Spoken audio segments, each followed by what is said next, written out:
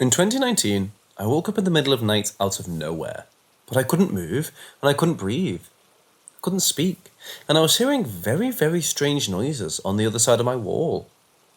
I played it off as sleep paralysis because after a while, the noises stopped and I could move again. I can only describe the noises as wailing from maybe a woman or a child. I really thought it was just my mind playing tricks on me, but then my mum's door opened, whose room was right next to mine.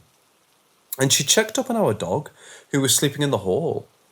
Our dog shook himself awake, and this also made me try to hold on to the thought that I was the only one that heard this noise. Because my dog barks at every single thing, and yet he slept through the crying. I was restless for a while until I was able to go back to bed.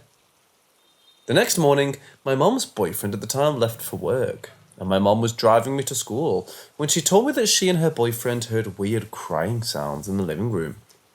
I told her that I'd heard the same thing, but that I did not get up to see what it could have been, because I thought it was just sleep paralysis. This happened again 2 more nights before it completely stopped, and I still don't understand what could have caused this sound. A weird thing that happened days after the noises stopped was that my mom was alerted that someone she knew had passed, and after the news was shared with her, we never heard those specific noises again.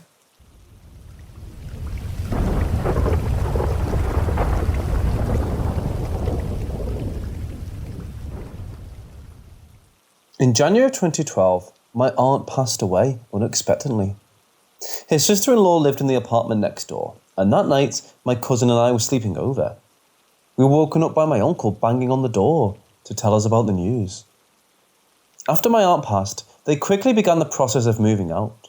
But one day, my cousin asked if I could go inside with her to wait while she got something from her room. I said yes, and we went inside, and she went through the living room and down the hall to her room. I waited by the door and looked around the empty space that was in the living room, and out of nowhere, I heard my aunt's bedroom door open then close, her footsteps, the bathroom door opening, and then the bathroom door shutting. I stood there completely stunned, and waited silently for my cousin to come back to me. When she came back out the living room, I quickly told her what happened, and she believed me, but she said she hadn't heard it. We left the apartment and I never went in there again, but I also never felt my aunt's presence afterwards either. During that time, I had lost another aunt to cancer 2 months before this, and she also lived in the same apartment complex, and so I spent a lot of time in between those 3 homes, in those 3 apartments, and I know for certain that those footprints were my aunt. I had those sounds memorized. I hope she's okay, and I wasn't scared, but I sure miss her.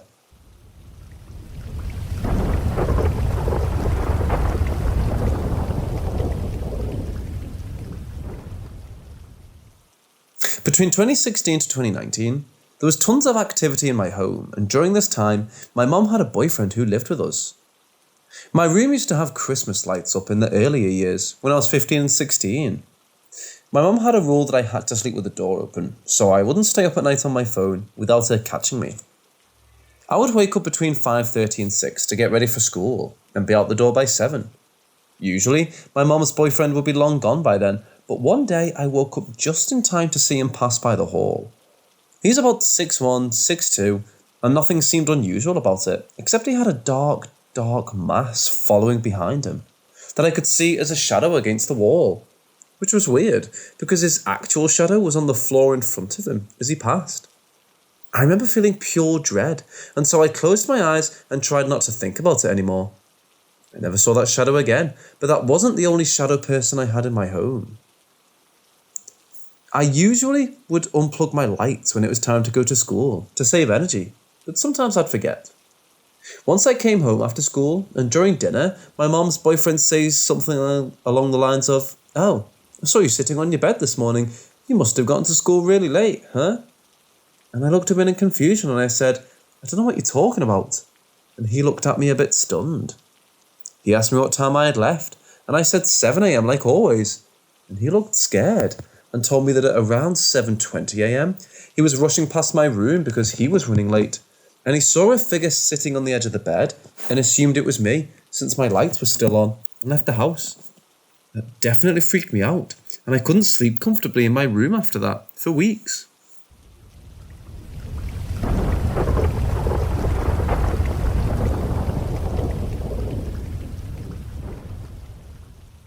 I work a very early morning schedule at my job. I go in at 2 in the morning and work until noon 4 days a week. I used to sleep in until about 7 o'clock on my days off because of how exhausting my schedule is, but recently found it easier to just wake up at my normal time at 1 o'clock in the morning every day of the week. It's not easy, but I get paid good money at my job, and waking up at the same time every day assures that I won't be exhausted all the time trying to balance my schedule out every week. I'm very disciplined about my health and well-being, so I've always been a runner. I always tried to run about 15 to 20 miles every week. I've always preferred running outdoors rather than on a treadmill in some gym somewhere, but where I live, it can get a bit hot outside, so I've always ran early in the morning or late at night. Ever since getting my job, I've gone for my runs at 2 o'clock in the morning on my days off. I actually find it very relaxing, and I love the emptiness of the streets at night. The atmosphere provokes a lot of deep thoughts within me, which always makes my runs easier. Now, I'm a very tall and muscular man, so I've never been too terrified of running into some creep at night on my runs. I also used to take karate when I was in high school, so I always feel as if I can defend myself if a situation of sorts ever presents itself. Basically, if someone ever tried to get tough with me, I'd be more scared for them than I would myself. However, my self-confidence and courage recently disappeared after encountering whatever that thing was on one of my runs.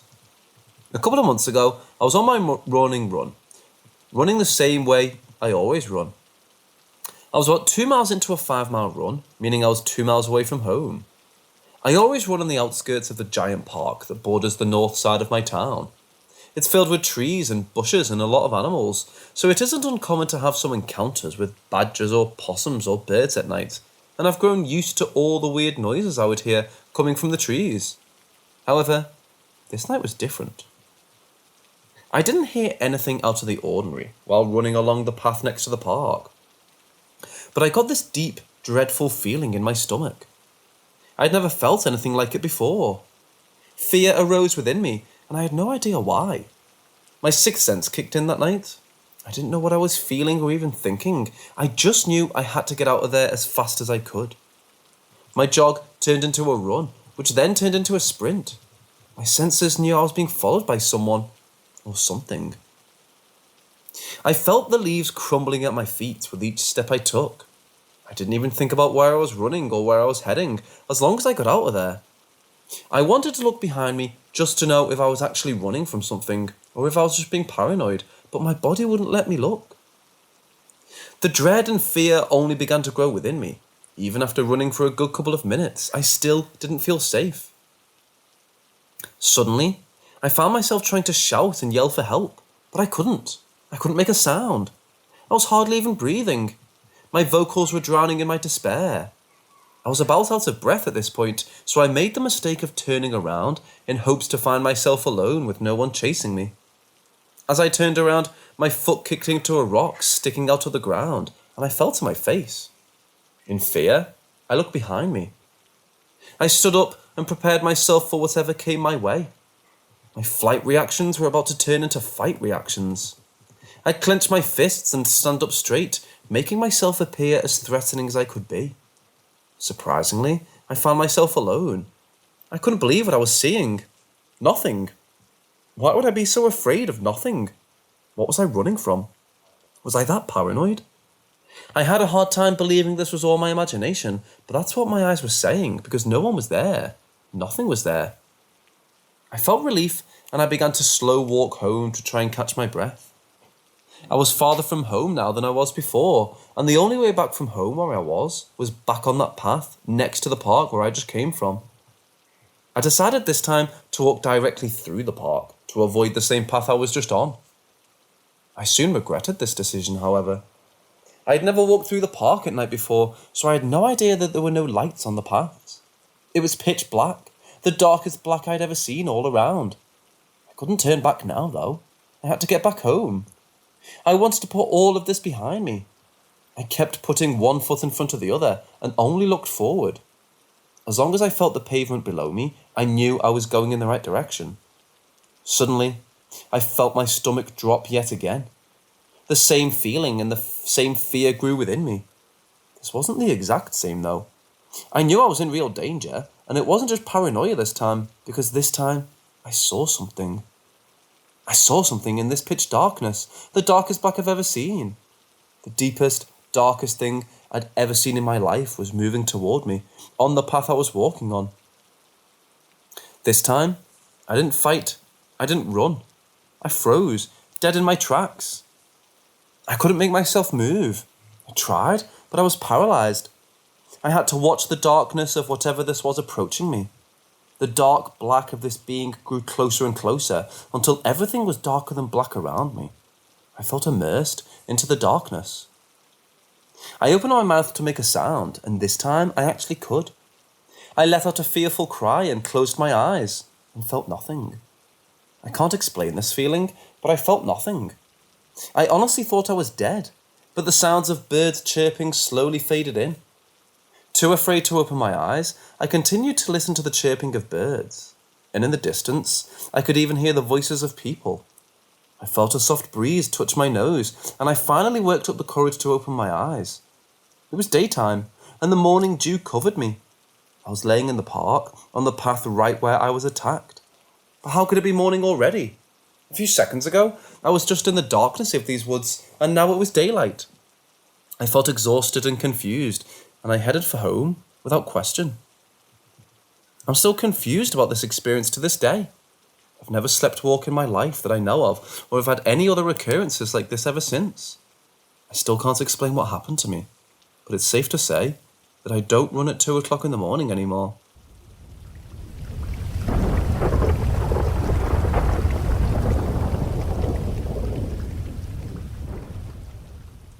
So when I was a kid, we came home from school early due to a town-wide power outage. So it comes around dinner and the power still doesn't come back on. I need to set the scene for this part.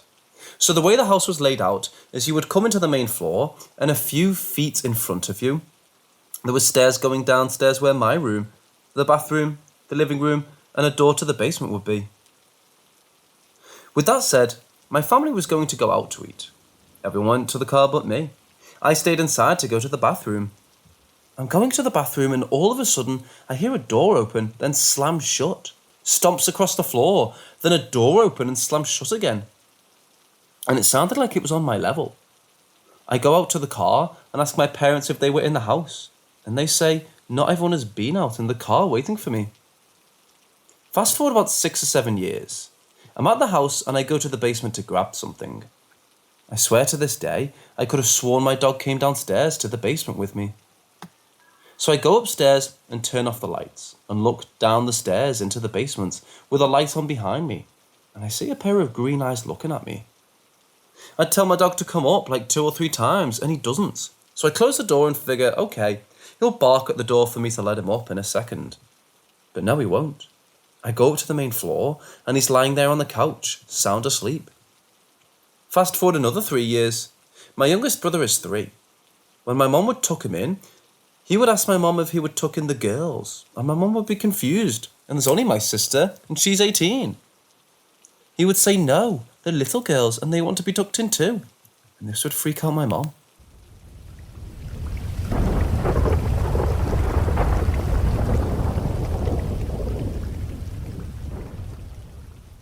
This happened a few years ago, but I remember everything clearly, and every time I think or talk about it, the feeling comes back. When I was 8, my mum and stepdad moved us to a country home. I have 2 younger siblings as well, so there were 5 of us who lived there. The house was always a little creepy, but it held so much more than just a creepy feeling. I've been able to see things from a very young age. I don't talk about it much, because honestly, you always get mixed feelings, so I avoid it. Anyway, when we first moved in, I kept seeing a little boy. He was always in my little brother's room or the kitchen, and he cried, all of the time. I was 8, so I didn't really know why, but I always tried to ask what was wrong, and he didn't talk back. I kept telling my mom that a little boy in the kitchen kept waking me up at night, but she never believed me. For a few years, it was just a little boy, but that all changed very, very quickly. Right before my mom and stepdad divorced, they fought all of the time. The environment in the house definitely felt hostile, and then he moved out, and things went downhill fast. At first, It was just a few extras I'd see at night, usually roaming our L-shaped hallway. Then, weird things started happening. I've never been a great sleeper, so I'd always be awake at night. I'd watch my door open and close by itself. I'd hear banging all throughout the hallway, and when I had to go do laundry in the back room that also housed the entrance to the basement, I'd instantly get a heavy feeling. I went down one time. I got to the second step up from the bottom and took a look around. I saw people chained to the walls staring at me. I literally ran so fast. I cried and tried to tell my mom, but she told me I was lying. I wasn't. She started believing after she had her scary encounter, but I'm not sure if I'm allowed to share that here. But if I can, I'd be more than happy.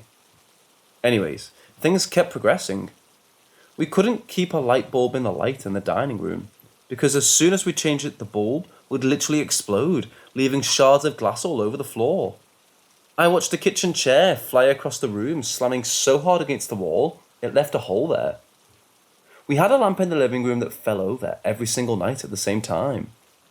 Towards the end of our time there, we slept in the living room with the fireplace on because my mom couldn't afford propane. We had a blanket over the doorway, and when it was open, because someone went to the bathroom, I'd see a lady in white on the dining room floor. She said one sentence, and I'll never forget it. "He's coming." She'd repeat it until she disappeared. My theory is that she was giving us a warning about the demon that paid us a visit every night. He was evil. He was definitely set on making us leaving or hurting us. He made his presence well known. Tormenting us was his favourite. We always went down the long hallways in pairs after things started getting bad. The one time I didn't take someone, I ended up with scratch marks. Nothing followed us when we moved though, which is amazing, but I'm very thankful for it. Only one person has lived in that house since we left years ago. He lasted 6 months before he called it quits. It stands empty now at the end of the long driveway. I've been back once. It wasn't a pleasant experience. The house is starting to cave in. I'm sure the farmer will tear it down and connect all his fields finally.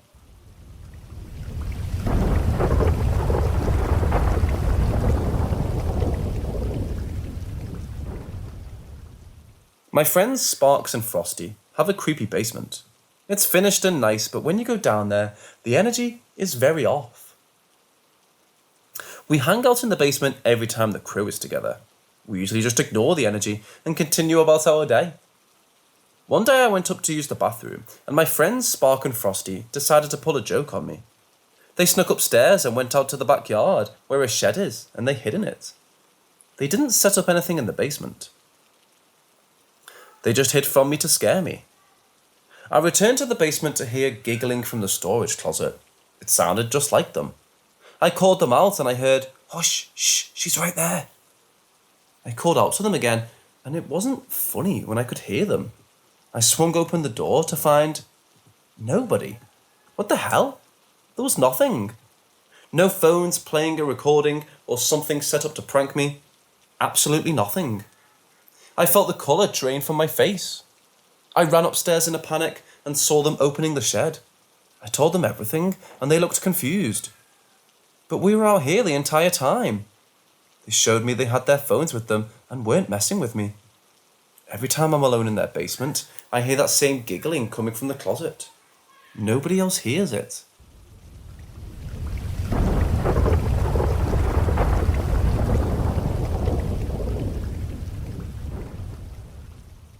For a bit of context about me, I live near Atlanta, am married, and truthfully live a pretty boring life. I'm a former Navy, former law enforcement, and currently have a bachelor's in mechanical engineering. I'm also a huge gamer and PC nerd. I haven't been religious since I was about 8, and when people ask what I believe, I simply reply, I believe in science, and leave it at that.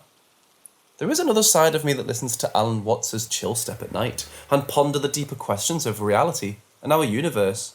But in most day-to-day situations, I'm very logical, and usually try to debunk things first. But when logic and science cannot explain some things that happen, that's when you really start to question everything. One of my earliest core memories I have from about 4 years old, in 1990, was the ghost I saw in my grandparents' house in Florida. I remember my mom sitting on the couch in the living room, talking with both of them, And so I ran off through the house to explore instead of listening to the grown-ups talk. There was a dividing wall that separated the living room, where they were from, and another room, my grandparents called the den, that was used for other social visits when they hosted guests. I was in the back hallway of the house, peeking into the den around the doorframe from the hallway. As I'm peeking around the doorframe into the den, it's a long rectangular shaped room with just blank white on the left wall and a row of curtained windows on the right. Mind you, this is broad daylight on a sunny spring day, so there was a lot of bright ambient light coming in from the windows. And I'll never forget what I saw until the day I die. This old wrinkly lady, in a Victorian-style dress, floating in midair, in the middle of the room. She was maybe 10 or 15 feet from me, floating about a foot off the ground, looking at the wall. Her dress was blue, with the frizzy lace around the wrists and neck area being white. She had silver grey hair pulled back into a bun behind her head. She was also translucent, so I could see her, but I couldn't also see through her. I also could not see her feet, just the bottom of her dress as it waved slightly in a very ethereal way, about a foot off the ground. She turned her head to the left and looked directly at me, then turned her head back to the front, then looked upward and kind of evaporated upwards towards the ceiling and disappeared. That is the clearest memory that I have in my entire brain, even more so than other core memories from that young age range. It was crystal clear in my mind's eye. We found out later that my grandfather had originally bought the house from an old man whose wife had died in the house. And he was too old to keep up the land anymore. So we think maybe I saw her. We're not really sure. We also realised later on that if not for that left wall being there, she would have been looking directly at the back of my mum's head. Like if not for that wall being there, she was actually watching the three of them talk, if that makes sense. Kind of creepy. I have actually had many other unexplainable experiences in my life. From living in a haunted apartment, literally 10 feet away from a graveyard, to having all kinds of crazy shit about in our current house after we had my 20-year-old cat put to sleep. I also have other stories from family members and co-workers, including one where my mum and stepdad both saw my dead cousin at the same time.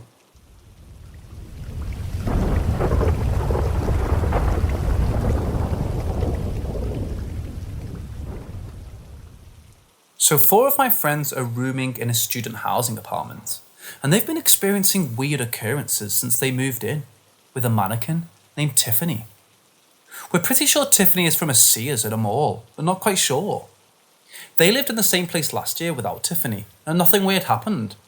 So far this year, they've had varying experiences that make no sense whatsoever. Here's what's happened so far. A door shutting on its own, with no windows open and all roommates accounted for, with the roommate living in that room gone.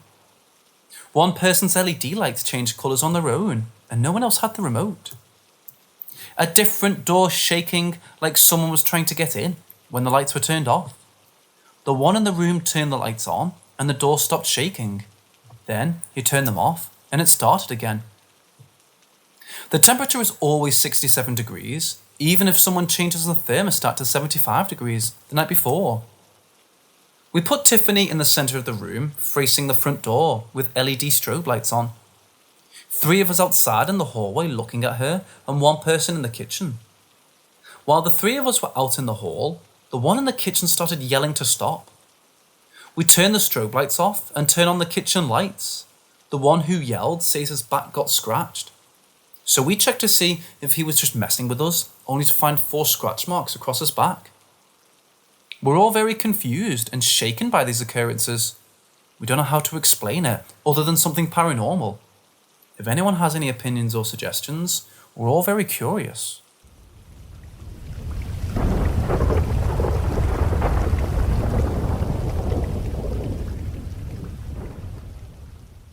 I should start this by saying I'm a believer in the paranormal, always have been, but fully understand why people would be skeptics. I've had paranormal experiences all my life. I lived in a house with ghosts from being born. I used to have night terrors so bad, my mum would call 111. We saw so many things in the house. Most, I believe, was residual. Everyone knew the house was haunted. My mum had priests come out to bless the house, but no one acknowledged or admitted it was haunted till we moved out when I was 11. I walked in to view the next house and remember saying to my mum, "Mum, there's nothing here. It's empty."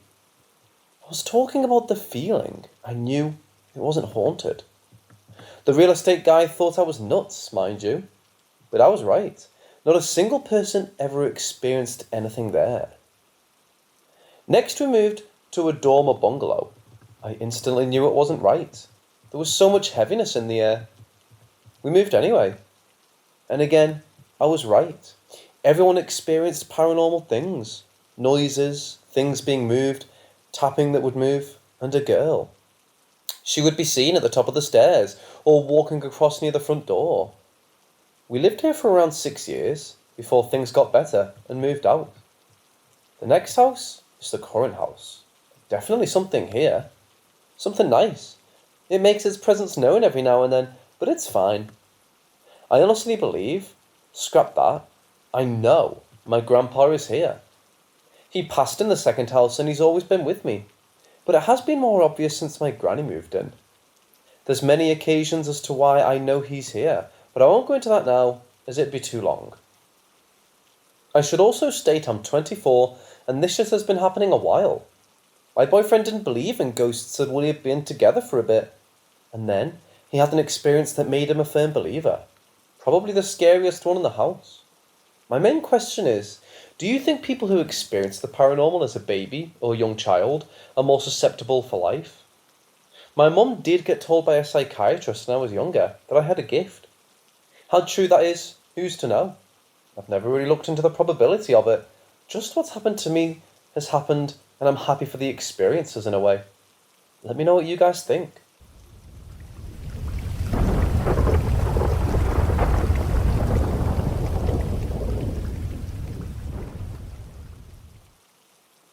For those of you that are 90s babies, you may remember the huge Furby boom, and the just as popular but slightly less known in my area, Poochie. This was a robotic dog that sang little tunes when you pushed the right button on the head, or placed its bone by his nose to activate him. So this was back when Harry Potter first came out, and my mum used to read a chapter a night to me. One of those nights, around 8 p.m, we suddenly hear one of the tunes coming from my room. Weird, but I had that toy for a bit. Maybe it was faulty wiring. After a few nights of it activating on its own at around the same time, it stopped working when I intentionally tried to play with it. About a week more of this goes by, and I get irritated and take out the batteries. Silence for around 2 weeks. And then, one night at around 10 p.m, the sing-song tune begins once more. No batteries, no prompt from me. I began to feel afraid and weird about it. This led me to throwing it hard against a wall, popping its head slightly out and breaking a leg. I thought that was that. I loved it too much to get rid of it, but didn't want it turning on anyone. Except, that wasn't it. It continued to turn on every night at around the same time. I took to burying it at the bottom of my toy box, under plushies to quiet the noise, but every morning it would reappear on my shelf. I was afraid. I was so scared I decided to throw it out. I threw it out 5 times, and it kept appearing back in my room, with both the maid and my parents denying having taken it out of the trash to put back in my room. One day, without me really noticing when it happened, it disappeared, and I never saw it again.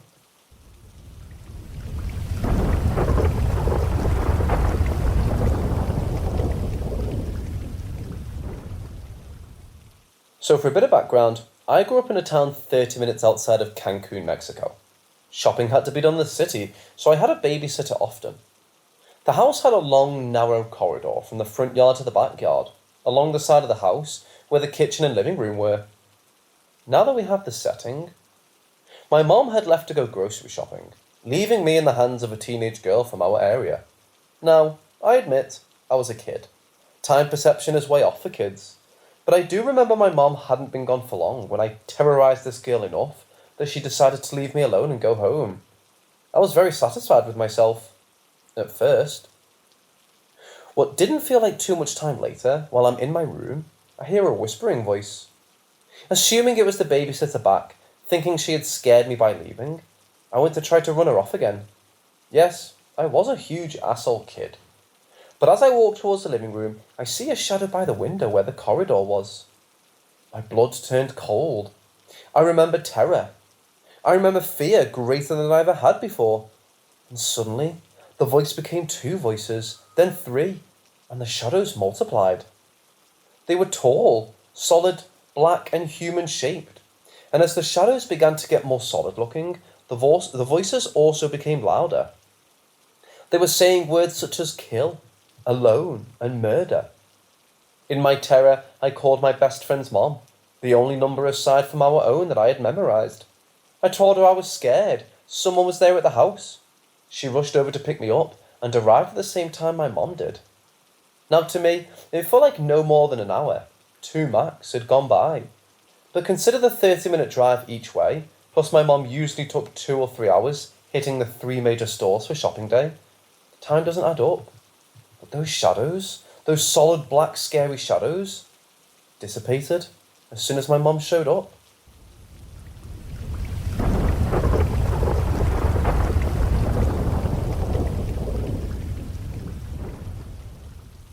It was around the year 2011.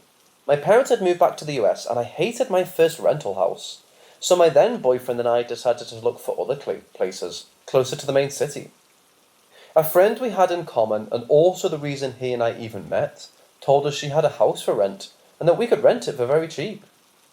Now, despite all my past weird and unexplainable experiences, I was still very much a skeptic. Paranormal? Bah. We knew she and her family very much believed in and prayed to their saint La Santa Muerte. To not make this an even longer story than it already will be, I recommend looking her up on Google if you don't know who she is. Suffice to say, she's often venerated by those wishing for money and harm to their enemies. On to my story with her. A little description of the house. As you walk in the front door, on the left is a living room. Straight ahead is a corridor that holds the kitchen and a back door to the closed-in and mostly roofed yard. If you stand at the front door and look down the corridor, you can see through a window at the end of the kitchen into a small laundry room that's attached. The main bedroom was upstairs, and a guest bedroom next to the corridor, and below the upstairs bathroom. Now, the scene is set. The heavy curtains were always drawn. No one was in that house, but we always felt watched. We lived there for around 2 months when things started getting very weird. My pets began acting odd. My parrot died and within hours was into heavy decomp. My 10-year-old dog with cataracts and minor hip dysplasia acted like she could see and had no pain in her joints, but she wouldn't stand in the sunlight. And so, my first weird moment was getting home from work every day, feeling like I was going to find another pet dead. I got home feeling something was off, and quietly walked to the back door to peek my head out. Molly, the old dog, was laying unmoving by the door. No breath, no anything. I watched her for a few minutes, and eventually, when I decided it was time to move her, as she was clearly dead, I made a noise and watched as her chest area instantly expanded, and she began to breathe. A few days later, while I was at work, my boyfriend called me to tell me that dogs got in a fight. Junior had blood all over his neck from where Molly tore through him. He needed to go, so please hurry home. When I got there to check on them, sure enough, Junior had blood all over his neck, without a single wound. Molly had no blood, but 2 deep punctures, one above the eye and one below her jaw. That night, my husband and I sat down to talk. Something was weird. We would see a white veil and face watch us through the laundry room. Pieces and corners of the tiled floor would go missing without a trace. In the guest bedroom, water would drip onto your shoulders or head, but no one ever reached the floor. I told him I was afraid to feed my own pets. We agreed he would take care of them for a bit. Only a few days later, on my way back upstairs from the kitchen, something strong tried to push me down them. I managed to get upstairs and told him what happened. Remember, even at this point, we were both still non-believers. A day later, as we're laying in bed, he asks me if I had noticed the ledge in the backyard area, with the picture frame and candles. I informed him there was a frame laid down and 2 candles also on the sides, but hadn't thought much of it. He said the frame was standing at the centre, with both candles positioned on each side upright. I asked him what was in the picture, and his words were not even fully out of his mouth. I sent them when the dirty clothes basket, which had a click on top and a heavy pair of wet jeans laid over it, dry scared me onto believing. The top lifted up a few feet into the air and flew sideways into the wall. I knew in that instant we needed to leave, now. So we prepared our things and went to stay with his sister. Turns out, the reason our friends refused to visit was every time they walked in, they felt something really off about the place, but hadn't wanted to tell us. The owner was very upset learning we were leaving only 5 months into our contract. She said she had forgotten that portrait and the candles, and she felt ignored and abandoned. She only wanted us to leave her flowers and money as tribute. We noped right out of there. My ex went back to pack up, fell asleep on the bed, and was slapped awake by nothing there. After we moved, only a week after the dogfight, suddenly Molly's wounds were scars. She was back to being her normal, old, not good sight or mobility self. And I'll never not believe in the paranormal again.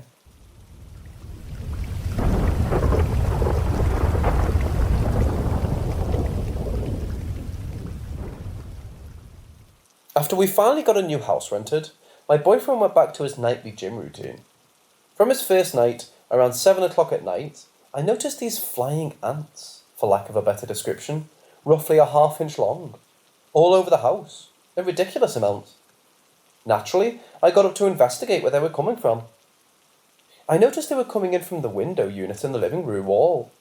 I turned it off, killed all the ones I could, and realised at around 8 PM, they were gone. What I didn't realise until 9ish is that the dead ones were gone too. Disappeared. Into thin air. The next night, again around 7, I heard a loud rattling noise coming from the living room. I jumped up, worried one of the animals had messed with something, to see the metal chain on the ceiling fan swinging hard against the light dome, causing the rattling and clunking noise. As soon as I walk into the room, I see ants shooting out of the AC once more. Again, I kill as many as possible. Again, by around 8 PM, they disappear. We used to have the boyfriend's niece and nephew stay with us a lot, at least every weekend. The ants and clanging chain lasted about a week and suddenly stopped. Now, we took the AC apart and never found a nest or anything. So where they had come from, who knows? Anyway, one afternoon, a couple of days after the activity stopped, the nephew was laying on the sofa and asked who had been messing with one of the fan blades. When we looked up, we saw what looked like 3 fingers had been dragged across it. Ignoring it, thinking it was there before we moved in and we just hadn't noticed, I cleaned the blades the next day.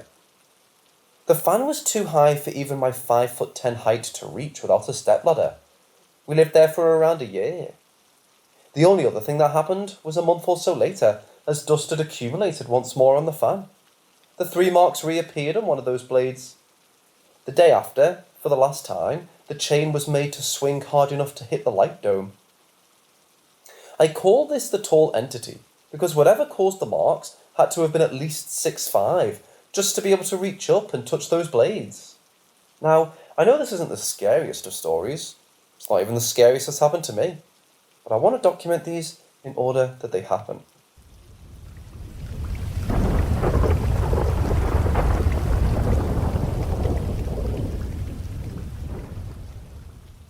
I'm not really too religious, but I do believe in spirits and ghosts. I've always felt like being followed and watched since I was about 9 years old, and also saw shadowy figures in the corner of my eye a lot, but that has recently been attributed to mild psychosis I have, due to lack of sleep, which was due to chronic insomnia. I've also had consistent panic attacks since the same age, which has been attributed to anxiety. But despite being on medication, I only seem to be getting a little bit better. I know that medication takes a while to work, and I usually accept that. However, recently, my friend and I were playing with a dartboard I've had for a while, but never really used until she came over. She and I started to ask yes or no questions about our future, as a joke. After she left, I continued asking it because I was having fun. After a while, I started getting a weird feeling around it, as if something was actually guiding the darts to hit or miss the board. I then started to ask religious questions such as, is God real, or does hell exist? It seemed to answer yes to the questions that glorified the devil, and no to the questions that glorified God. I then asked if there was a spirit, which it replied yes. I also asked some yes or no questions that I was sure I knew the answer to, and all of them were answered correctly. This started a few days ago, and ever since I keep thinking about it and getting the urge to ask it more questions. My friend, who only asked a few questions once and not since, said she couldn't get the board out of her mind either. Today I was doing something on my computer when my lights started flickering. My computer and other plugged-in devices were unaffected. It was just my lights. Something in me said I should ask the board if it had something to do with my lights, so I did. It replied yes. As I talked to it, my lights became stable. Once I noticed, I asked the board if it wanted me to leave it alone for now, and it said yes, and my lights stayed stable. My lights have never done this before. It may all be a coincidence, but my dartboard is magnetic felt, and I use both magnetic darts that I knew had strong magnets and Velcro covered balls that stick to all the fabric I tried it on, including felt. Yet when I asked it a question that I knew the answer was no, the darts seemed to lose magnetism when they hit and the balls didn't stick. When I asked it a question I knew was yes, the darts and balls stuck. Whenever I approach it, I suddenly get an intense feeling of fear that goes away when I'm farther from it. Is it possible that this is paranormal in some way? I'm in no way an expert in this area, so if I'm overreacting, please let me know.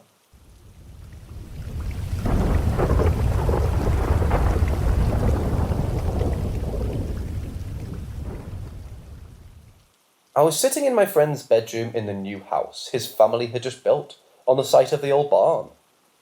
We had the windows open, and a soft breeze and the distant sounds of people in the park were drifting through. We were watching movies, eating snacks, having a lazy summer holiday afternoon. There was nothing eerie or scary about any of it. No scary films, no talk of anything of the sort. In between films, my friend got up to replenish the snacks while I was changing the disc. He called my name from the door, and I was turning to answer when I felt the distinct, unmistakable sensation of an ice-cold hand tightening on my neck. I dropped the DVD case as my hands instinctively flew up to my throat to pull this hand away. But of course, there was nothing there. It had completely restricted my breathing. I couldn't take a breath. My friend ran over in a panic and led me to the sofa to sit down while I gasped for air. Utterly terrified, he kept saying, just breathe, while he fumbled for his phone and started dialing 999. Then, on one of the just breathes, I was suddenly able to take a breath. It probably lasted less than a minute, but I broke down shaking and crying. It's the only unexplainable thing that's ever happened to me.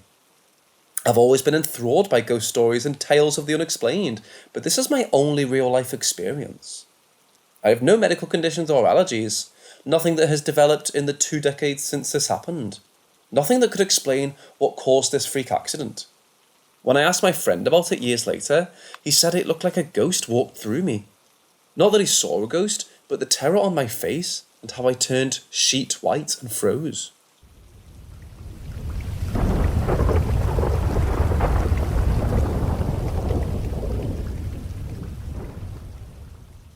When I was around 12 years old, I was at my cousin's house for a party. We were hanging out in the backyard and woods.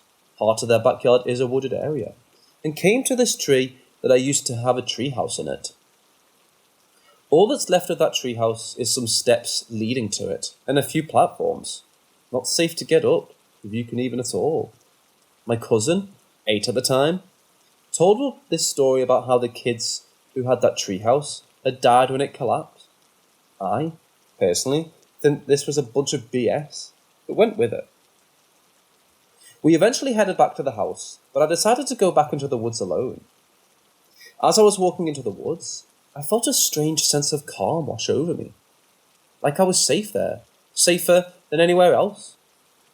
As I'm walking, I'm looking around, and I see a light blue and white checkered flag up in a super thin tree that I didn't notice before. As I'm looking at this and trying to figure out how it got there, I started to hear kids' voices, laughing, talking, just having fun. I didn't think too much of it at the time, as my cousins were out in the treehouse. As I'm walking closer to the old treehouse, the voices seemed louder, and I looked back up at the flag. It was moving despite there not being any wind. I shook it off as I couldn't feel the wind from down here, but up there was wind and looked back down. That's when I say, Ben. 6 children with white skin, like snow white skin. They all seem to be wearing winter gear, though dull and dirty clothing. They were walking towards me, but I didn't run. I wasn't afraid for some reason. I heard a branch snap, and that's when I ran. As I went back towards my cousin's house, I was surprised to see that they weren't outside. I found them in the living room playing video games. When I asked them when they came in, they said, "When you were walking in the woods, why?" Kids I heard weren't them. Still don't know to this day who those kids were. They weren't all the neighbours' kids, as none of them lived close by to my cousins. Were they a figment of my imagination? Whatever it was, it's one of the reasons I believe.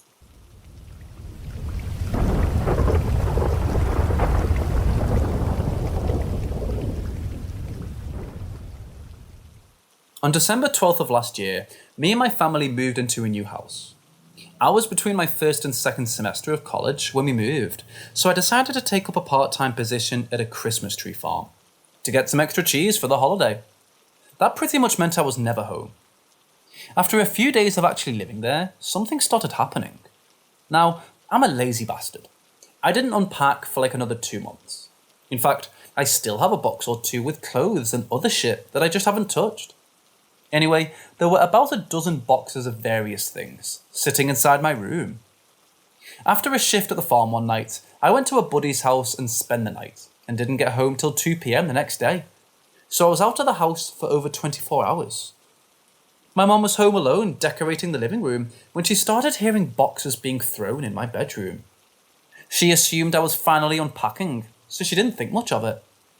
The throwing became more and more aggressive as time went by, so she eventually busted into my room to figure out what my malfunction was, except all of the boxes were where I left them and the room was empty.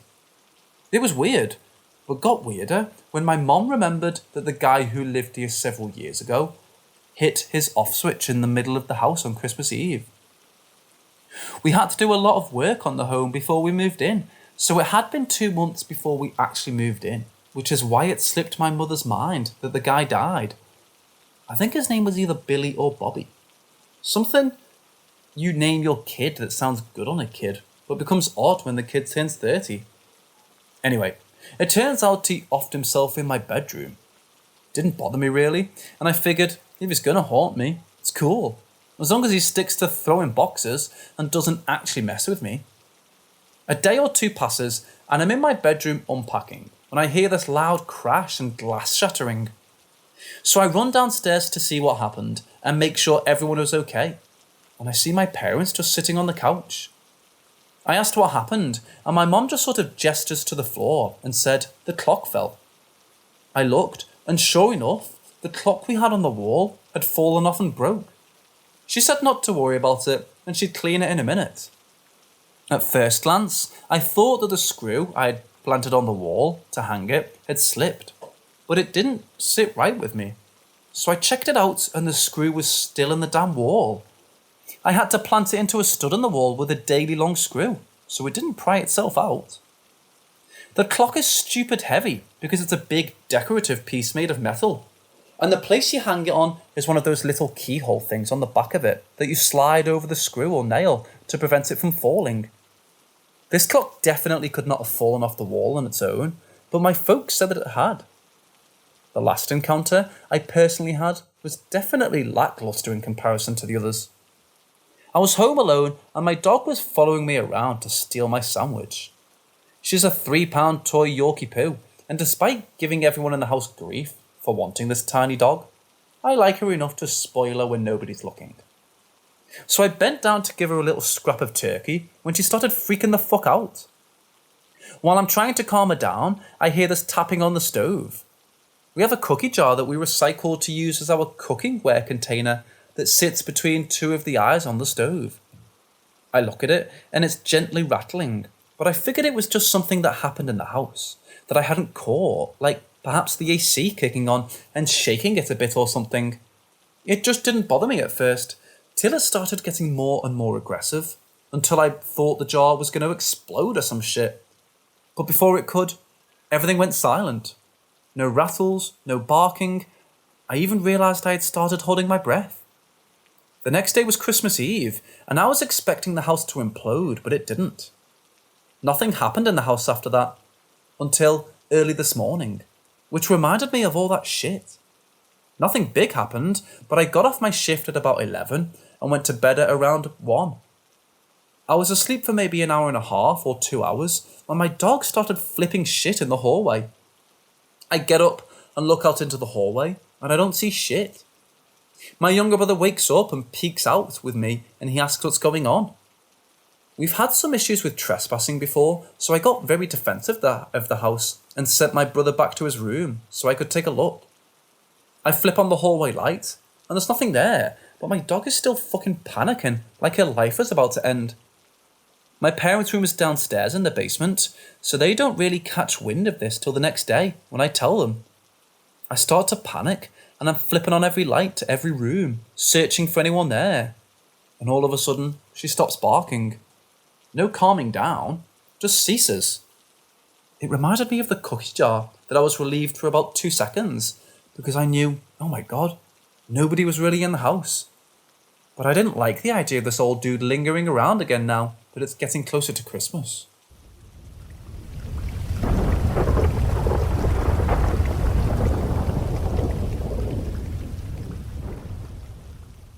This all began about 19 years ago. The house that my parents first moved into was originally an old church, but was remodelled into being a house. Not much of the old church was left in the house, minus the wood flaring in the den. Now apparently, my parents had heard choir music, the sounds of boots on hardwood floors, and had even seen a shadow figure once. But as for what happened to me, my parents were trying to move me from sleeping in their bedroom to my own, but for some reason, I wouldn't do it. My only reason being, I was scared to. So my mum asked me, why are you scared of sleeping in your own room? Do you need a nightlight maybe? And apparently, I said, and I quote, because of the tall dark man in the corner over there. Then apparently I pointed over to the corner of my room where, surprise, surprise, no one was. A few other things happened in that house, but none to me personally. Fast forward a few years, and we're at our second house.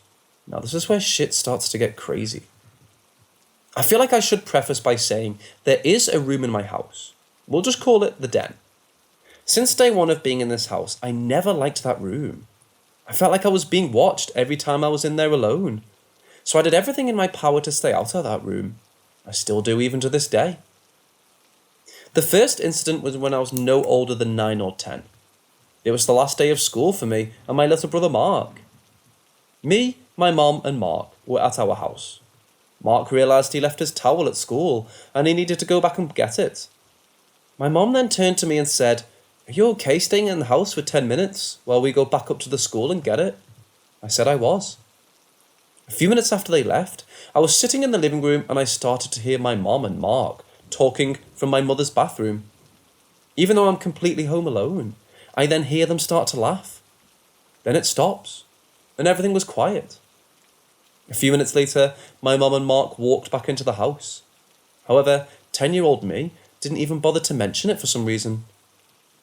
A few years go by until the next incident. Now, before we keep going, I need to explain 2 things. First, I need to tell you that personally, I am very much a night owl. Staying up to 3 or 4 in the morning is nothing new to me. The second thing, in my house, there's a hallway. At one end is the front door, at the other end is the back door. Now this hallway has 4 doorways or entryways: the den, the office, the kitchen, and my parents' room. The kitchen has a bar, so you're able to see the whole living room and into my parents' room if their door is open. And then further up next to the front door is the den. The next story takes place a few months ago, around 2ish at night. I'm standing in the kitchen washing dishes, and as I'm doing so, I hear 2 things crystal fucking clear coming from the den down the hallway. I hear an old man go, "Shh," followed by a little girl giggling. I freeze in the middle of what I'm doing. I'm the only person awake right now. Now at this point, I'm panicking on the inside, however I am trying to keep my composure on the outside. I turn off the water in the sink and walk to my parents' bedroom. I then shake my dad awake and say, "Is there anyone else in this house besides you, me and Mark?" He simply said, "No, there isn't," and just fell back asleep.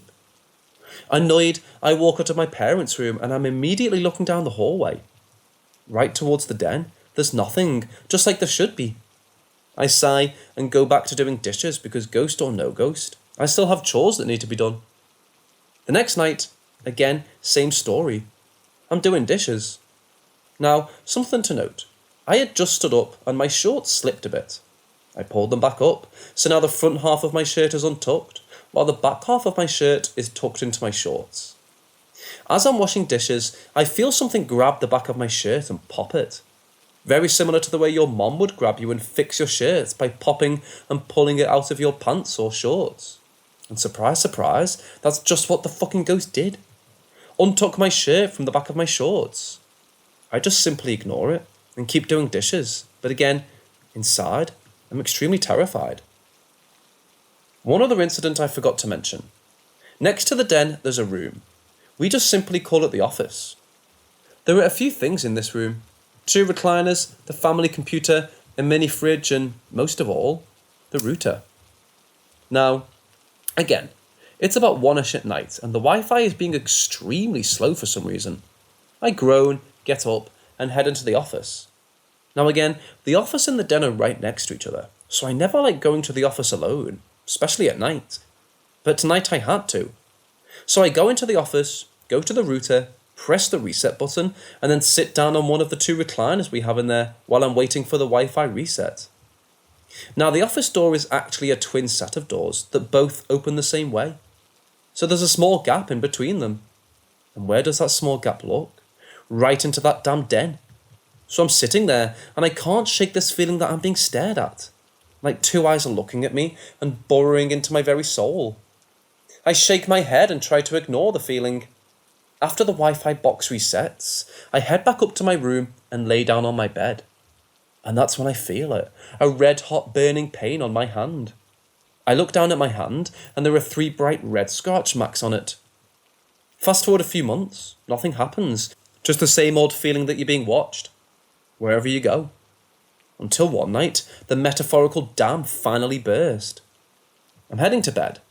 Now, this involves making sure the front and back door are both locked. So first thing, I check the front door. It's locked. So I walk down the hallway, reach the back door, and then lock it. I then turn around, and I see half a person walking into my den. The lower half, it cut off right at the waist. Now this person was completely see-through and sort of grey, like the ghost in the Harry Potter movies. I stand there for a few seconds, in pure disbelief at what I just saw. I then very quickly walk to my room and shut the door behind me, because everyone clearly knows that ghost can't follow you into your room. The most recent incident was last month. This time, I was not the only person awake. However, I was the only person in the house. My dad was out in the garage working, so I'm standing in the kitchen eating a sandwich. It's important to note as well, my parents' door was open in this story. So I look up from my food for a second, and I see again half a person standing in my parents' room. But this time, it's the top half. I look back down at my food. It's only after about half of a second that my brain processed what the hell I just saw. I then quickly look back up and into my parents' room, and there's nothing. No one was there. Now, here we are in the present day. Nothing new has happened as of late. However, the feeling of being watched at night grows stronger by the day. It's actually gotten to the point where I don't like to be out in the kitchen or anything at night. Also, before anyone asks, no, I'm not the only person who has experienced stuff. Both of my parents and Mark have as well.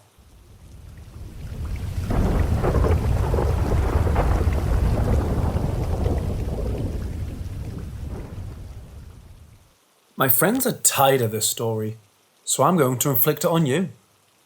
I've house sit for hundreds of families, and only once was the place haunted. I was pet sitting in a fancy part of town. Many of the homes aren't visible from the street. The lots are set back on acres and acres. One of the houses I sat for even had a private lake. This time, I was staying in a giant wooden lodge on a winding, precarious gravel road. One swerve, then you fall into a river 100 feet below. It was wild. It was dark, quiet, with tons of animals. This was a few days before Halloween. I hear a racket coming from upstairs around 11 p.m. Squirrels, maybe. The next night, the racket is back at 11 p.m. sharp.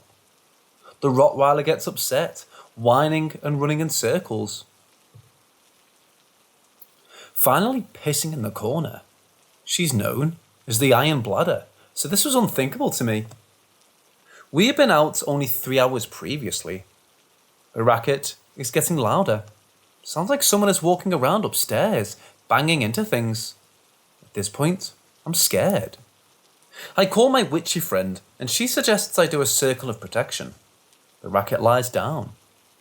We go out to the kitchen, and I see a thing in the rafters, only visible for a second or two.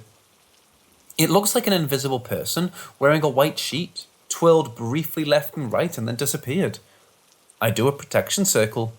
Dog sits a respectable distance away while I turn in circles with a knife pointing outwards. Dog runs up to me when I finish and put the knife down. She's licking me happily. I'm glad the owner doesn't have indoor cameras. I tell the owner that he has squirrels in the attic.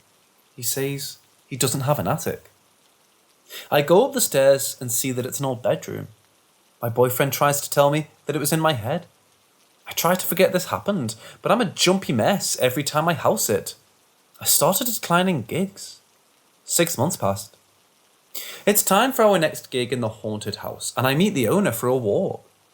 He starts telling me about his young son, who died roughly a year ago, on the property. That he believes in spirits, and he saw a buck with a big rack pause and stare at him in the driveway. I believe that was my son. I smile and nod, unwilling to tell him I'm pretty sure I saw his son too. I did it for him again. I go for a swim in his pool, but feel something is off. I put my hands down on the side of the pool to pull myself out, and there are large handprints to either side of my hands. I pull myself out quickly. I try to forget about what happened, but I never sat for them again. My boyfriend tries to convince me nothing actually happened. Squirrels or branches on the roof, or dogs can have accidents. Or your headlamp created a reflection on the ceiling. You already put your hands down on the poolside. I probably hurt my credibility by calling him to cry one night that a ghost moved my cake. Check in the fridge, he suggested. Why would it be in the fridge? Oh.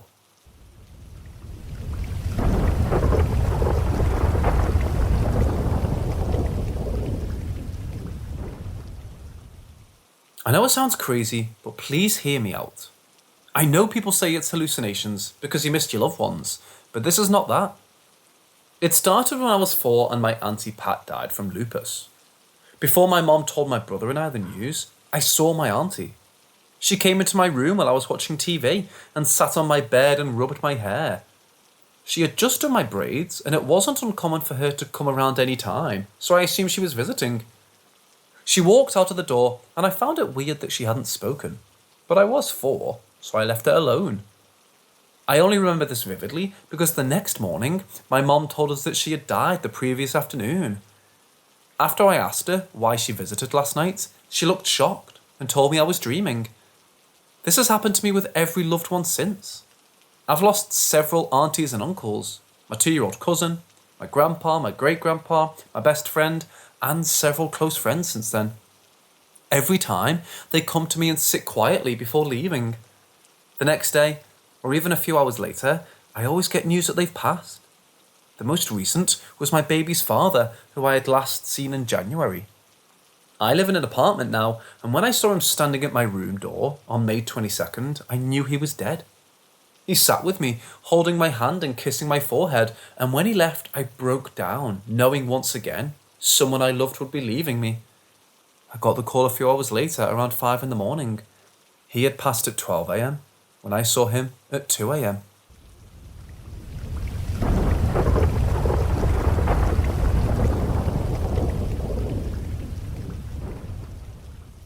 When I was about 7 or 8 years old, I remember going to sleep over at a kid's house. I'll call him Richard. I thought this was so long ago I may be forgetting what his real name is. Their parents were friends with my parents, so we weren't close friends, but I was very happy about it. He had what may have been the coolest thing for a kid in the 80s to ever see. A Pac-Man arcade cabinet in his basement. Now, to help you understand this story, you need to understand the layout of the house. This was a raised ranch. You walked in the front door, looking at a small set of stairs that led down to a finished basement area, and a similar set of stairs right next to it, going up to the main floor. You could see the kitchen from the landing up the stairs as you entered the house, and to the right was the living room. The left side of the main floor was a hallway to the 3 bedrooms and the bathroom. One was Richard's, where I would be sleeping with another of his friends. I'll call him Michael. But the basement was what I focused on. Because as you went down to the basement family room, there was a hallway that had a small room to the left where the arcade cabinet was.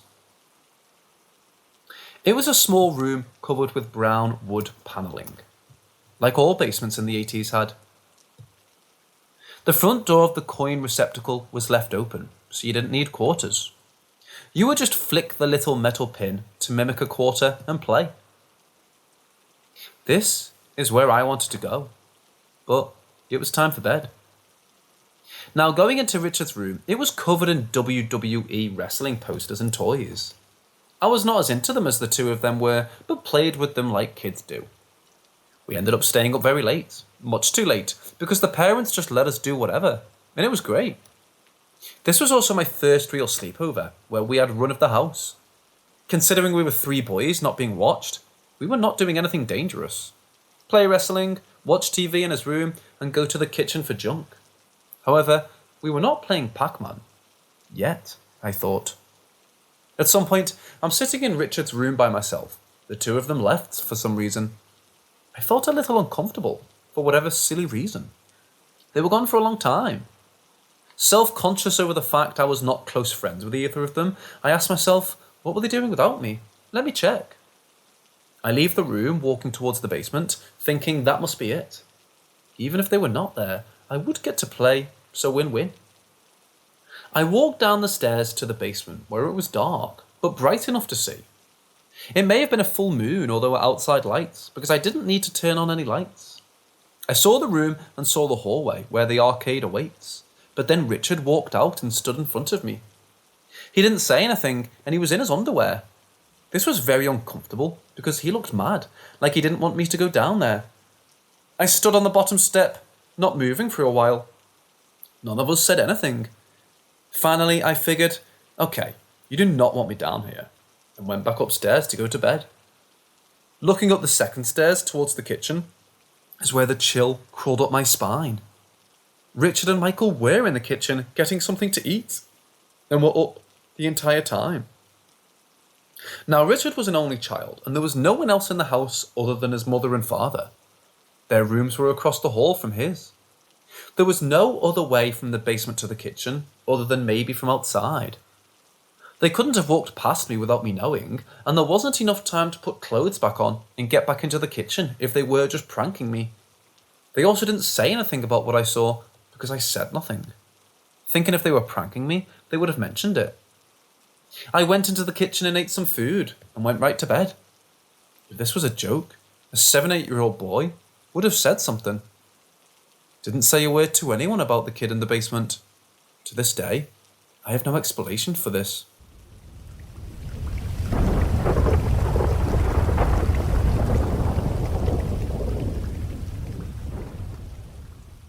I've been staying at my best friend's house for the past month or so, babysitting her kid, my godson. The house is only a short 2-story complex. My godson is only a 1.5 years, but he's been showing me some mysterious behaviour lately. We live in the beautiful state of New Hampshire, but sometimes it's not as boring as it seems. New Hampshire is known for its historical background and beautiful scenery, but sometimes it's more than just the history and the scenery that can bring a man here. I was sitting on a couch as usual, minding my business, and it was about midnight. She has LEDs, and she always has the colour purple on. On the right by the living room is a simple but small kitchen, and I believe that's the source of the strange things that have been happening. I was never able to capture any other evidence besides a boyfriend, as well as herself listening and hearing the noises sometimes. Just last night, we thought the baby was awake because we heard knocking from his room, so I went to his room to check on him. I walked up her creaky-ass stairs in hopes to get the baby's attention that someone was coming to his rescue. I opened his door, only to find him still asleep, and the mystery knocking had stopped as soon as I had gotten up there. Sometimes things happen in the kitchen while I'm asleep on the couch, and me being a 20-year-old female with a baby face, along with a short and stubby frame, I disappeared under my covers and just talked to my fiancé on the phone and told him everything that happened. He thinks it's getting to me because we've been watching Sam and Colby videos almost every night, but I know what's going on. I feel the presence behind me even now as I type this. My best friend, her boyfriend and I went shopping for a Ouija board, and we're not sure if we're being ballsy or if they're moving the planchette.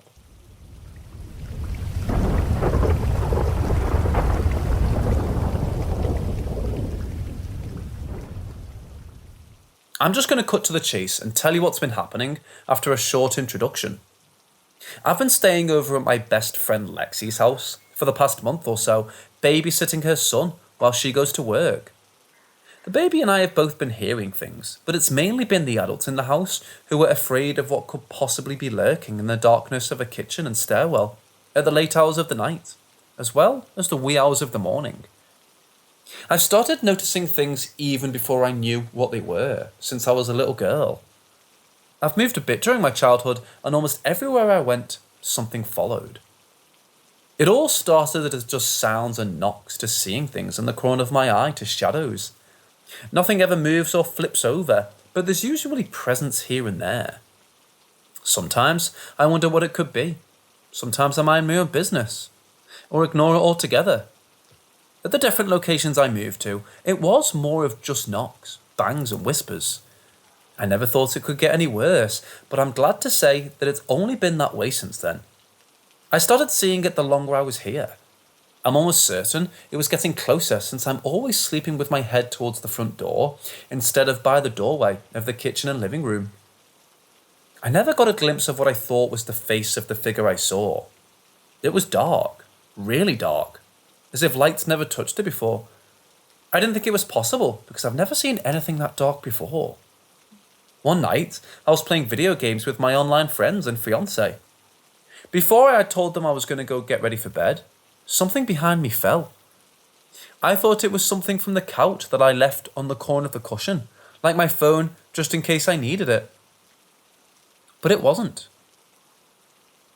There was nothing behind me, next to me, above me, or in front of me, besides the floor, roof, and TV.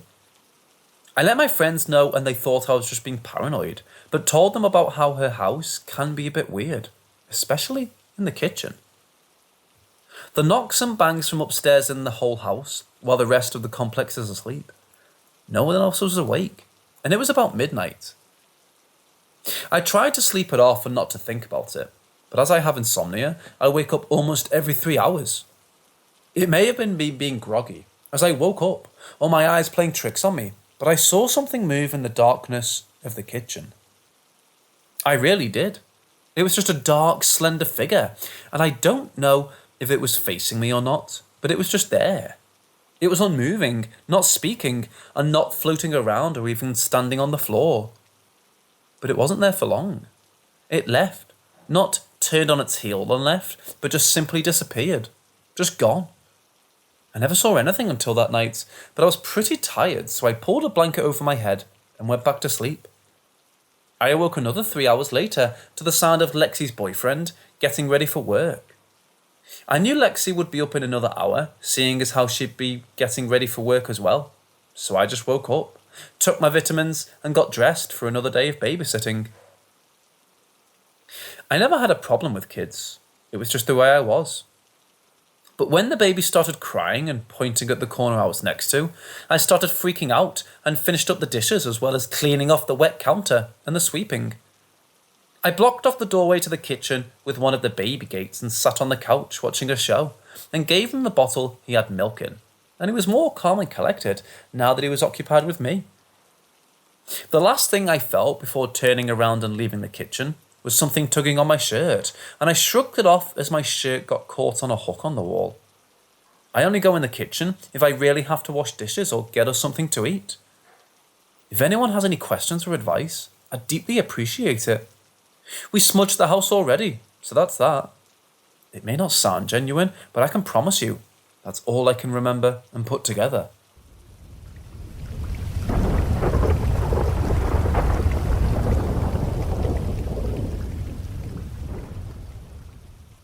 This happened last summer, late July, and it was me, my sister, and our cousins on their farm. We were sitting in their UTV with one of my cousins driving alongside the cornfield. We weren't going all that fast, so the noise coming from the vehicle wasn't that loud. That's when we heard what sounded like either my uncle or my dad's voice coming from the direction of the field. But at that point in the year, the corn was above our heads, so we couldn't see anything. I told my cousin to stop driving for a second and asked if anyone heard that. They all nodded their heads and said what they heard, and we all heard the same sentence. I forgot what it is now, because it's been so long, but it was something along the lines of, "Come back," or "Where are you going?"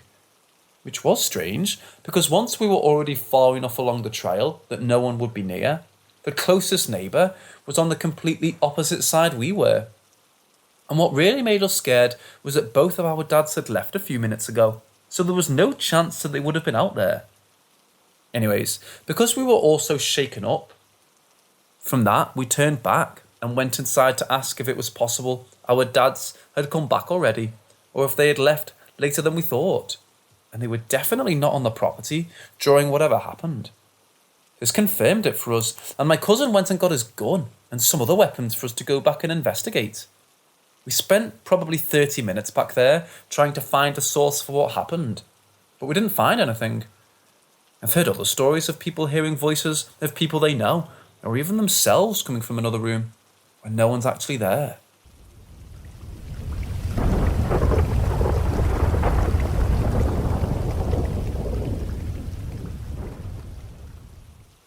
I've searched everywhere for this and can't find an answer, so this is my best option for now. Somewhere between 2 AM and 3:30 AM on the 25th of July, my boyfriend and I were driving down Main Street in our city on our way home from my parents' house, and I saw a bright star in the sky. I pointed it out to my boyfriend and was like, "Wow, look at that really bright star, babe, it's moving." The star shot from the right side of the sky to the left side pretty fast. It was almost like a shooting star, but it was extra bright and moved smoothly and far without the light dimming or going away. Then it stopped in one spot and started to elongate. I literally watched it look like it was growing and getting bigger. It then turned into a fucking crescent moon. My mind was literally blown and still is. There was nothing tall on the ground to obstruct my view of the star or moon, so the fact that it was moving like that and changing shape right before my eyes made me feel like I was in the Twilight Zone. All of this happened over a span of about 15 to 20 minutes. I've been looking it up here and there and haven't found anything that describes what I saw. Maybe someone here knows. If it's just something I don't know about, I'll feel really stupid, but I'd rather at least have some answers. Anyone know what it is?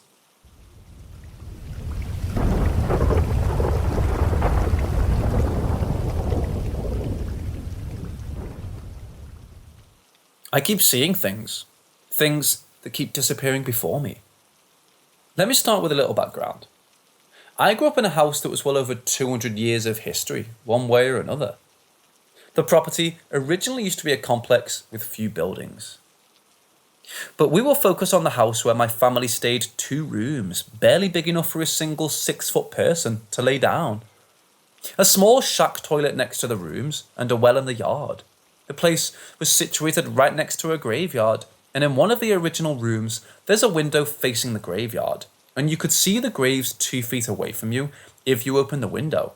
It was so close. Nobody knows what the buildings used to be originally, nor when the original buildings were built. But with a bit of digging in local history and land records, I was able to dig up that it was originally used to be part of a royal estate, and changed hands since then 2 times, before my family moved in a little less than a century ago. There is conflicting information about it being a taxation office around the 1700s and later being purchased by a trader that don't have any information about the trader. I was unable to find anything.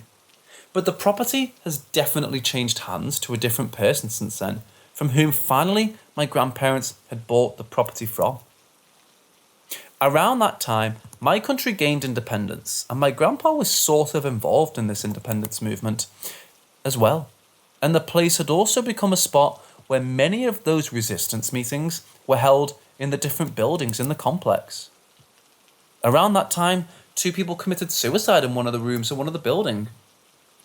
Moving on, since I don't know much about what happened after that. But after the independence, most of other parts of the building were converted to a small hotel and modified and put on rent as shops, and some presence from the independence movement occupied some parts of other buildings in the complex. Anyways, around the 1960s, the area changed a lot. The graveyard was eventually moved, and the area was redeveloped. My grandpa also expanded the house where they stayed, but with the original structures incorporated in it, building more rooms and better toilets, etc.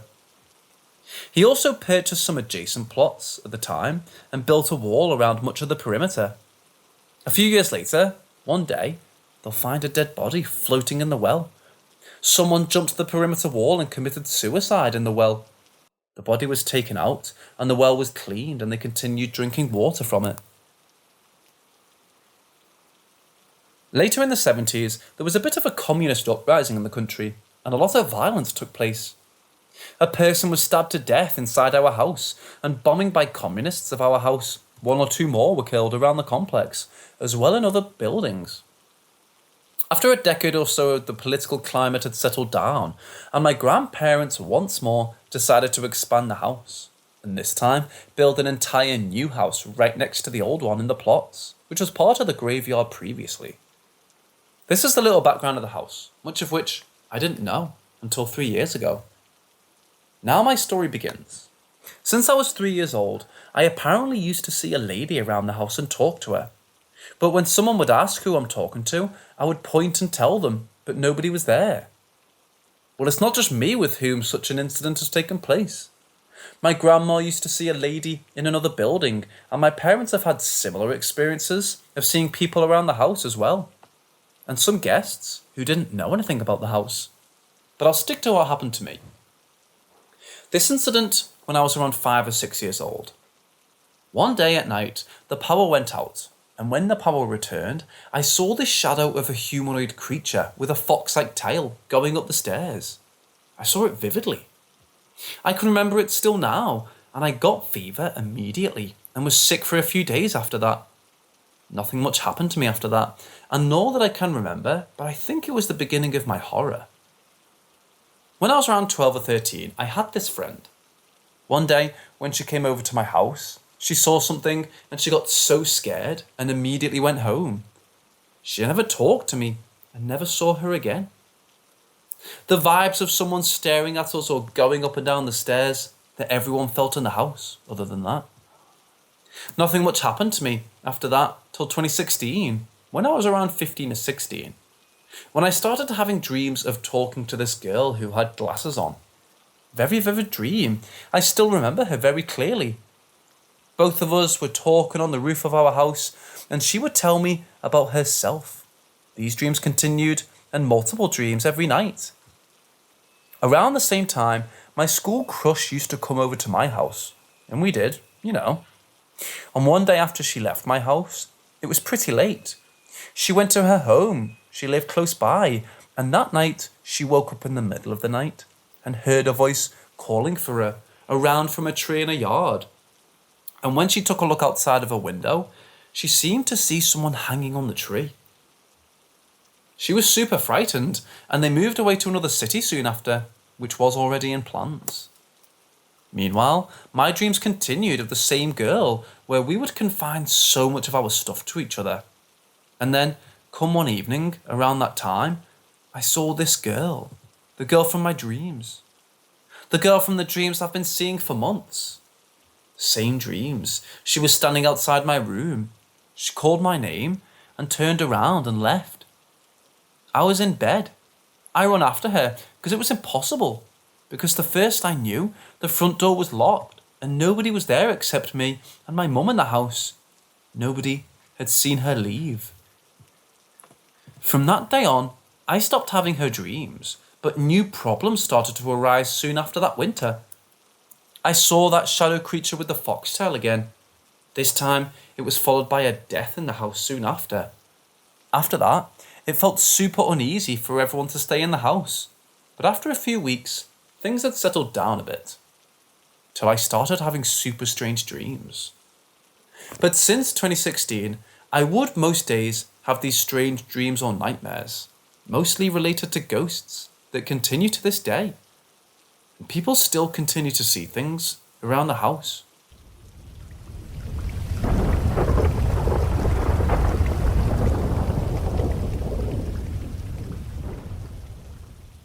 I'm from India, and I had to move away from my hometown for studies.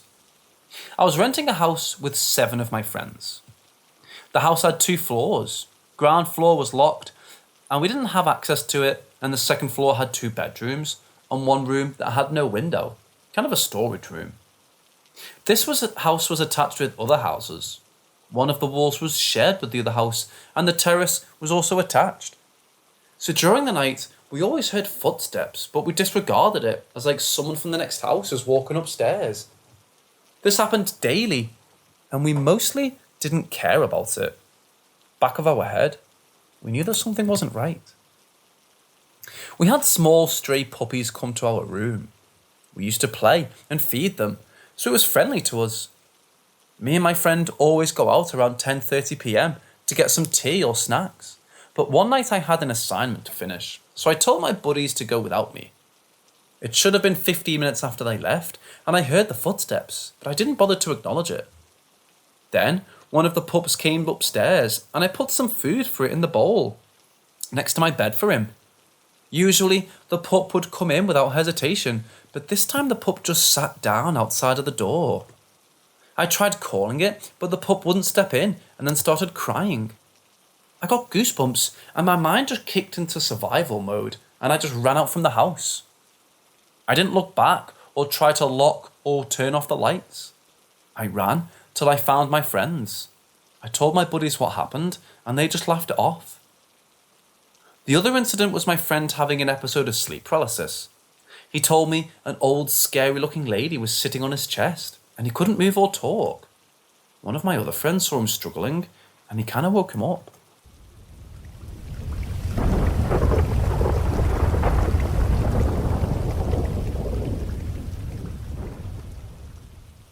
Last night, me and my friend decided we wanted to go into the woods to get a little scared. So we brought flashlights and a knife and went down to a creek in our woods. To get the best experience, we turned the flashlights off and stood there. Both of us had an overwhelming feeling that we were being watched, so we got out of the woods. Later that night, we were hanging out on a small street near our house, and we wanted to get scared again, so we went to a dark corner of the road where there was just suspicious houses in the woods. We both felt the same feeling from earlier, that we were being watched, so we looked down into the woods about 50 yards away and noticed a certain part of the woods was pitch black, where you could make out the rest of the woods. The feeling started to get more ominous, and we started to feel surrounded and heard walking in the woods and leaves being crunched and twigs breaking. The silence was too loud, and without even speaking to each other, we both had an overwhelming feeling of dread, and we both sprinted back up the street. But while I was sprinting, I turned to look back, and for a split second, I saw a girl in a white gown in the dark spot I had mentioned earlier. She didn't have a body, and the only thing I could make out as a body was what looked like a grey aura outlining where the body should be. We ran back to my house and couldn't even describe what we were feeling, but I know I'm staying out of the woods for a while.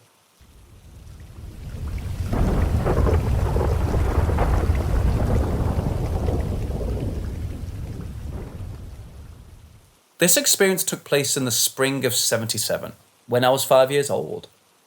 My mother had a friend named Vicky, who had invited us to spend the weekend at her house. Vicky's house was not some run-down, obviously haunted home that you would expect for a story like this. It was actually a newer 2-story build that was less than 10 years old. While the house did not give off any weird vibes, I remember that Vicky wasn't exactly the nicest woman, and always seemed to be giving my sister and I trouble, like she was thinking we were going to damage something by being kids. In Vicky's basement, she had one of those hanging half-basket wicker chairs that were popular in the 70s. I was down in the basement sitting on the wicker chair, being very careful, as I didn't want to give Vicky another reason to tell me off, when suddenly the chain or rope that fastened the chair to the ceiling broke, and it fell forward on the open side, trapping me inside of it like a cage. At the same time that I fell to the floor, Vicky's stereo suddenly turned on by itself and started playing very loud music. I was utterly terrified and screamed for my mother. My mother and Vicky came rushing downstairs, and my mom got me out from under the chair, while Vicky shut the stereo off. Vicky then started laying into me for breaking the chair and playing with the stereo, but my mom told her to shut it. We left shortly afterwards, and I had calmed down. To this day, I can vividly remember the feeling of terror as that chair fell on top of me and the stereo came on loudly. When I brought it up to my mom years later, she remembered the incident and took us home because she didn't think it was possible for me to turn on the stereo and manage to break the chair in the time it took between the stereo coming on and me screaming for her. She thought Vicky was acting like a bitch the entire time, and yelling at me for the incident was the last straw. We never went back to Vicky's again, and I can't say I'm at all heartbroken about it. Something in that house didn't like me, and it wasn't just Vicky.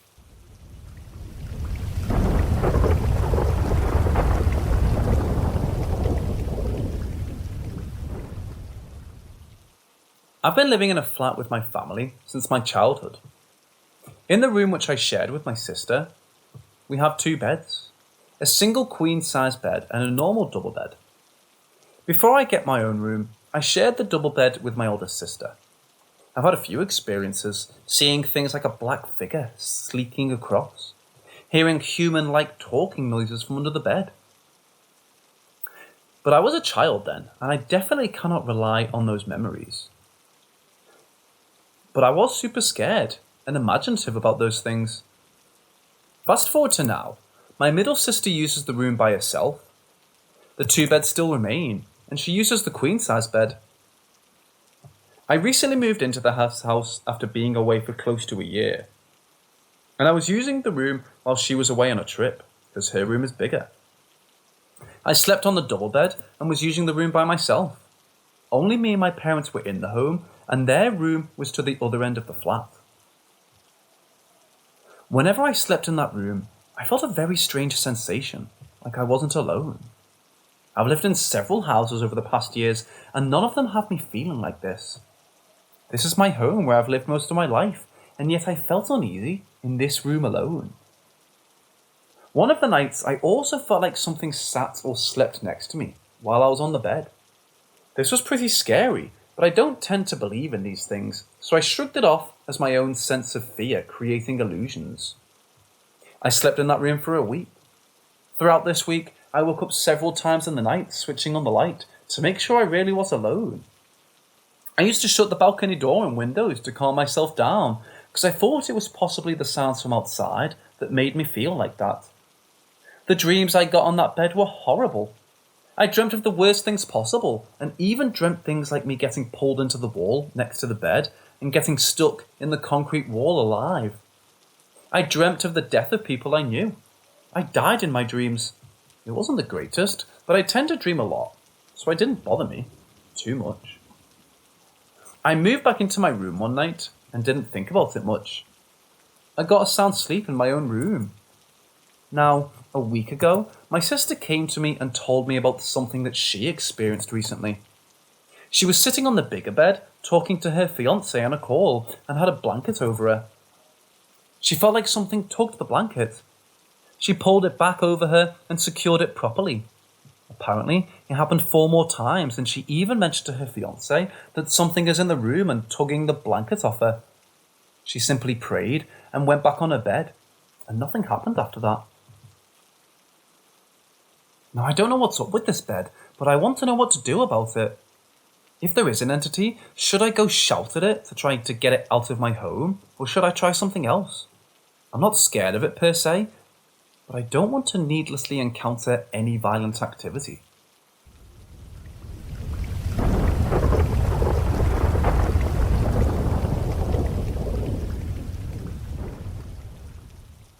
I stay in a house which has 3 bedrooms, out of which I rent 1. My bedroom is the one on the first floor, right below the attic. Now, I don't know why, but every night after 1 a.m, I hear these tapping sounds in my room. They usually start in this one corner where my drawers are, and eventually I hear these taps on my desk and sometimes my cupboard. The taps are pretty quick and almost rhythmic in a sense that it's about 1.5 taps per second. It's a relatively square room, so I can see almost everything from any part of the room. I usually hear these taps when I'm on my bed, most of the time when I'm awake, and sometimes even when I'm asleep, and it wakes me up. But the strange thing is, as soon as I turn towards the tapping noise, it stops for a bit. At least the rhythmic taps. It's still happening right now, and I believe it will continue till about 4 a.m, after which I never hear any. As soon as I try to figure out the source of the sound, it stops. And after that point, it's just random creaks or taps around my room. I also hear some taps and sounds from the attic, on top, which none of us have really gone up to because you need a ladder, and we haven't got one. Plus, it's going to be really dusty and crude, so no point. Does anyone have any idea what this can be? Or have you experienced anything like this before? I don't really believe in ghosts, but it's just so random that it only happens between these times.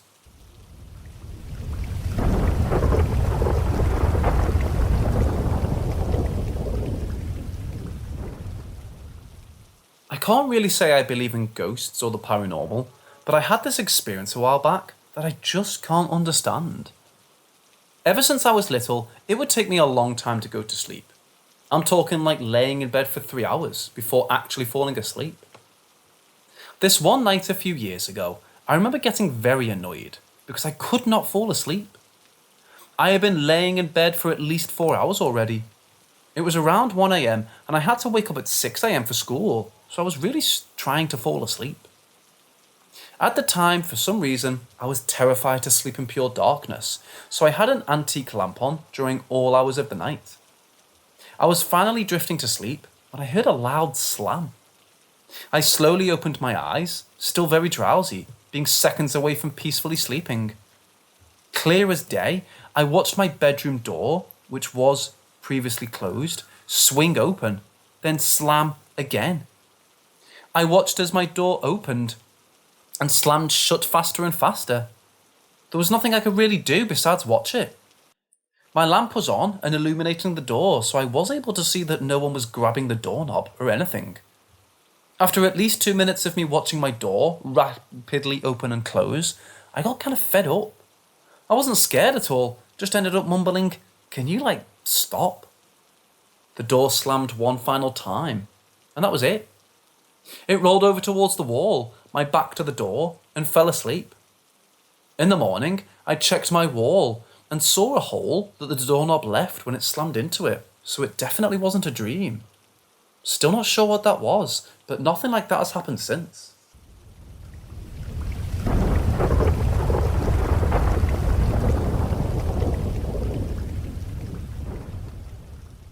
I was in the living room playing Xbox, sitting on the couch.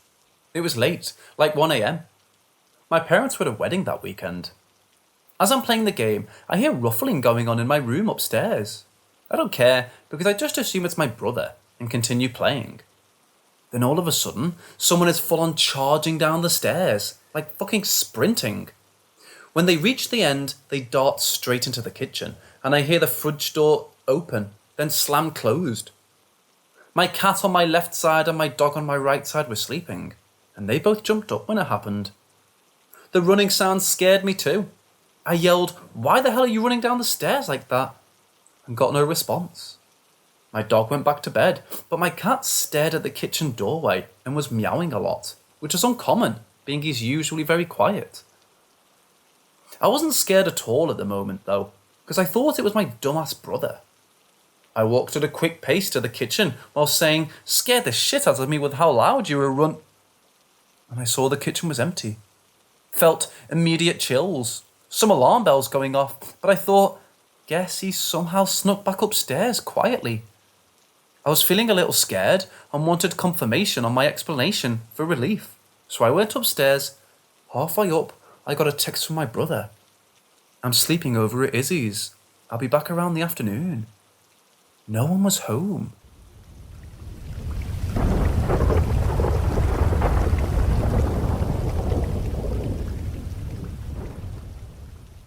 It was about 8 years ago, and I still cannot find any way to understand what has happened, except thinking of something paranormal.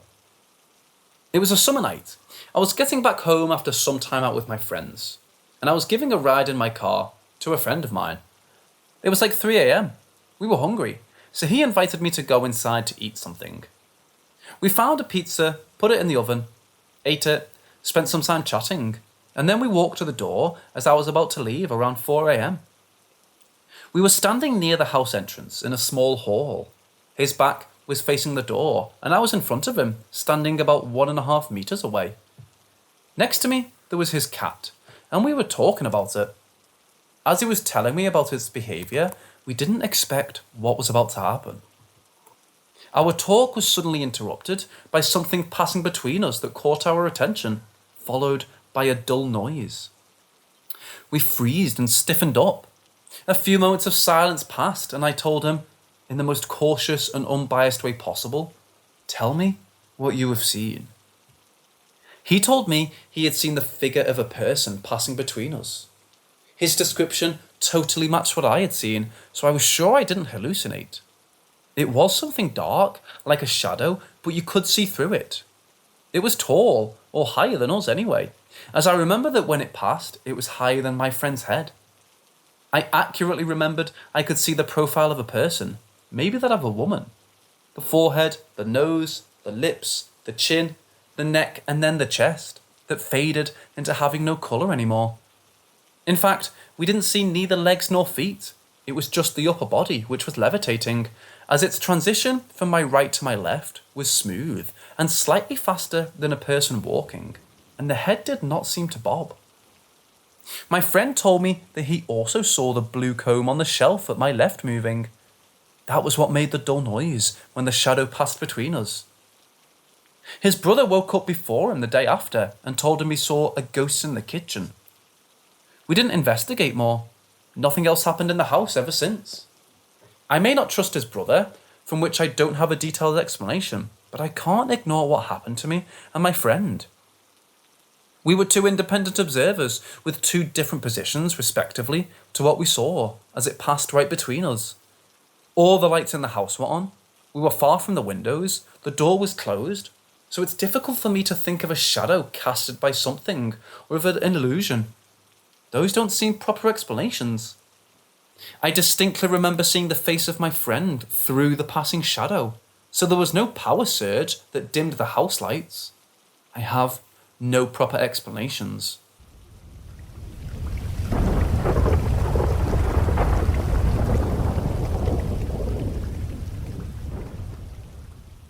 My parents sold their house that they've lived in for the past 20 years, and they were removing photo frames, artwork, etc. that were hanging on the walls. One of those frames contained a painting of an old house that my stepfather's auntie, stepfather's family, and family used to live in. My stepfather's auntie passed away from cancer many years ago. My stepbrother, who also had many fond memories of that house, also passed away a few years ago. And my stepfather's father also passed away many years ago. As you would imagine, the frame and painting was a bit dusty from hanging on the wall for 20 years. So my parents put the frame and painting on the kitchen table and were vacuuming the dust off the painting. I was standing next to them, observing the vacuuming process and admiring the painting. This is where it gets weird. Out of nowhere, I felt something gently tap on my forehead, while my parents were vacuuming the painting. I was initially a bit freaked out by this. Then I realised that it was very likely that it could have been the spirit of either my stepfather's auntie, my stepfather's father, or my stepbrother who tapped on my forehead. I believed that my forehead being tapped on was a sign from above that they were watching, and appreciated that the painting of the old house was being cleaned and cared for. What is interesting is that I was the only one that felt a presence tap on my forehead. My mum and stepdad did not feel or experience anything like I did. I should also mention those family members who passed away were aware of the existence of the painting while they were alive.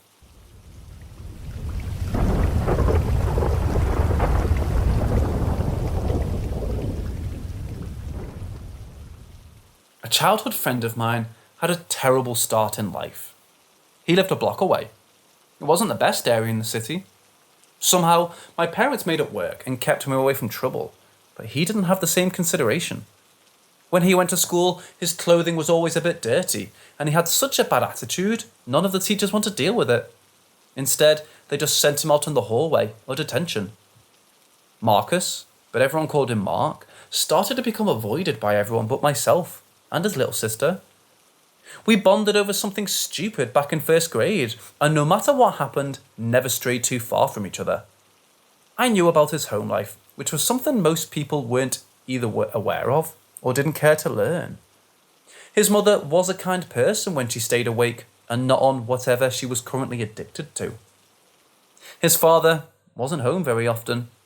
When he did come home, there was hell to pay. Mark would take his sister over to my place whenever his father stayed around.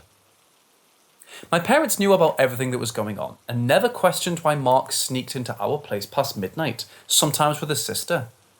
At first, we tried to hide it, but soon we found out my parents wouldn't question it and just make breakfast for 3 kids. The problem with his father, mostly being, he got involved in a gang in some way.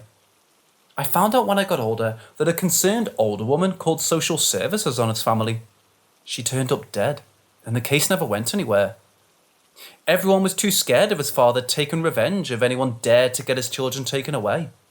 He didn't love them, rather saw them as a way to get government assistance.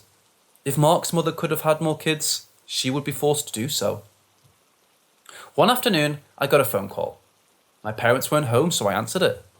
Mark, on the other end, his parents fighting somewhere inside the house. "Can you come over and help?" he said in a low whisper, fearing he would get caught. Mark rarely ever outright asked for help with anything. Even at 11, I knew he was in trouble and needed to get over there right that moment. Him and his sister couldn't stay in a house like that any longer. "I'll be 2 minutes," I replied. I took my bike to get there faster. Ditching it in the tall grass between the 2 houses, I crept up to his bedroom window he normally sneaked out of. I couldn't hear the fighting any longer, and that wasn't a good sign. Before I could knock on the window, it opened and a bag was tossed out, nearly hitting me. Mark leaned out a bit surprised to see how fast I arrived. "We're leaving. I don't know what the hell we do, but we'll manage," he explained the bag. At the very least, I could talk him into staying at my place again. I wanted to suggest my aunt and uncle could take them both in without telling his parents, fully unaware that could be considered kidnapping.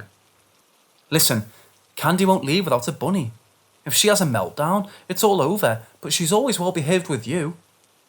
That explained why he called me over. Reaching down, he helped me climb into his window. We listened for his father, knowing if we were caught, we both would be beaten. Candy, his little sister, a little over 5, already had a tear-stained face. She hurried over and hugged my arm, feeling safer with another person there. "Where is a bunny?" I asked. I could already tell if we forced her out of that house without it, she would freak. It wasn't often she had outbursts, but when they did happen, it lasted for hours. Her big eyes got wet thinking about her missing bunny. Bun is with money," she told us in a small voice, already about to cry. That was bad. Their mother was always on the couch, and from what I heard over the phone, his father would be in the same room. Unless we got lucky and he left, we would need to leave without the bunny plush. If he hadn't left, we risked getting caught from Candy screaming. Let's just check. Maybe we'll get lucky, I suggested. Mark wavered on the thought. No yelling came since I arrived, so maybe, just maybe, we could grab the bunny and leave without looking back. At least, we could peek into the room and make a run for it if his father was still home. He nodded as he got on Candy's level, telling her we needed to stay quiet. If we didn't, we might wake up their mother. She understood that and made a promise not to make a sound. With her in the middle and each of us holding a hand, we started down the dirty hallway towards the living room. We needed to go through the kitchen first, and my eyes watered from the rancid smell of the place. I knew Mark tried to keep the place clean, but it was too much for an 11-year-old to handle. Voices made us freeze. Mark caught my eye. In the moment we made the decision to press on to look inside the room to see who else might be inside the house. From where we peeked from, we could see Mark's mother passed out on the couch. I was shocked to see needles and other things those lame drug talks in school warned us about scattered on the coffee table in front of her. I knew she'd got into things like that, but being so young, it was really the first time I'd ever actually seen it. I always respected her for doing her best for Mark and Candy, and yet this addiction and being beaten down by her abusive husband made it impossible for those efforts to count. His father stood beside the couch, red-faced, trying to intimidate another man in the room. None of us knew who he could be. I didn't see it at first, but Candy's pink bunny plush sat on the floor in front of her mother, making it impossible to get without someone noticing. When the other man spoke, we all tensed up. "Are you telling me you don't have my product, or any money to replace it?" he asked in a voice, just about to break into a rage. "I told you, this bitch took it all. I left her alone with it for an hour, and look at this," Mark's father shouted back, gesturing at the ruined living room. The other man didn't appear impressed in the slightest. He looked disgusted, even being inside the room. He kicked at an empty, moulding drink can with a scowl on his face. "Now, how are you going to pay me this time?" he asked, arms crossed. "Take her. She can work it off. She's done it before, and it might teach her a lesson." My skin crawled at the words. Only after I got older did I know what Mark's father implied then. Candy let out a small cry hearing someone wanted to take her mother. Thankfully, neither of the men heard, and we held her to keep her silent. This was our chance to leave, but all three of us were too scared to move. "You know, I really doubt she took all of it. The amount I gave you would kill a few people, so where's the rest? I'll have her work off what she stole, but unless you cough up what she didn't take, I'll have you work it off as well." Mark's father stuttered, trying to argue, when something made him stop. His face grew pale as he stumbled back. A newcomer literally appeared behind the other man. Something so unnatural, it stunned him. A man who normally fought everyone as a first response. The woman died shortly after we arrived. I doubt she's worth anything unless you have clients I'm not aware of. The new figure spoke in a calm, clear voice. They were fairly tall and slim. A black hoof took a step forward, crushing trash underneath the terrifying and beautiful thin leg. It had a human male body, even though it clearly wasn't human in the slightest. He was dressed in a tucked-in white dress shirt, halfway open and with small frills along where the buttons should be. A long black mane of hair flowed halfway down his back. Long bangs obscured his face. Eyes hidden, but a long snout of pitch black smiled, showing off countless teeth. A long thin tail, tipped of fur, lazily moved behind him. This creature looked far too elegant to be in a filthy room. The man wasn't startled by the creature's arrival, but instead angry over the fact Mark's mother passed away so quickly without anyone noticing. Mark and Candy just lost their mother, even though Candy was too young to really understand what was going on. I held her tight, eyes watering. Somehow, hearing that her mother sat dead on the couch felt harder to accept than a monster standing in the living room. "Just take care of him and search this house for any cash or my goddamn product," the other man shouted at the monster. He lit up a cigarette, and Mark's father started to back away, hands raised. His eyes never left the dark creature, taking measured steps towards him.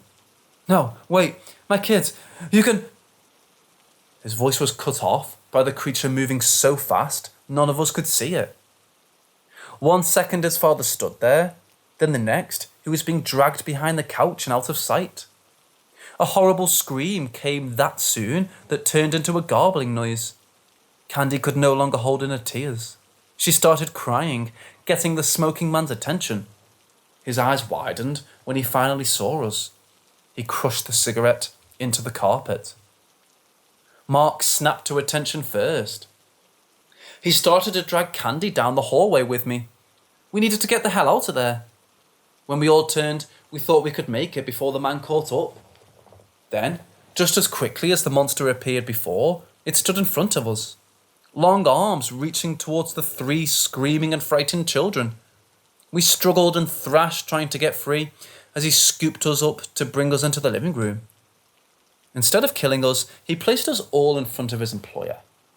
Candy is almost in a screaming fit, but too scared to go all out. I shook, unable to calm myself down, let alone another person. Mark, however, bravely stood between the man and his sister. It felt like ages ago, but I heard him promise his mother he would take care of his sister, no matter what. He never once went back on that promise, not at all caring what happened to himself. He would do anything to protect her. The issue being, he was just a child with no power whatsoever. At least this trip wasn't a waste. We can sell these 3 easily and make back what I would have gotten from that bastard. I should have just taken them a year ago with the mother. Christ, I missed out on a big payment letting her die. The older man was grumbling as he looked down at us as if we were a product instead of people. I couldn't believe what was happening. Monsters weren't real. These kind of things just didn't happen. The dark creature behind us, to keep us from escaping, proved that thought process wrong. I knew he just ate Mark's father, and yet I saw the man in front of us more frightening. This creature could just kill us.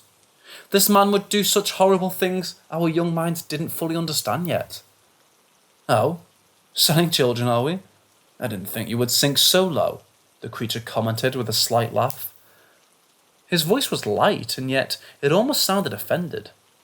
I looked up at it, trying to see the hidden eyes, wondering if I read too much into the tone of voice. Don't insult me and do your job, the man shot back, his composure slipping. And what is my job? How about you remind little old me about our verbal contract we made years ago? I wasn't hearing things. The creature really hated the man in front of us. A flicker of hope came to my chest as I kept a grip on Candy's hand, wanting to run if what I suspected was true. You very well know what we agreed on. You worked for me in exchange for being able to eat anyone I tell you. You can't kill someone without a human's permission, right? He huffed, turning away. In his anger, the man realised what I already knew, far too late. His face pale and eyes wide in fear by the time he turned back around to see the monster whispering something in Mark's ear. My friend didn't say anything. He just nodded. It's an approval the creature needed. He moved fast, his hand on the other man's throat, lifting him off the ground. His former boss was unable to speak to save himself. We never did agree on a timeline, did we? So, I'm cancelling our contract. I believe I've gotten permission to do this the proper way, the creature spoke, easily able to hold up a full-grown man with one arm. I shielded Candy from the sight, but we all heard the sickening crack of the man's neck. His body tossed aside in the piles of trash near the door. All 3 of us shaking, and Candy wailing over everything that just happened. Mark moved first again. I found my body going in slow motion as I fought through the shock. When we were all picked up again, I couldn't even fight it. The creature had all 3 of us tucked under one arm. He walked into the kitchen and used his free arm to swipe all the trash on the table. He dumped us on the creaking surface. My body shook as I looked up at that terrible face.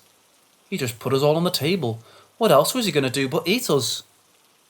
Reaching down, he tore off the sleeve of his white shirt. Going over to the sink, he turned on the water until it ran warm to soak the torn fabric. We could have run then, but were all fascinated by the sight. With the sleeve soaked, he He shut off the water to come back over. Mark protested when the monster took Candy's face in one hand. With the other hand, he started to clean off her tear-soaked dirty face. Humans are so distasteful, I swear. Letting children rot away in such a place, then trying to sell them for such disgraceful purposes? How has your race gotten this far? Now, there is a face under all that dirt. Come here, little one. Mark and I watched the exchange, mouths slightly open. Neither of us stopped the creature from picking up Candy in his arms to bounce her slightly, trying to calm her down, one would with a toddler. We'd seen him kill Mark's father. Well, sort of seen him do so. Our view was blocked, but we knew what happened. And yet, this creature was being so kind. It made our brains shut down. What are your names? The creature asked, still holding Candy. We introduced ourselves, minds swimming in confusion. He nodded as if our names were acceptable. Somehow, Candy calmed down as he let her grab a hold of his long wavy hair. His next question made us look at each other, wondering if this could all be a trick. How long do humans normally live for? He asked. 100, maybe, Mark offered. The creature paused, trying to calculate things we weren't aware of. He finally arrived at an answer, and from the long sigh, we didn't know if it was a good one at first. As he spoke, it was a bit strange seeing an animal-like mouth form proper words. I can last 100 years without eating. It'll be tough, but I suppose it can be done. Now, do you have anywhere to stay for at least 3 days? I'll need to arrange a human identity and... What are you talking about? Mark bucked in. I'm clearly talking about adopting you three. I'll need a human name as well. Lewis doesn't really fit in with your language, I suppose. I'm, not their brother, I corrected it when I realised this creature wasn't aware of that fact. Oh, only 2 of you then, Lewis, the creature said with a shake of his head. He really didn't care if it would be 2 or 3 kids. We were simply dumbfounded. Why would this creature want to take in the children of the man he just ate? I wanted to tell Mark to tell him to go to hell, and they could stay with me when the condition of the kitchen made me stop. After what they lived through, would staying with a monster be all that bad? Sensing our hesitation, Lewis spoke up. You may go to a different family member, or that foster care I've heard about, he offered. No, not that, Mark said suddenly. I knew the reason for his outburst. We both heard so many horror stories about the foster system in our city. Deep down, we knew there were good people out there. The issue being there had been 3 reports of separate foster families being arrested due to abuse in the past few years, and it tainted our young minds about the system. Not only that, Mark's father constantly blamed the foster family that raised him for being in the place he was in life, instead of his own shortcomings. Overall, being fostered sounded worse than prison, and it was the reason why Mark never sought our help for him and his sister. Without any other options, he gave in and took Lewis up on the offer. If we stay with you, can you show me how to be strong enough to protect my sister? Mark asked, while staring down the creature with hard eyes. We'll protect her together. However, I must get things sorted. If you're a friend and not part of this family, then please see if you can take these 2 in for a few days. I'll be back to get them. You promise? Candy spoke in a small voice that shocked us both. She also approved of her new, scary-looking guardian. Smiling with a mouth that did not do him any favours, Lewis nodded. I promise. Now scoot you 3 as I clean up this mess. Candy sat down and Mark took over holding her. She brought up the reason why I came over in the first place. Her bunny was still with their mother. My body felt cold as I thought about who needed to go and get in. Getting on her level, Lewis asked her if they could leave it with her mother and make her happy. After all, Candy was going over on a sleepover, and it helped her mother not miss them. His sweet talking got her to agree, and for the first time, Candy left the house without her plushie. I took them home, and all 3 of us were still dazed over what we went through. We expected my parents to come in asking what happened to Mark's and Candy's parents, but they didn't. The weekend passed by normally, aside from us not really feeling much like playing all that much. It worried my parents, but they didn't say anything. They wanted to give us time to be ready to talk about if something bothered us. That conversation never came. On the Monday after school, we were all in my room when a knock came on the door. We snuck down the hallway to peek over the stairs as we saw 2 police officers and a dark-haired man be invited in. My parents led them into the living room. We waited a few minutes until feeling ready to go down and interrupt the conversation. Mark and I already knew what they were going to say. Their mother passed away from an overdose, and his father, missing the bus, is suspected dead as well. Candy didn't really understand what was going on, and the tears started when she demanded to see her mother, and the adults were saying she couldn't. The dark-haired man swooped in to comfort her. He looked extremely handsome. He was as tall and slim as he was in his monstrous form. Candy calmed down enough after he spoke with her and let her hold his hand. You two might not remember me, but I'm your Uncle Elijah. We met once before. With your father missing, you'll be living with me, if that's all right. Without any doubt, this really man is the creature from before. Somehow, he changed things so legally, he was an uncle that didn't exist before. Whatever magic went into it, I wasn't able to ask about. For the past 3 days, I worried about my 2 friends being adopted by a stranger. After seeing a kind smile on Elijah's human face, my worries faded. He gave them time to pack and get ready to leave. My parents appeared relieved that the 2 children they couldn't help without risking our family's safety finally found a good home. A new worry started to form when I said goodbye, thinking it could be the final time I see those 2. The next few weeks were a blur. The funeral for their mother went by quietly, and I don't remember it that well. It took them a while to get the dust settled, but finally, Mark, Candy and Elijah found a house to move into, which was only a 10-minute walk away. I didn't lose my best friend as I feared. When Mark came back to school, our teachers treated him better. His new guardian got him the help he needed for his behaviour issues at school so he could improve his grades. Mark went to one of the worst students to one of the best in the next few years. You would think having a monster for an adopted father would cause some issues. After watching him and Candy grow, I realised the real monster had been their biological father. The one who adopted them, a bit aloof at times. Still, it was clear to everyone how much he loved his 2 human children. So much so, I feared he may eat them up one day. When it comes to monsters, there is always a risk. Knowing Elijah might not be able to hold himself back, Mark got hard-pressed on becoming a doctor to help others before his time ran out. With support from a real parent, I fully believe he's able to accomplish that goal.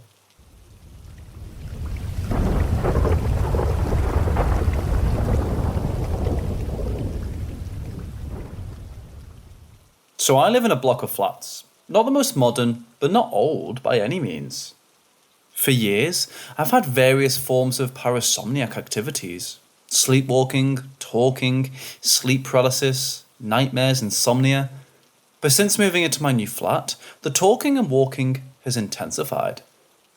When we first moved in, my boyfriend thought he saw a few strange things, but I dismissed these as the flats don't seem old enough to be haunted. A few weeks ago, I had a nightmare about demons and screamed in real life, and in my dream, and flung myself off the bed to escape, and I injured myself on a radiator, which freaked me out quite a bit. But that didn't strike me as haunted, just a bit scary. Now the paranormal. I couldn't sleep one night at all. Was on my phone for a bit until 2:30, when I tried to sleep, which wasn't working.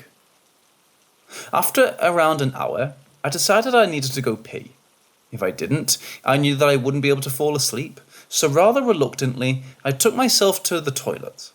I upped my phone brightness while trying to avoid looking at the time, because I would have been depressed at all the sleep I was missing, and used it to shine a light so I could see my way. As it was so late and my boyfriend was asleep, I decided to keep the door open, otherwise I'd have had total darkness, which would have been terrifying. So I'm sitting on the toilet with the door about just over an arm's width away from my face, and my light facing away from me. Halfway through peeing, illuminated by my phone, I see the door handle slowly moving down, and I freeze. It jolts back up and repeats slowly again. At this point, I'm trying to make sense of what's happening, when in 4 loud successive motions, the handle goes up and down, quite aggressively. Bearing in mind I'm mid-flow, I stop peeing and jump up and shout, "Fuck off!" and just absolutely Usain Bolt it back to the bedroom. My boyfriend is asleep the whole time. No one else is in our flat, and I just lay in bed completely covered, too squared to close my eyes in case God knows what decides to come back.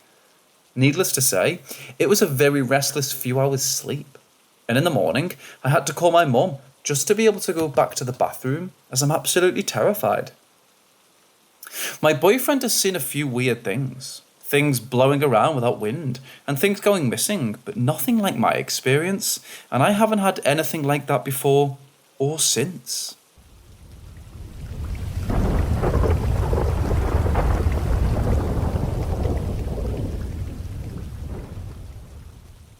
My boyfriend moved in recently, as we're expecting a baby in May.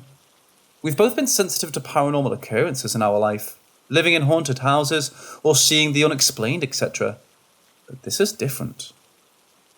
I've lived in this apartment for 3 years and felt nothing but peace, aside from having the neighbours from hell for 2 of those years, but nothing paranormal. The air is light and you don't feel anything menacing. In previous homes I've lived in, I could feel a presence, as if someone was there. And as far-fetched as it sounds, I do consider myself somewhat of a clairvoyant. There are several events in my life that I had predicted correctly. It's almost Halloween and things in the house are starting to move around. I don't know if it's because of the veil is thinning, or if it's because my birthday has arrived, or the thing that's been following my boyfriend around his entire life has made its way into my home. Some instances that occurred in the past 3 days. The deodorant in my clear work bag physically lifted up in the bag and dropped. The bag has stayed in the same place for the past 4 days. Washed silverware sitting in the dish rack was heard clinking together. A bottle of cleaning solution that was placed on top of the refrigerator flew down to the ground as my boyfriend walked out to the kitchen. My state passes out candy the Thursday before Halloween, and as I was sitting on my porch in front of my closed door, I heard footsteps shuffle up behind me. I had looked around to see if any kids were walking up and down the street, but it was empty. There was no way and no room for someone to sneak behind me. Several loud knocks were heard just an hour before this was posted. However, I am willing to explain most of these occurrences away with logic. I have 3 dogs and 4 cats who are very reactive to the sounds and presence. For example, my dogs freak out and bark at the neighbourhood raccoons, making their nightly rounds to everyone's trash cans. They haven't barked or acted strangely, and my cats do like to tumble and play roughly with each other upstairs, causing the knocking sounds. The cleaning solution can be explained by my heavy-footed boyfriend walking by the refrigerator, and the bottle falling at the right angle to get a good distance. My boyfriend thinks he brought something or someone with him when he moved in. If he did, I don't think it's anything malicious. But with it being my birthday and being so close to Halloween, I am willing to conscript to the idea that it's my father, who passed when I was 7, wishing me a happy birthday. Or, as this is genuinely the happiest one I've had since passing 19 years ago. Or, it could just be the pregnancy brain making us go a little crazy during this time of year, and all of this is completely explained away. What do you think?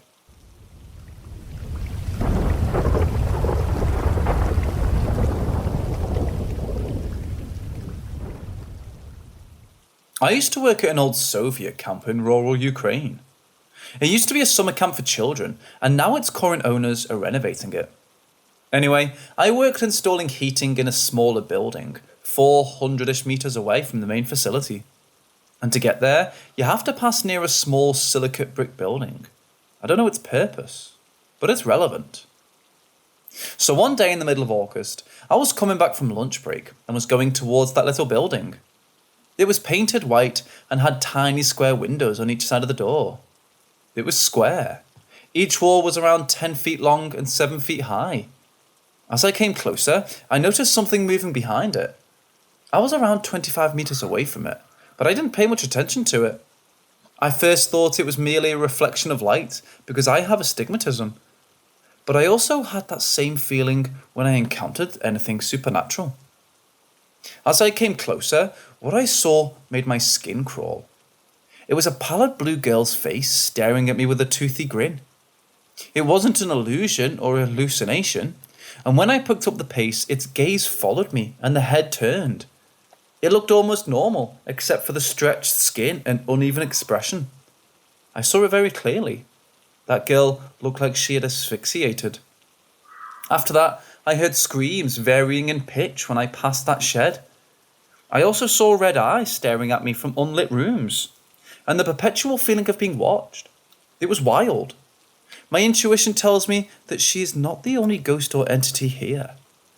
I finished working at that camp a week ago, and sadly, I didn't have my phone at the time, so I don't have any pictures of that small building.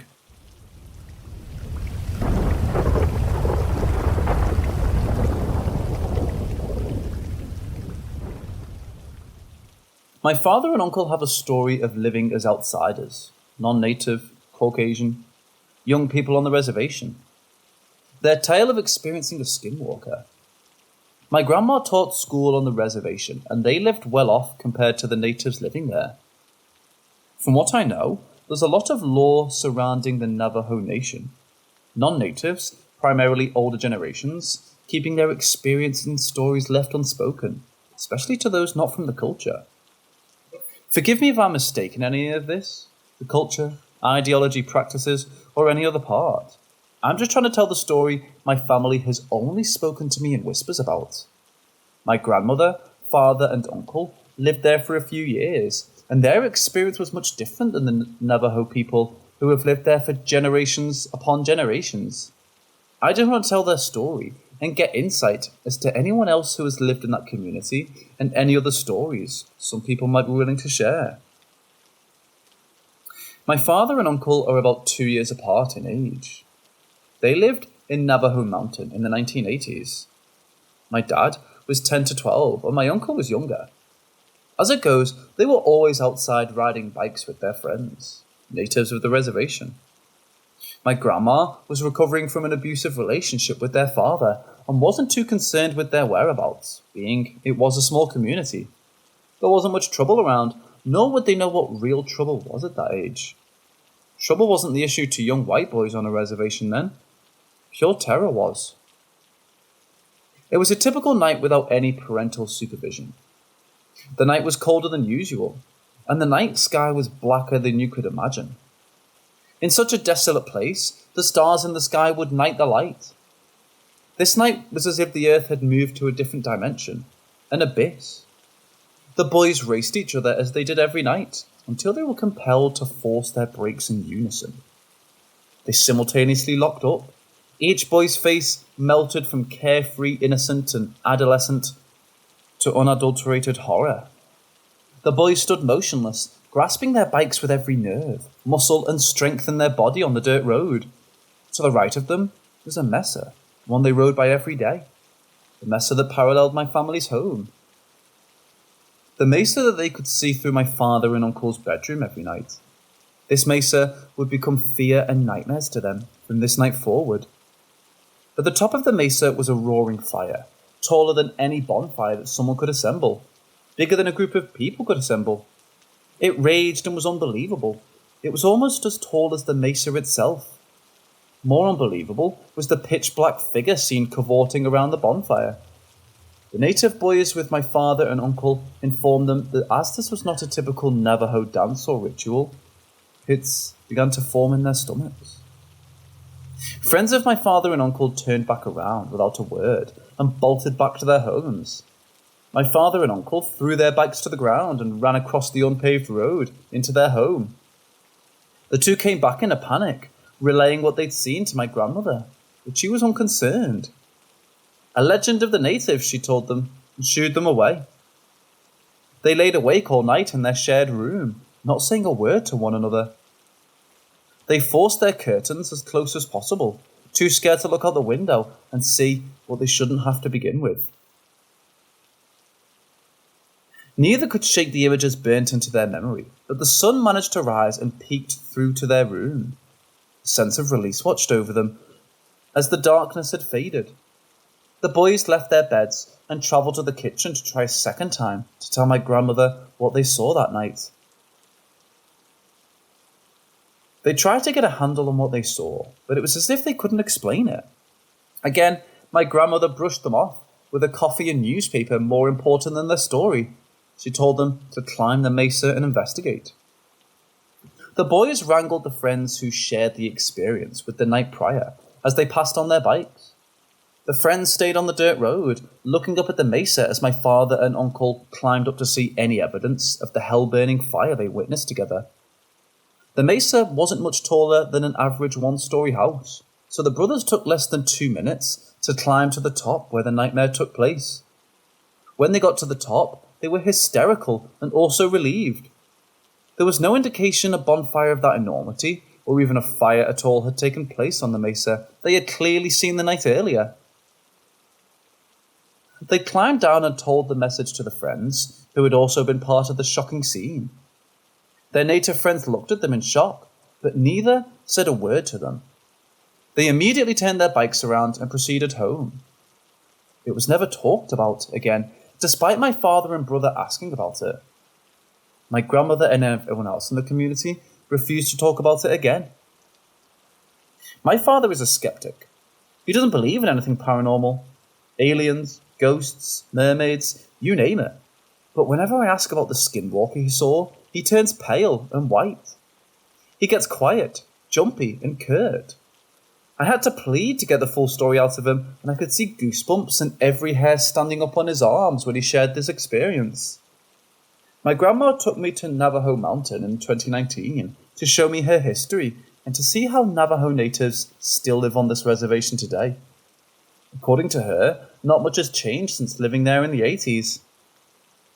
I hiked and explored what I could of the reservation, so as not to invade or violate any of the Navajo reservation and its beauty. However, I did feel a change in mood when I visited. My existence felt heavy, as if I wasn't supposed to be there, or if I was invading territory that wasn't meant for me. Not caused by any of the community there, but just by my presence being on the land. I'll never forget my experience visiting and all that I learned about reservation life. I climbed the mesa where the Skinwalker my dad and uncle had their ritual. I felt pretty normal until I got to the top and stood in the middle. I felt some darkness creep into me as I stood there. I've never been the same since.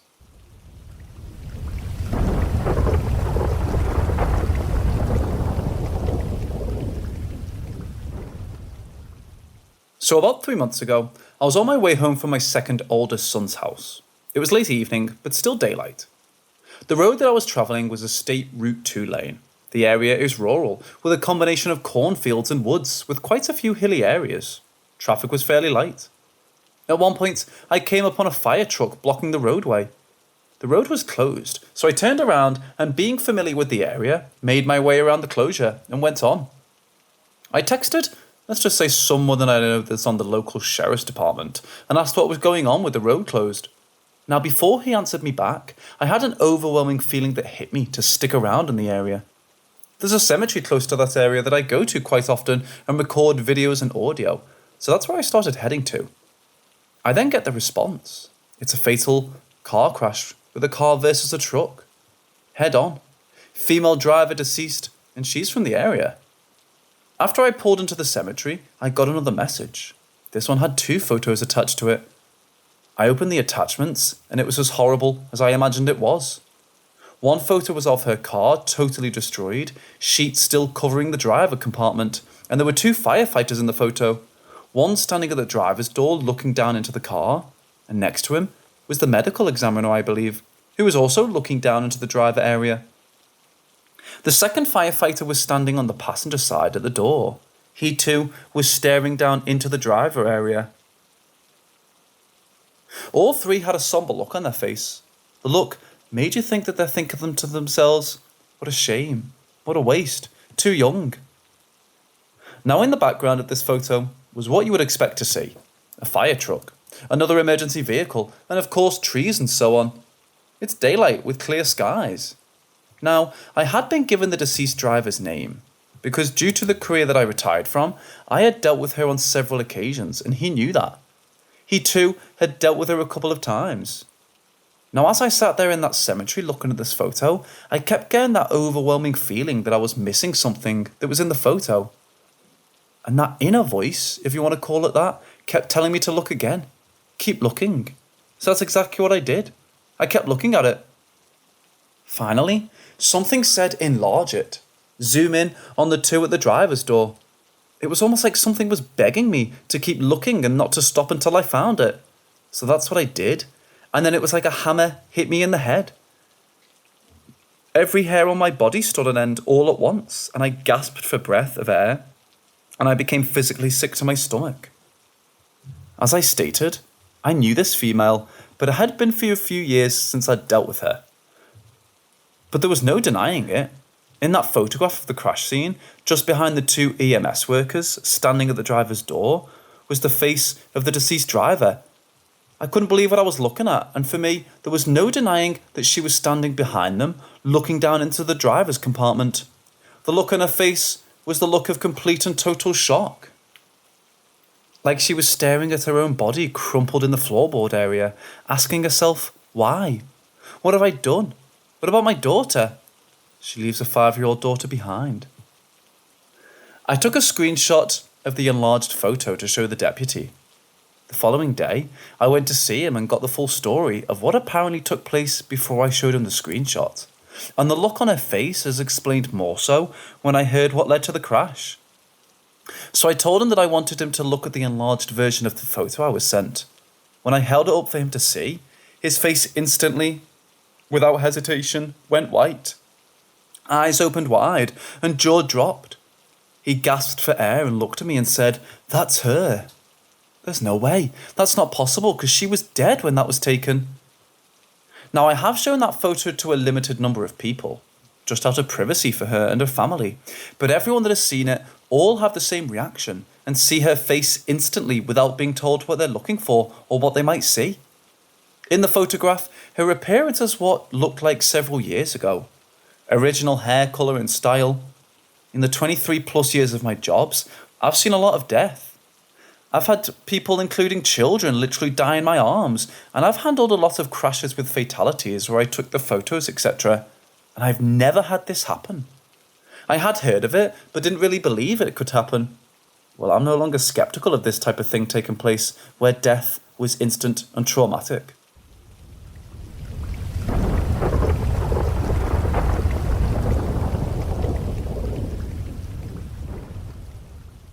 In 2013, I was a freshman in college. There was always university stories with haunted dorms, rooms, or basements. So I never thought anything of it when I heard that our room, Rogers Hall, was very haunted. Within the first 3 weeks, 5 girls attempted to commit suicide by jumping off the building. Thankfully, they were unsuccessful. But it sure rocked us and made us start to believe that there may be an angry presence hanging around.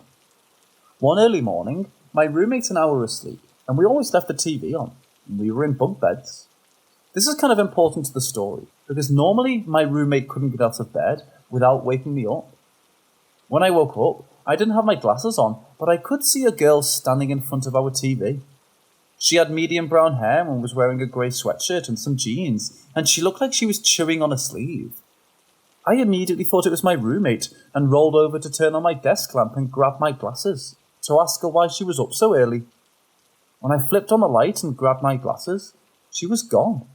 And I thought maybe my roommate went to the bathroom, so I got out of bed and looked up at her bed, and she was still sleeping. I shook her awake and asked her how she got up there so quickly, and she had no idea what I was talking about. The same day, maybe within a few hours, our friend that lived down the hall went to the communal bathroom and was washing her face. The door to the bathroom was very heavy and scraped the floor when you opened it. She said she heard someone open the bathroom door and she saw someone walk behind her. She didn't think anything of it because it was our floor bathroom and girls were waking up to get ready for classes. On one side of the bathroom, there were toilets, and on the other side of the bathroom, there were showers. But there were sinks and mirrors in the middle for both sides. Our friend was on the side of the showers. She said she saw the girl walk into the shower. As she was washing her face, she never heard the shower turn on, and she called over to her asking if everything was okay. She even walked over to see if the girl needed help, but there was no one there. Nothing ever happened again to either of us that year, but it still creeps me out.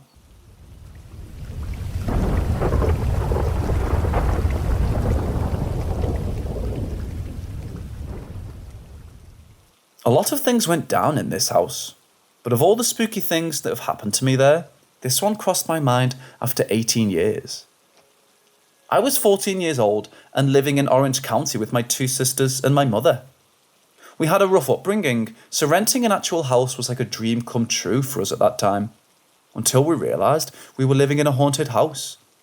I was with my mom the day we rented. The garage was scary as hell, even in the daylight with people around. It just always gave me a clustered feeling of something being there I couldn't see. When the garage door was shut, it was pitch black. No light at all from outside could get through that garage door. During the summer, I would wake up early. I would listen to my CDs on my radio. I would clean my room, the kitchen and bathroom before I would ask my mom if I could meet my best friend at our halfway mark. This particular morning, the funky, spooky things in the house started early. As I walked out of my bedroom, shut my door, and walked down the hall, passing 2 bedrooms to the restroom, I noticed something from the corner of my eye in the kitchen, like a silhouette of a person that vanished. My mom's bedroom was directly outside the bathroom doorway to the right, and it had a private bathroom which led to the garage. Well, as I was walking out of the restroom, I saw a person walking into my mom's bedroom, like a woman. Thinking it was my mom, I was talking to her about leaving my friends, and the bedroom door shut on my face, and I was thinking, wow, she's rude today. So I opened the door, and again asked if I could go to my friends when a bathroom door started shutting. When I opened the bathroom door and said, Mom, I realised the garage door was wide open, and it was pitch black. At that moment, I knew it wasn't my mom, so I ran out, shut her bedroom door behind me, and started towards my bedroom, when I noticed my bedroom door was wide open. I was standing in my room confused and realised my radio was off. I tried turning it on multiple times and saw it was actually unplugged. I went to the living room to wake my mum up and asked if she had gone into my room to unplug my radio. She said she didn't ever go into my room or touch my radio that morning because she was still sleeping. I don't even know why I had to ask if she went into the garage through her bedroom for clarification. But needless to say, it wasn't her either. She asked me to please not leave her there alone, but I did, and still feel bad. Anyways, that night, I didn't want to come back home. I know whatever it was this time, it wanted me in that garage alone.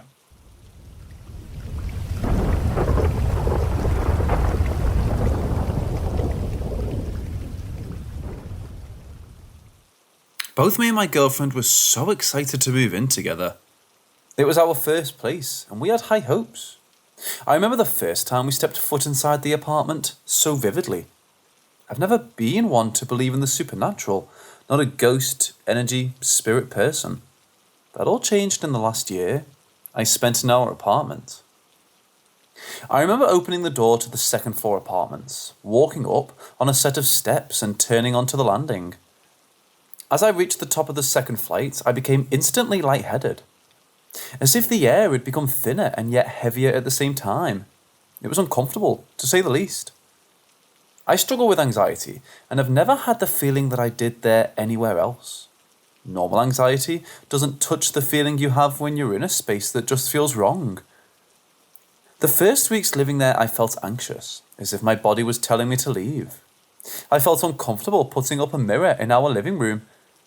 I had the strangest, unequivocal feeling of being scared to see something I didn't want to see in that mirror.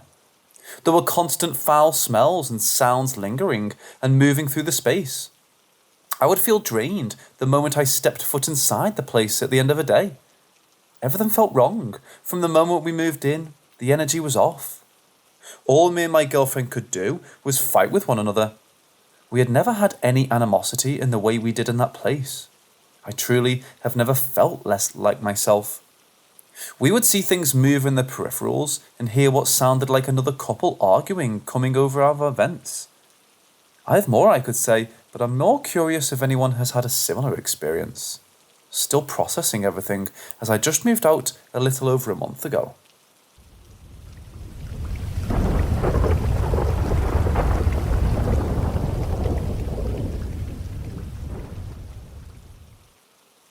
So I joined this server just to tell my experiences and see others.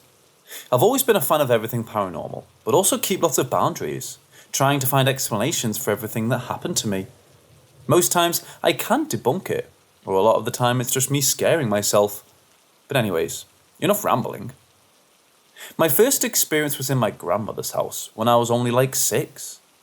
My mum's family is very aware of spirits, while my dad's side are more of the logical thinking people. So I've mainly been stuck in the middle. But this experience is my most unexplained one. It was late, probably midnight, and I was going to bed. So I get in bed and I start to feel scared. I get under the covers and stay for a minute until I look back up. There's a man standing in the doorway. Note, the bed was in the middle of the room, so this man started to walk to the side of the bed away from the door. So when I got my chance, I bolted out of the room to go get my grandma. The figure was full on white, a misty thing. And about a year later, I had the same thing tapping on my feet. Second experience is at my mum's current house. The house was built in 1931, and almost everyone who enters says it's haunted. As far as we know, we have 2 spirits. One of my uncles who used to live there, and my half-sister's dad, who every investigation he talks to us. He claims he follows my mom. My mom's current roommate also has seen a girl hanging in a mirror and his dead dog at the end of the bed. Maybe I'll send the images one day. My mom also has heard a girl laughing when she's the only girl in the home. My experiences there were the lights in the back room turning on and off, and kitchen cabinets that no one can reach, open and close on their own. Basic stuff. And the spirits don't seem to be evil, but the energy does. The farther you go north in the house, the more intense the energy.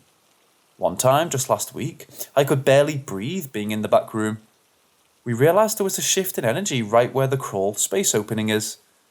It's really intense because of the crawl space in and out of the house. We dropped a lighter by the crawl space and found it in the basement. Potential vortex?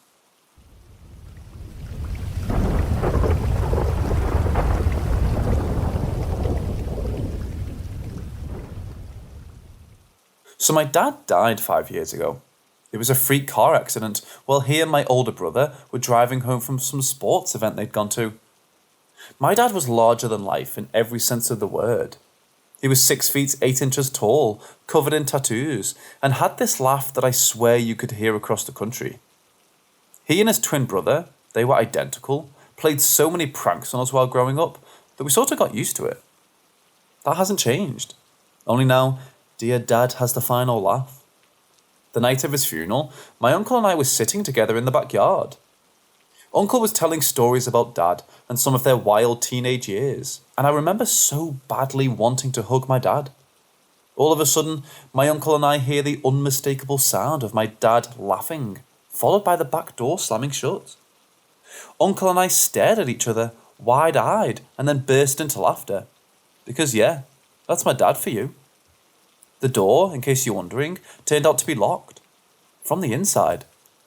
Uncle and I were the only ones home at the time outside of my Rottweiler, Beast, and it took an hour for us to find the spare key. He's continued to prank for us over the years. Our keys go missing, your phone will start blaring his favourite song at 3 a.m, out of nowhere, or you'll wake up to the sound of my dog growling that distinctive rotty rumble that he only ever used while playing with my dad. His laughter is always heard, as well as the scent of Old Spice, his favourite cologne. We miss him every day, but he always manages to remind us that he gets the last laugh nowadays.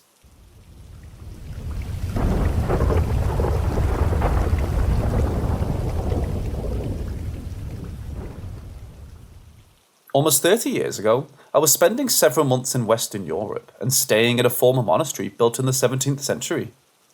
Very early on during my stay, I was warned by one of the girls who worked there to stay away from certain areas of the building, or at least not to go there by myself. When I asked why, she said none of them ever went there alone, because often they would see black figures staring at them from the end of the hallway. Well, I've always loved ghost stories. I had never seen one and wasn't too bothered by what she told me. In fact, I actually wanted to go to that area to see if I could catch something. Spoiler alert, I never saw anything there or anywhere else in the building, but that didn't mean nothing happened. I spent several months there, but it was only after I left that I started to realise something was wrong with that place. Many things happened there, but if we're to tell them all would end up with a book. You see, I changed while I was there. I started hearing my name being called constantly by a voice I didn't recognise. Not only that, I couldn't even tell if it was male or female. Nothing else was said, only my name was called. I looked around but couldn't see anyone. Oftentimes, I would hear people playing billiards and I would head out to where the billiards table was, only to find the room deserted and the balls put away so nobody could have been playing. As soon as I walked away, I would almost immediately hear the sound of play, which I knew couldn't be because I had just been there seconds before. Funny thing is that at the time, I didn't think anything of it. Not of my name being called, not of the phantom billiards game. The attic of this building was huge, and it had been turned into a library. There was brand new heating and heavy new insulation installed. I'd go there to get away from people and to read. At first, there was nothing unusual, and I could be there for hours with nobody else bothering me, but soon that would change. I started feeling as if someone was standing behind me, but I looked everywhere, and nobody was there. Soon, I started hearing strange knocking noises behind me, and the room became so cold that I could see my own breath steaming. I checked the heat, and it was fine, but I felt more and more uncomfortable there. I felt unwelcome, but I still went there until one day, when I went up the stairs and even thought it was open. I was unable to pass the threshold. There was nothing blocking my way, and yet I couldn't pass no matter how hard I pushed. I tried for about 10 minutes and finally gave up. I never went into the attic again. Weird thing about it is that it was the one place where I never heard my name being called. I could probably write a book with everything else that happened, but this has taken long enough already. The thing is, I never wanted to leave. I left that place 30 years ago, and although I don't hear my name being called, I know it wants me to go back. It just sits there, waiting.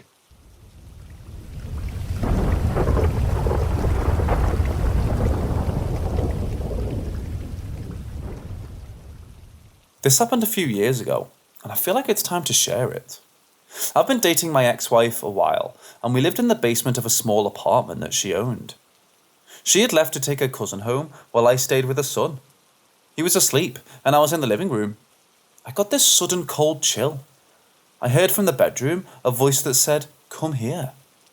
Now I thought, okay, maybe it's from outside or even upstairs from another person. Creepy, but whatever, right? Then I heard a woman's voice say my name and ask me to come here. She says it's okay, that she won't hurt me. Scared the crap out of me. I go on the porch and leave the door open so I can hear her son if he wakes up. Yes, I left him in bed while I was hearing voices coming from the bedroom. Not my finest moment, I know. When my girlfriend came back, I told her what happened and she told me she'd heard voices before and it was fine. Next one, we were all asleep and her son woke up crying. I started to get up to get him a bottle when I saw her by his crib and she said not to worry about it. She's got it and to go back to sleep. I crawled back in bed and cuddled back with her and fall asleep, not realising that she was in two places at once. Next day it clicked and I asked her if she got up to get her son a bottle. She said no, and that's when I figured out that she was in bed when I got up. Last one was 2 months before we got married. Same building, but this time her younger sister stayed the night. Next day she went to church and left the two of us there alone. She was 12 and I was 22. We were talking about ghosts and stuff, and she was telling me stories that she experienced. My girlfriend later admitted that the stories were all true. But back to that day, as I was shaving, she was sitting on the bed talking about a ghost when she looked at me and screamed. I turned around and she said there was someone that was right behind me. Of course, I didn't see it, but I believed her as I could see her from the mirror and I saw the terror on her face. When we went back to the bedroom, my girlfriend's CD collection had been moved. One in particular was pushed out like it had wanted to be seen. It was the single of The Invisible Man by 98 Degrees. These all happened in 1999. I have a few more, but I wanted to share these first.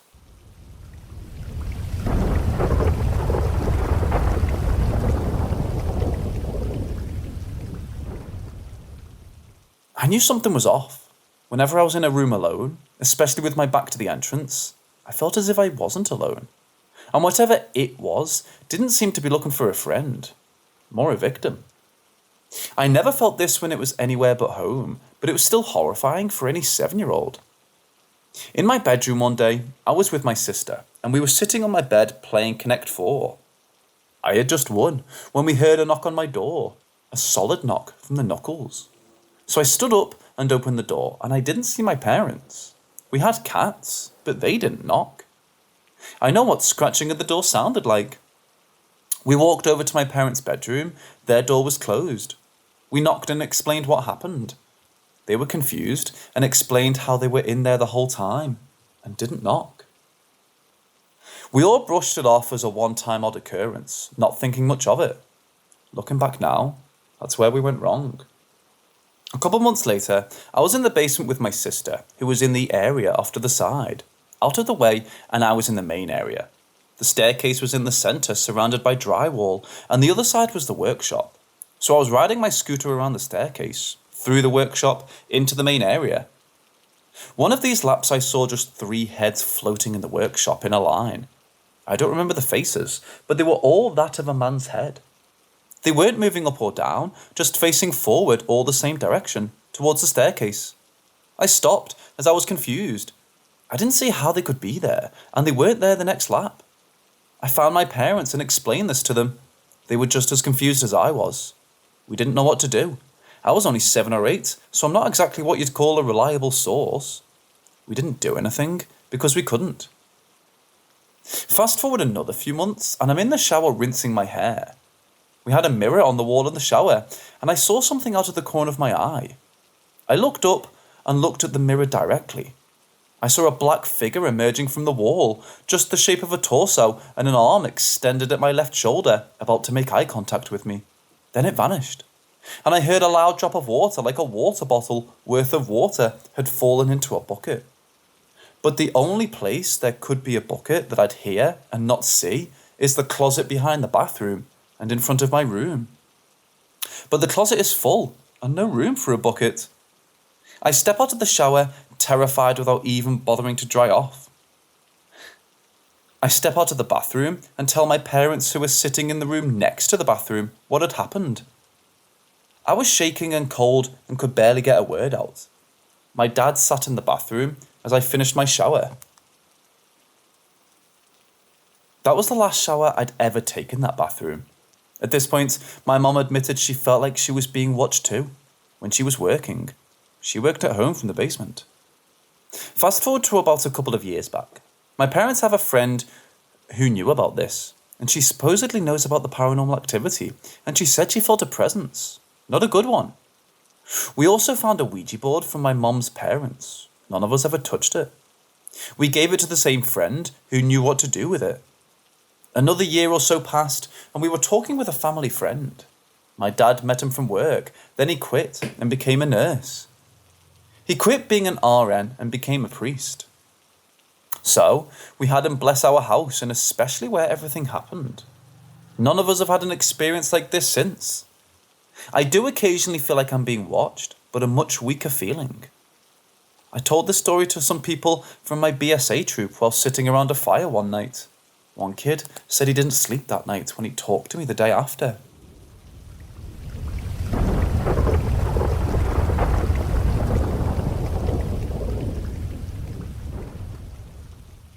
So I was never really big into the supernatural thing, and to this day, I'm rather doubtful of it all.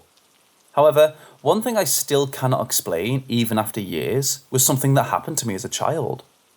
I was listening to the TV downstairs as I went to fill up my glass of water, and didn't think too much about it, since my parents often fall asleep in front of the TV. However, as I went to check on them, there was absolutely no one in the room, and the TV was turned off. Okay, I thought, and was just slightly confused, but still returned to bed. The next morning, I woke up in an unfamiliar place, and it was in the TV room, in front of the TV. Now that really freaked me out, and my parents suggested they lock the doors at night, since they took me for a sleepwalker. In the coming weeks, I regularly heard the TV noises, especially around midnight, even when I was 100% sure my parents were in their bedroom.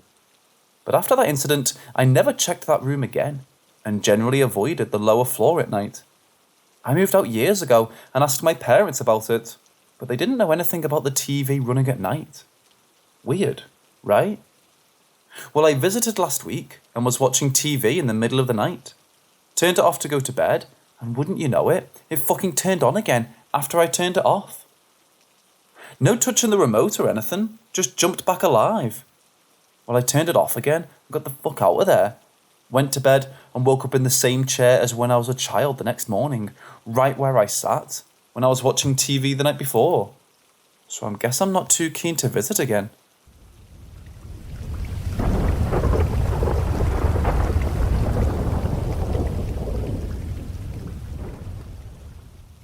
I'm a student.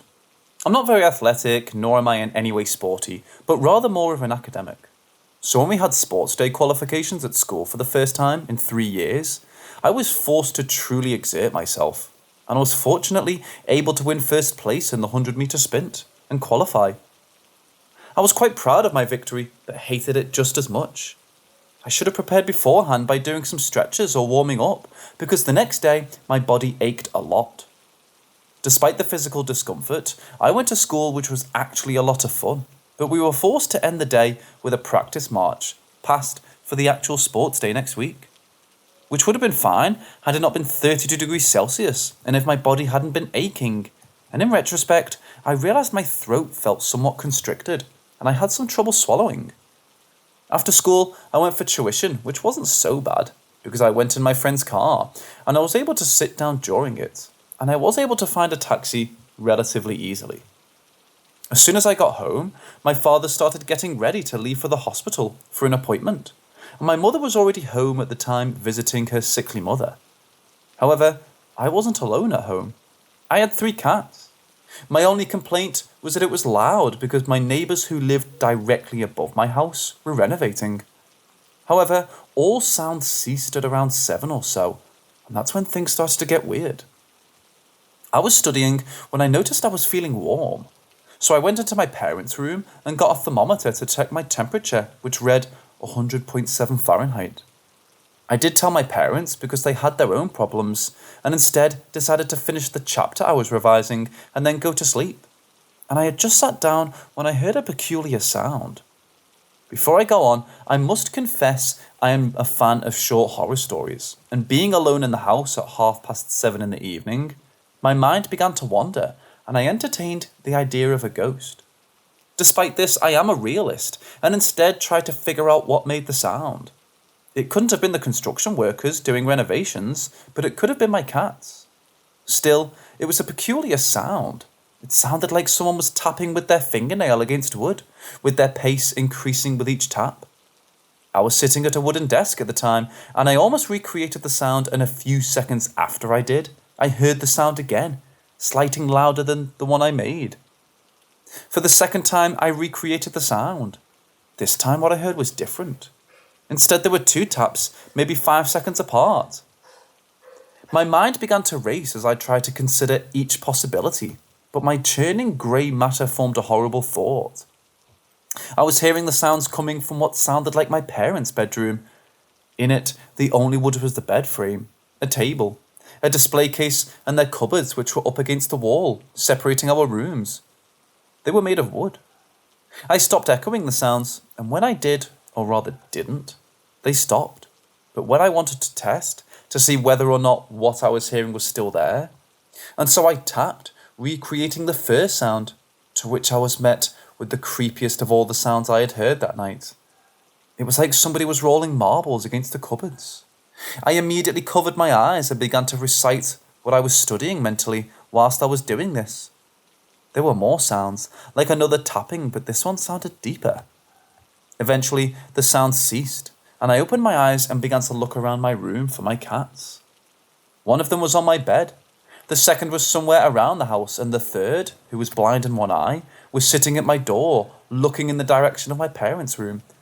It was the only when I saw the third that I realised she was meowing more than usual that night, despite her food and water bowls being full. My mother came home soon after that and went into her room, in which I followed her, noticing the third cat laying down in the hall. In her room, I saw a pet toy. It was plastic, with a smaller plastic ball in it, which made a sound when you shook. So I thought I had found the source of my sound. However, as I was writing this, I began to realise that certain details do not add up. The toy was on the bed, not on the floor, which wasn't wood, and even if it was the ball, I doubt the cat could create the same sound twice and within the same toy, an even deeper sound, and the sound of rolling marbles.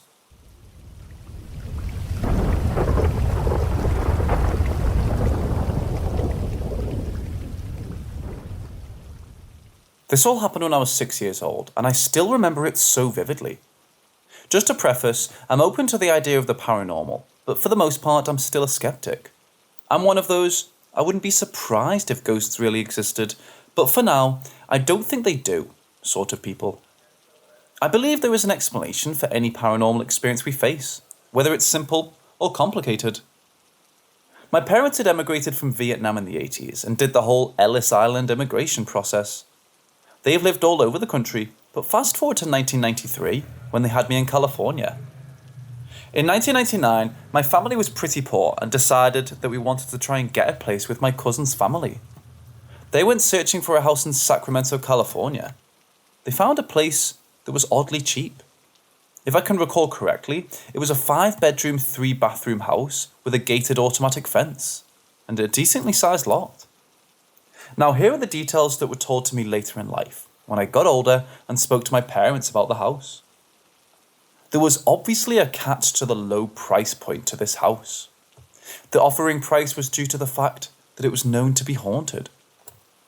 The real estate agent was very upfront about this and mentioned the history of the house. The original owner of the home died in the nursery of the house. The nursery was located underneath the stairs. We're unsure of what the owner died from, but my parents didn't think that was necessary to know or even remember. My dad and his brother were skeptics at the time and were only interested in the price point. The real estate agent mentioned that there have been many families that lived here that experienced paranormal activity and moved out fairly quickly. This did not stop them from taking the offer. There were many things that we experienced in this house, some very typical, such as creaky pipes and wood, extreme sudden cold temperatures, footsteps, etc. However, I'd like to share what I deem to be the creepiest moments. Although it was a 5-bedroom house, we had to share rooms due to 2 families living in the house. I shared a room with 2 of my cousins, both around my age.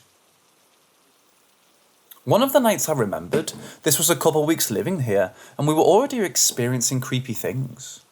I really needed a drink of water. We had a pact that if we ever went somewhere in the middle of the night, we would wake each other up and go together. So I woke up my cousins and told them to come with me to get a drink of water really quickly. We had an uncle that stayed with us at the time, that would stay anywhere he possibly could. Well, he didn't mind taking the nursery. Obviously, when we were kids, our parents didn't inform us of any of the paranormal talk they had. All of our experiences were discovered on our own. So as we walked down the stairs, we could hear our uncle groaning in his sleep, almost as though he was in pain. We sat on the stairs and continued to listen, and we were trying to make out what he was trying to say. We noticed the name Sam kept coming up. We got our water and went back to sleep. The next day, we brought up what we heard Uncle said to our parents and told them to keep saying the name Sam. Our parents looked at us in terror. They then tried to play it off and said it was nothing of concern. We were kids, but we definitely knew they were hiding something from us, but we moved on from it. When we were older and talked about this incident, our parents finally told us the truth. Apparently Sam is the name of the original owner that passed away in that nursery. They had not all informed my uncle about the name of the owner. They confronted my uncle and he had no idea what they were even talking about. This sent chills up my spine, even so many years after the experience. Here's the last experience that was pretty much the, okay, we're moving motive. After maybe 4 or 5 months, we had a Lunar New Year's party. Typically these drinking parties will go on all night, and it usually ends up in a mellow, talk to each other in the living room gathering to end the night sort of thing. It was probably 1 AM at this point, and the people that were left were all in the living room at the base of the stairs. Everyone was pretty much accounted for. As the night was dying down, everyone was chatting, and suddenly we heard doors and maybe windows start to slam shut upstairs, one by one. This lasted maybe 10 seconds. It almost didn't sound real, because it seemed like there were more doors and windows shutting than we even had. Silence, as we all stopped and stared at the top of the stairs, terrified. My dad and brother started to walk up the stairs, and some of us crept behind them. They called out to see if anyone was up there, and had no response. Here's the scary part. Every single door was open. There wasn't a single door that was actually slammed shut after all. Yet we all heard the doors shut, one after the other. I remember so vividly crying my eyes out when my uncle came back and said, "All the doors are open." We moved out within a week. My parents never shared with me the address of that place. They never wanted me to look it up any further. I don't blame them. However, I'd be really interested in looking up more of the history of the house. I've tried Googling things such as Sam Sacramento Haunted House, but found nothing. I remember what the house looks like, but as extensively as I've tried to search it up, I can't find it.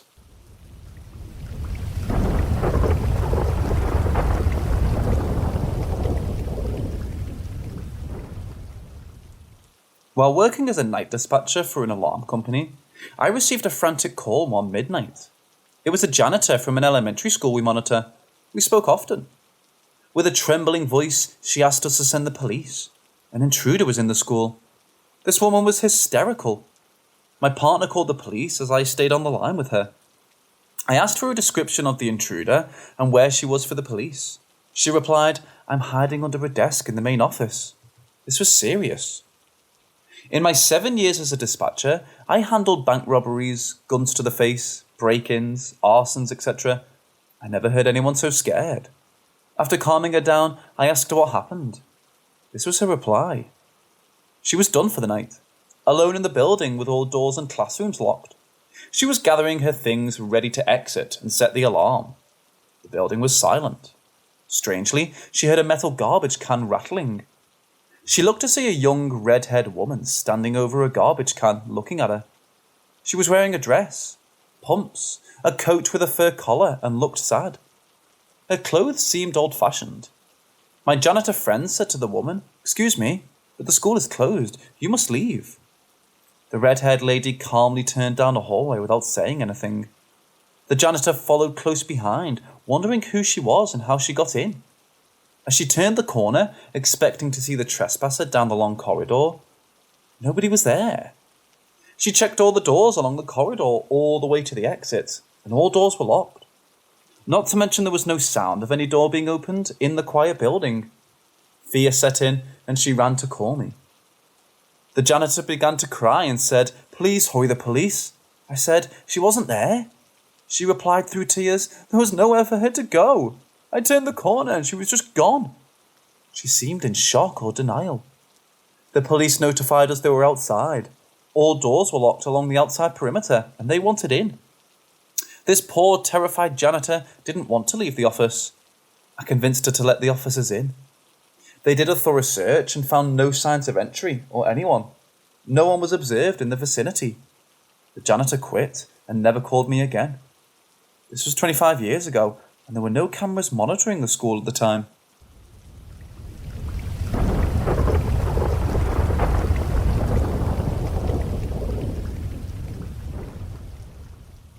To start, this is a true story. My family and I moved from SoCal to Mexico in 2007, and we were accompanied by 2 of my parents' friends along the way. My parents built a 3-story house there, so we all had a room. Parents, their friends from Cali, and my aunt who stayed in another room. Despite all those people in the house, I felt something was off. They told me that I was adjusting, and they still hadn't called the priest to bless the house. And that was when we would all feel better. Anyway, bedtime came and my brother and I decided to sleep in my parents' bedroom the first night. So since it's a big master bedroom, we placed our sleeping bags on the floor and called it a day. So there I am, waiting to fall asleep, when I start feeling the room go cold. I thought nothing of it, but then I started feeling very scared for no reason. I did what we all do at that age and wrapped myself in a blanket. I thought it was all in my head, but then I heard a dog breathing close to my ear, and I knew that my brother was around the other side, so it wasn't him. I was really scared now, but I also feared for my family since they were all asleep. In an act of desperation and fear, I got up only to find nothing was there. I woke my dad up and told him what happened. He just thought I was exaggerating and told me to pray and sleep. This time I slept a little closer to them, and right when I was about to sleep, a solid steel door we have at our entrance slammed so hard, everyone jumped and woke up. There was no wind at all, and nobody could explain how it opened without the key. They all started talking, and then they looked at me and told me to go to sleep, so I left. I woke up the next morning, and as I was making my cereal bowl, my mum asked me what was it I saw or heard. I told her, and she just went pale.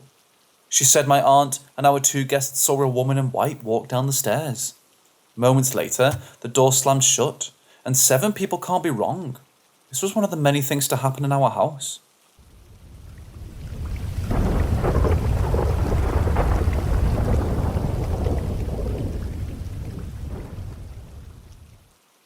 I used to live in a home that was old.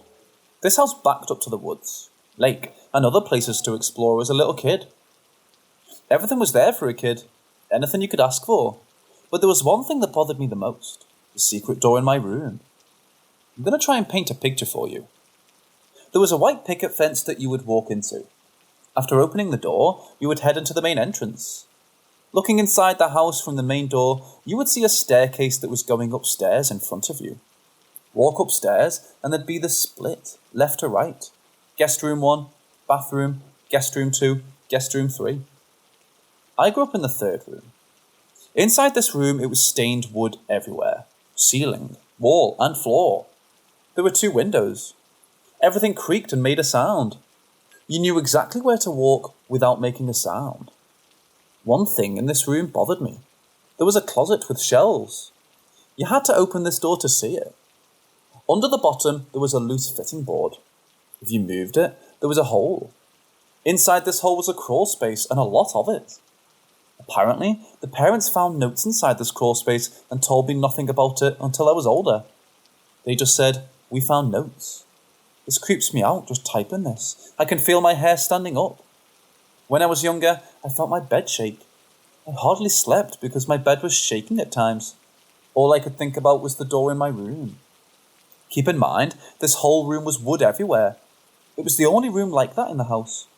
I would have dreams, and horrible dreams. One night, I would have had a dream of the door opening and I was lifted off the bed. There was a black cloud and red eyes watching me. This cloud would bring me outside my room. I would try and run down the stairs, but was thrown back up the stairs, all in slow motion. Once I woke up, the bed was shaking. Not from me shaking the bed. A wooden bed was shaking in a wooden room. It was a horrible sound.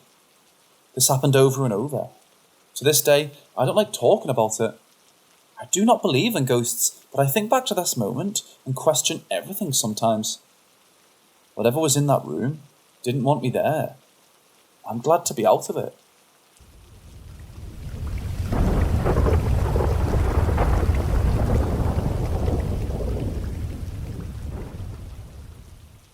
I've seen an Oni. I was a child, and it was late at night.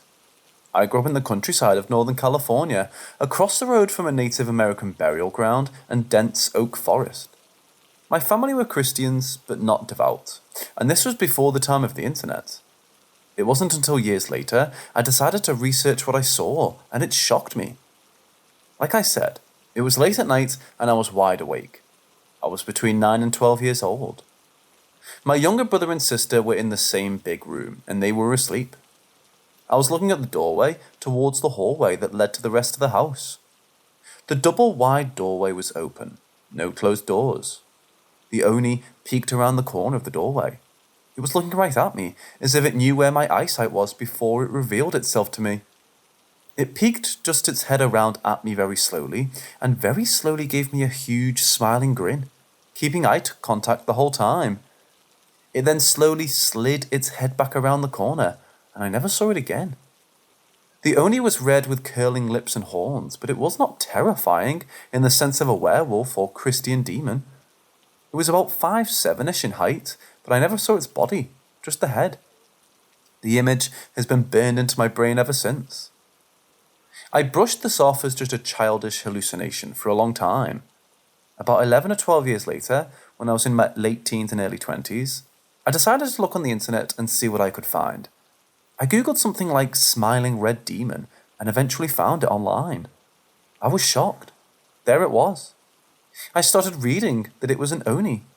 They like to hide behind things, and that many people had seen one before. I now know it wasn't just a hallucination. I saw one. I'm now in my mid-30s, and I still think about the Oni. Now that I'm older, I don't think it wanted to hurt me at the time, nor could it, since I still had the innocence of a child. I feel it revealed itself to me just to show me that otherworldly things exist. Maybe for fun. Or maybe as a warning not to be evil. I've had good fortune in life and don't do evil things. I do feel if I tried hard enough, I could summon the Oni, but I never wanted to. I'm a legal professional who makes a lot of money, and I'm not really religious, although I believe in a higher power. I'm not making any of this up. Oni are real.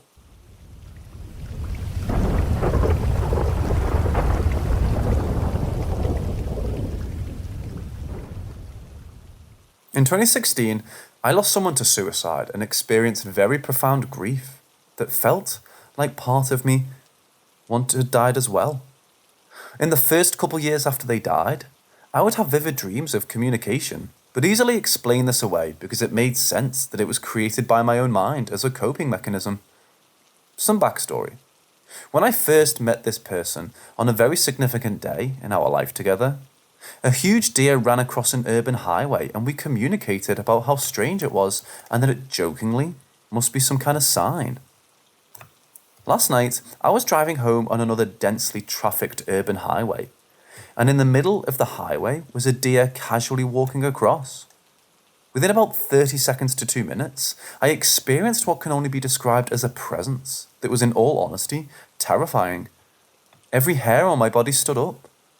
It felt like the air had been sucked from the car, and I was very scared to look at the passenger seat next to me, because I could feel it from there. I was listening to pop music on the radio, and in hindsight, either I turned it off, or the music completely stopped. Within seconds, I internally heard, "I have to go," to which I said, "Okay," and it was over.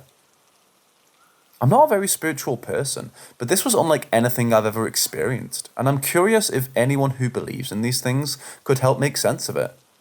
I suppose I always assumed if a departed loved one happened to show up for a bit, it would feel more like Casper the Friendly Ghost, and less like the Sixth Sense. It also seems like this implies that for the last 6 years, he's not gone. Well, where is he going to? And I'm curious about that as well.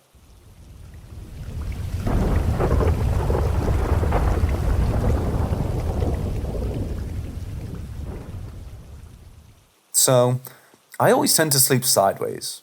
Never flat on my back, but last night I fell asleep laying on my back.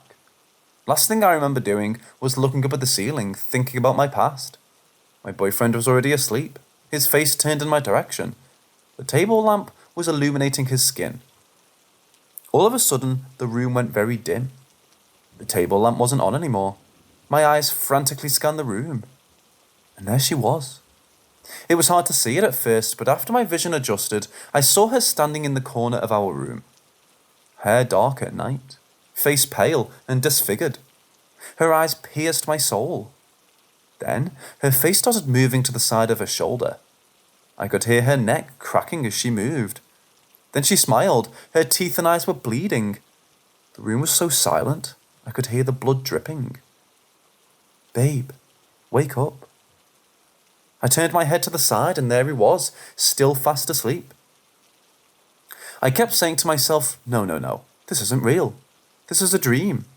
"Wake up, Amy, wake up. Wake up now, goddammit." She was still standing there. I was fighting myself. I couldn't wake up or move my body. I don't even remember falling asleep, but it for sure had to be a dream. I knew it couldn't be real. I could feel myself trying to wake up. I could hear my inner voice telling me to open my eyes. Then, the table lamp turned back on. I stood up right away, thinking I was finally awake. My boyfriend woke up and asked what was wrong. I was hyperventilating while pointing to the corner of the room, saying, "She's there! She's standing right there!" He turned to look, then he said, "Amy, there's no one there." But I could still see her, despite having the light back on and being able to move. "Babe, I'm going crazy. I'm going fucking crazy. Help me, she's there. I see her standing there." I kept repeating this over and over, rocking my body back and forth while having both hands on my head. Then all of a sudden, I felt my body being jerked awake. This time, I knew for sure I was awake. I sat up on my bed. I saw that my boyfriend was still sleeping and the lamp was still on, but this time, she was gone. I wasn't shaking or hyperventilating anymore. I was just very confused, second-guessing myself if I was really awake. I couldn't fall back asleep after that. Last thing I remember doing is going to my Spotify and playing Someone New by C. Lakeland on repeat. I placed my phone under my pillow and fell back asleep. My boyfriend's work alarm went off a couple hours later. When he woke up, I was telling him about a nightmare I had. When I was telling him I was hyperventilating and pointing to the corner of the room, he said, "But Amy, you did do that. You don't remember?" I woke up. I was asking if you were okay. I froze for a moment. I couldn't understand. There's no way. I saw a dark figure in the room. It was for sure a dream. I couldn't wake up. And then I thought I woke up. I still saw her. I eventually woke up for real and put music on. He said, "But you were awake. I kept asking you if you were okay." I was like, "You're lying. There's no way. You have to be lying." But I'm not lying. I didn't ask anything more, but it's been bothering me all day.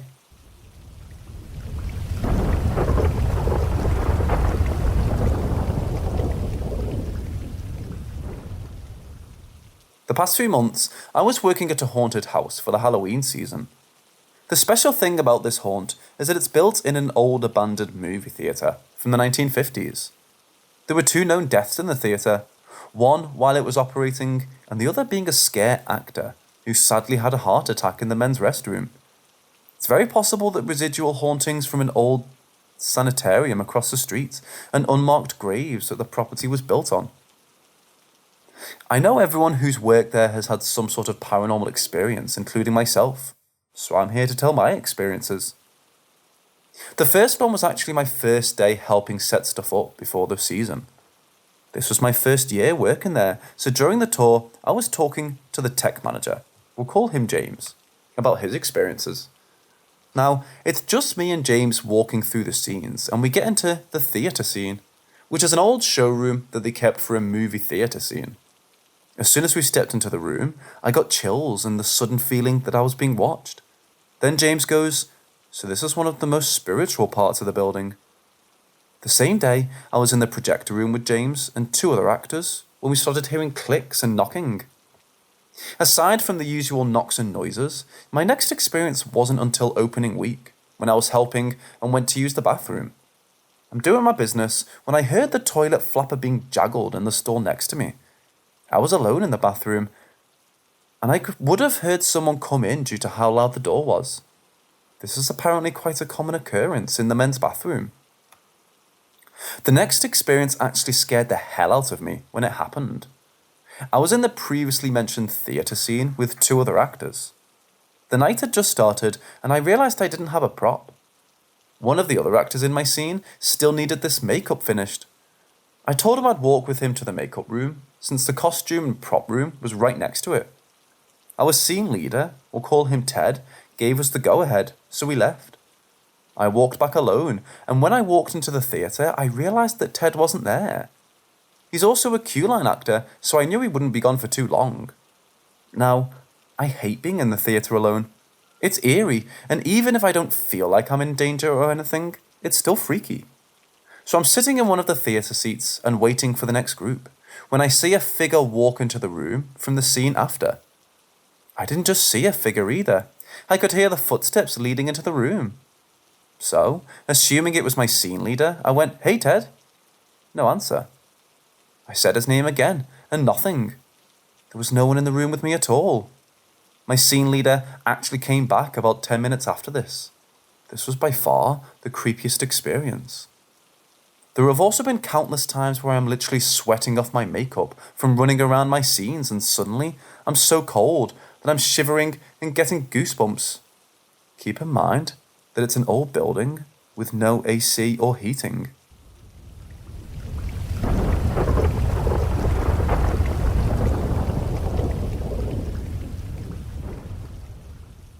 If you've been to the Balkans or lived there, you probably know that it isn't all aesthetic as the internet portrays it to be.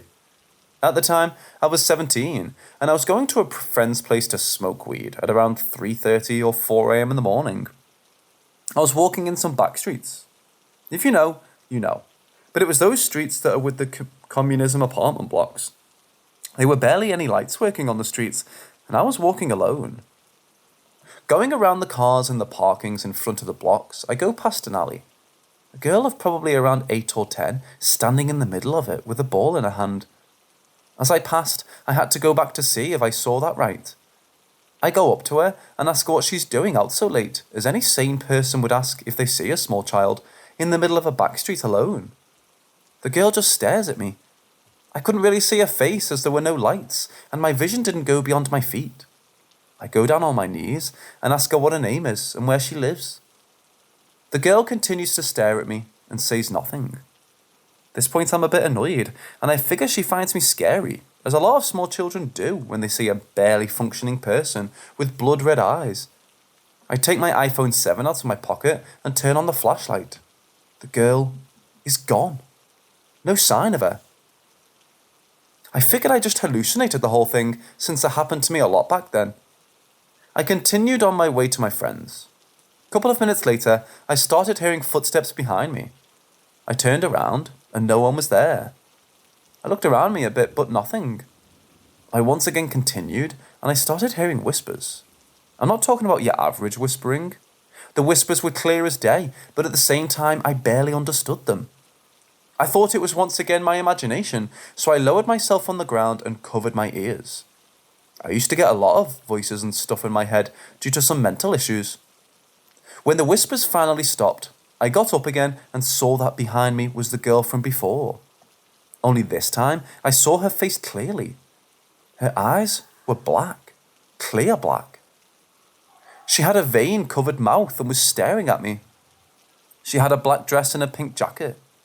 She was holding the same ball from the first time I saw her. I looked at her for just a second, but till this day, I remember it was like it was last week. I barely even remember stuff from when I'm high, but I remember 5 years later. I started crying and had a full-on mental breakdown. I sat in the middle of the road, hugging my legs and refusing to open my eyes for a good 10 minutes, until a lady and a man came who I'm guessing lived in the apartment block. I refused to move for about half an hour. At the end, the cops were called and I spent the night at the police station till my stepdad came and picked me up. I'm almost completely sure it really happened and it wasn't just my imagination. 2 months after the incident, I was diagnosed with schizophrenia and autism, so the only people who believe me are my boyfriend and my mom.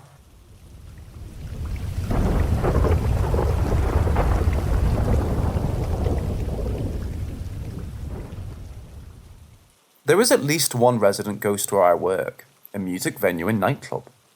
I don't know if anybody who works there knows who it is. There have been lots of people with strong emotional attachments to the place. I had been working for a few days when I mentioned seeing a ghost that kept making me jump, thinking someone had wandered in during cleaning hours, which does occasionally happen. The rest of the staff immediately confirmed there is a ghost. Everyone sees him. Some people quit suddenly, and I don't know if it's because they were unsettled by him. Every encounter I've had has been non-threatening. It started out catching glances from across the room. Then I started seeing shadows pass across doorways when I knew nobody was in the room. Then there was a day when the door of the bathroom I was cleaning opened, and I saw a person out there. I thought it was a co-worker. Then when I stepped out, realised she was on the other side of the building, A few days later, I came out of the same bathroom after cleaning, and he was standing right on the other side of the door. I expected to run smack into someone, but just passed right through him, and he vanished. Maybe a month ago, I was in a room alone and he gave me my ass a good squeeze and tickle. It's been a long time since I've been touched by an entity, and this is the first time one has goosed me. I wasn't scared or offended. I thought it was hilarious, and the second I got home, I told my husband. The ghost is getting really familiar. He asked, "Did he goose you?" joking around, and we had a good laugh when I confirmed it. A week or so ago, me and a couple co-workers, one female and a male manager, were chatting and the subject somehow got onto the ghost. The female co-worker said she'd been felt up, and another female told her she'd had her back touched and shirt gently tugged on in a teasing way. I told them about the ass grab. The look on the manager's face was priceless. He had plenty of first-hand experience with the ghost and had no reason not to believe us. It was just clearly the first time anybody had brought it up, and he had no idea how he was supposed to handle it. Not like he can take the ghost into his office and give him a stern talking to about sexual harassment in the workplace. We assured him that we didn't actually mind the ghost touching us and feel he's a very friendly entity who just gets a bit frisky sometimes.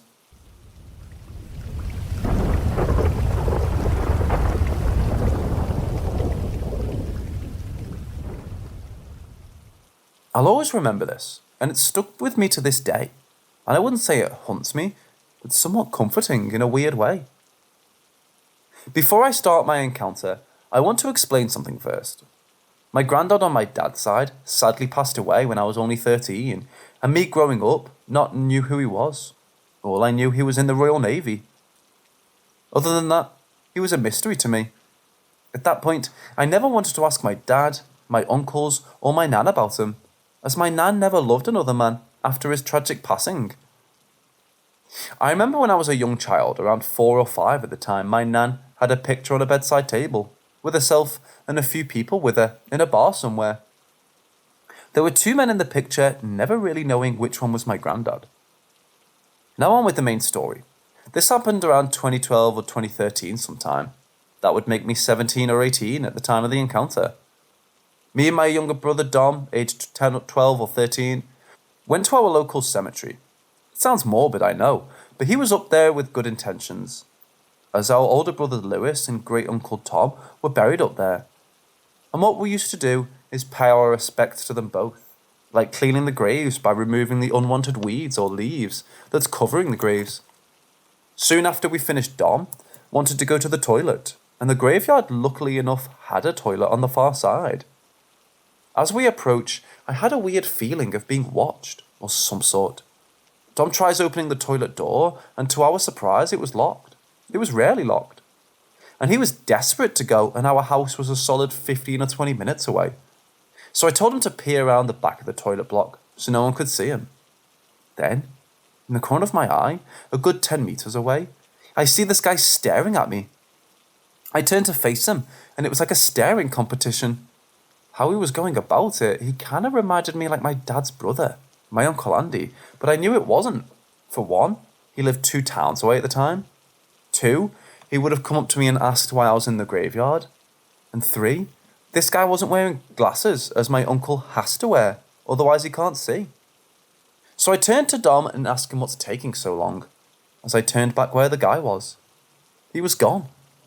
I questioned myself who he was, and for a big guy, he knows how to run.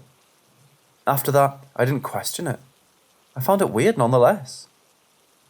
Several weeks later, my brother wanted to ask my nan about our mysterious granddad.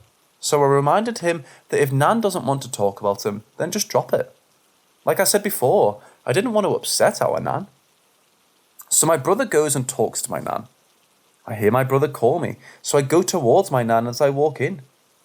She was smiling and happy to show pictures of old pictures of herself, and my dad and my uncles, and then one caught my eye, and it was my granddad.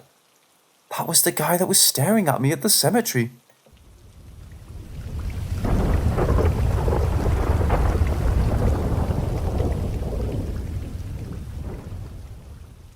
So this event happened a few years back.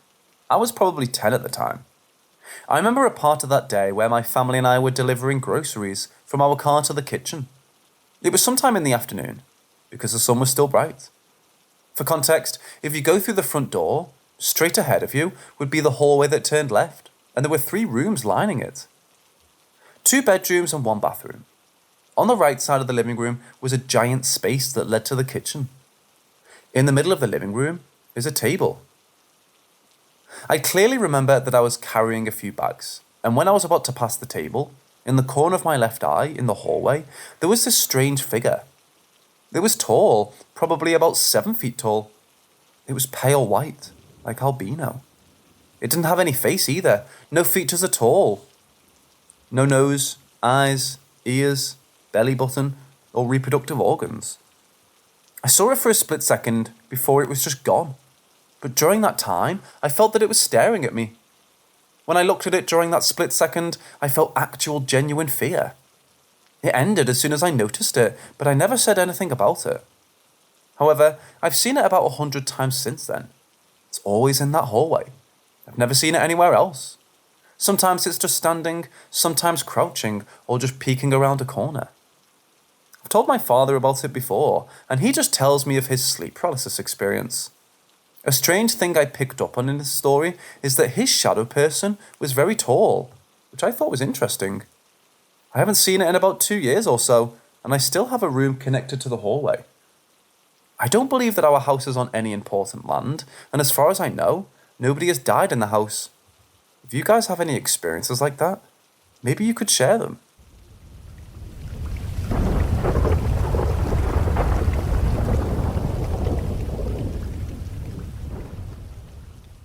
I'm 37, and I'm writing this because I'm at an utter loss, and it's becoming concerning. I moved into my apartment a year ago. It's a 1 big house, but divided into 3 apartments. I live in one of the upper units. Before moving in, my downstairs neighbour, who's known me for 22 years, said the prior tenant had cats, and they said one of them died in my apartment. The prior tenant was a hoarder, and it was a mess. So much so, they never found the body of the cat. I never thought anything of it. A month or 2 go by, and I start noticing my cat. She would sit down and just stare off into the corner where my bathroom is, like she sensed something, or someone. Never really thought anything of it. Aphrodite, what are you looking at? More time goes by, and out of nowhere, at random times of the day or night, my cat would run around the apartment like she's physically playing with another cat. Even would get low to the floor, butt in the air type stuff. It started to become an everyday occurrence, so much so it's become an inside joke amongst my neighbours and myself.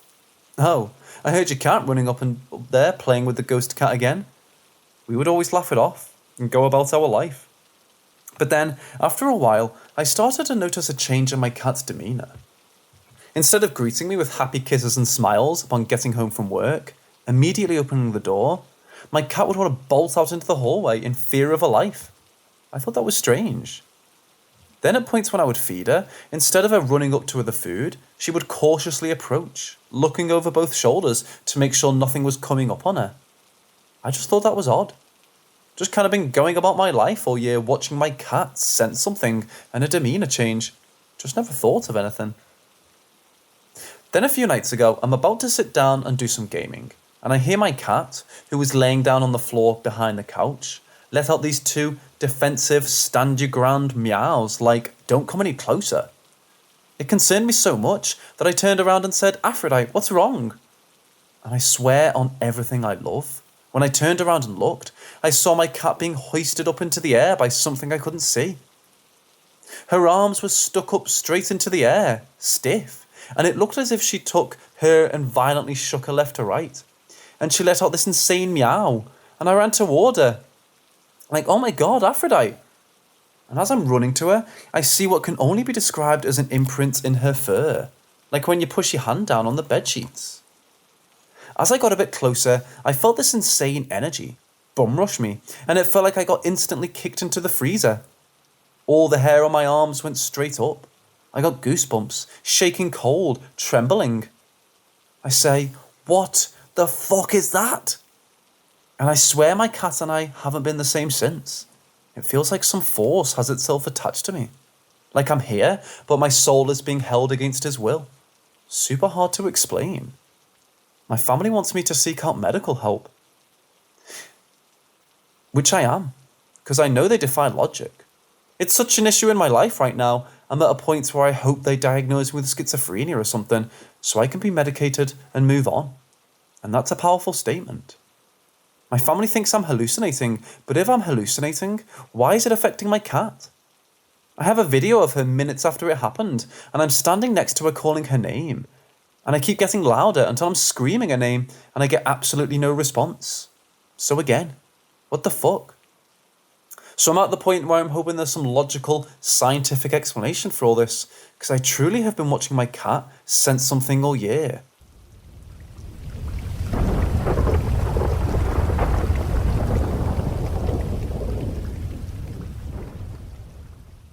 In 2018, I saw a tall, skinny, black humanoid with long arms and legs sprint across my lawn. This was in broad daylight at 4 PM, and it wasn't something I saw out the corner of my eye. I was completely calm and relaxed, and I was on the phone with my friend when it appeared. I was terrified, but I perfectly tracked it running from left to right across the grass.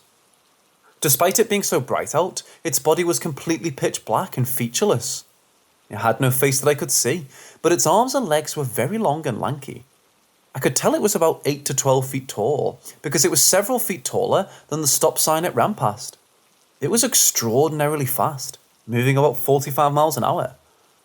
I never saw it again, but at some point later I brought up the story to my mom. She looked shocked as she explained that she had seen the exact same creature. That year, around the same time frame, she said she'd seen it standing at the edge of the forest before it ran back into the woods. What bothered me so much about this event is that it happened in my neighbourhood in broad daylight, and that I wasn't the only person who'd seen it. This seems like the type of thing that would only happen at night in the middle of nowhere, when someone is already drowsy and their mind is playing tricks on them. But there it was for me, in my front yard. If it was a hallucination, you'd think I would have seen it again, or that I would have been stressed and tired beforehand, but I was fine, and still haven't seen anything as weird as that. If my mum and I both saw this creature, maybe someone else has too.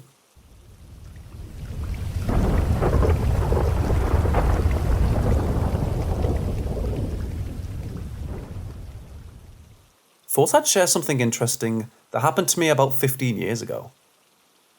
Most won't believe me, but for what it's worth, I promise everything I tell you is 100% true. And how it happened, to the best of my memory, however many names have been changed. I was about 18, and I was hanging out at my friend Joanne's house with some other school friends. Can't quite remember how we got onto the subject, but towards the end of the evening, Joanne thought it would be fun to perform a seance. Joanne and her family were from Cape Town, South Africa, and had a deep-rooted interest in the spiritual. With the lights off and the candles lit, we all sat at a round table, with cards fanned around at each edge. Each card had a letter on the alphabet arranged A to Z, and a shot glass placed in the middle. Joanne starts speaking about the spirits in Afrikaans. I remember pulling a face and rolling my eyes. At the time, I was an insufferable, enlightened atheist, teen dog. You know the type. Cringy, 4chan edgelord who thinks any form of spirituality or religion is beneath me and my superior intellect. I never wore a fedora, but I was damn close. However, what was about to happen made me question everything. It started out mundane enough. A few questions were asked, and the shot glass we were resting our fingers on started to move to and fro, until eventually one of my friends asked the spirit if they were associated with anyone in the room. The shot glass moved directly towards me. Incredulous, I asked the spirit, "If you're associated with me, then what's my mother's maiden name?" My eyes fixate on the letters that spell out her maiden name, but the glass started spelling out something different. First, the glass went to T, then H, then O. I thought then it was bullshit, as it was completely wrong. Then I was struck by a horrific realization. When my mum was 6 months old, her biological father died of a heart attack, and a year after that, she took her stepfather's name. I completely forgot this in the moment, as I was expecting the glass to read out the maiden name she had for the majority of her life, but it was actually spelling out her original maiden name of Thompson. It was a fact so trivial that I barely remembered it myself. It was something never talked about even within my family, as it happened so long ago. It would be hard to believe that any of my friends would know this esoteric piece of my family's history that occurred 20 years before I was even born.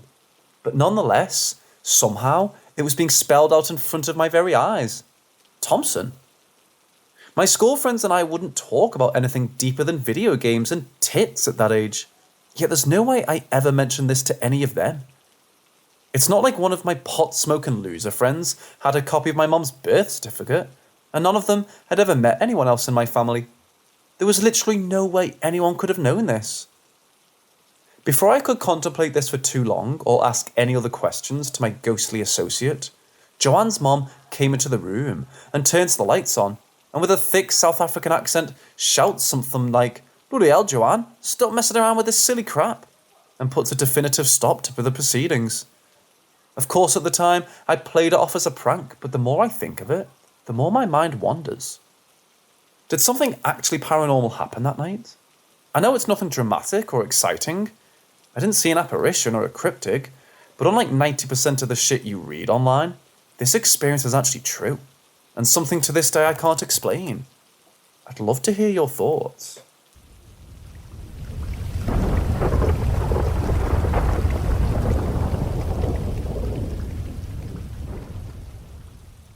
I wanted to share a little story about a shadowy figure which has been present in my life since I was younger.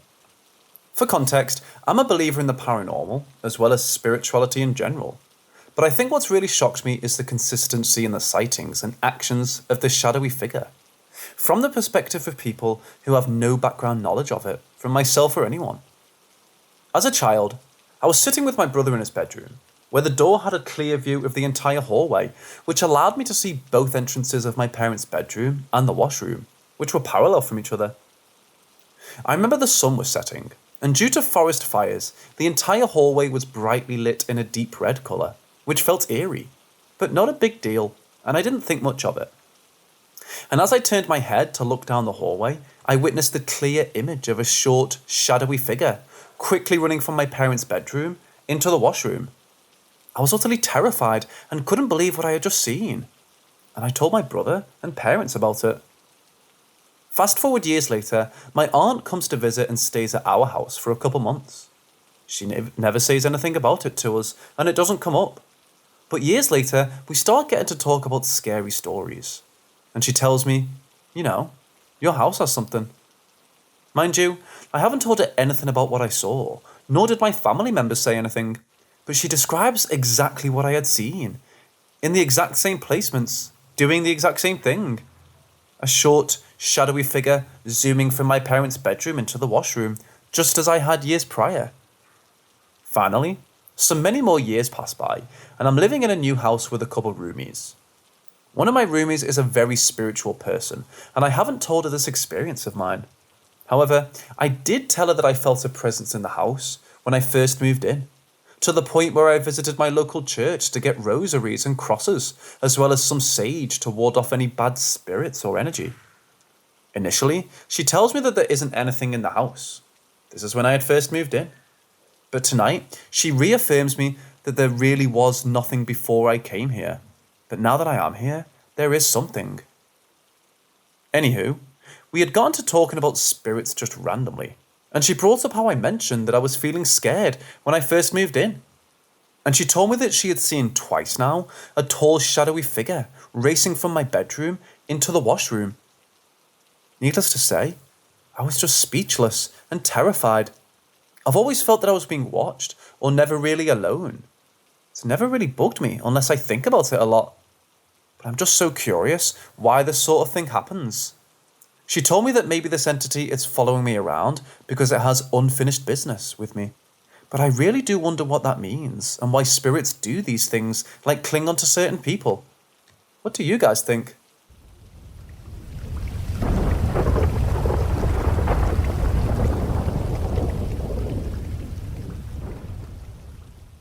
I live with my mum and my sister in a pretty big house for 3 people, since my dad's always away at work. My mom says she's experienced some paranormal occurrences since we moved in, like finding pebbles in the hallway and said pebbles skidding across the hallway to her room. I also remember some experiences from after we moved in, like this one morning when I was getting ready for school and the living room lights flickered. My mum was extremely religious, so she did some cleansing and it all died down until a couple of months ago. We were all sitting in the TV room, each doing our own thing, when suddenly a lamp flew off the shelf. A few minutes later, she went into the garage, and one of the jars we keep screws and nails in on the shelf flew off and almost hit her in the face. She wants to get in some of her cleansing, and it got quiet for a while. Until yesterday. As I was coming out of the bathroom, I could clearly hear a woman saying, "Hello?" Both my mum and sister were in the TV room, and it couldn't have been our neighbours, as no one lives on that side of the house. Fast forward to a few minutes ago, I was sitting on a rocking chair in our living room with my feet on a dining chair across from me. As I was browsing Reddit, the chair kicked against me, hard. I went and told my mum about it, and she told me that she felt like someone's been watching her since yesterday. She just did her cleansing again. What do you guys think I should do? What would my house be haunted? My mum says that sometimes we open doors that let these things in. What does that mean? I'm kind of scared.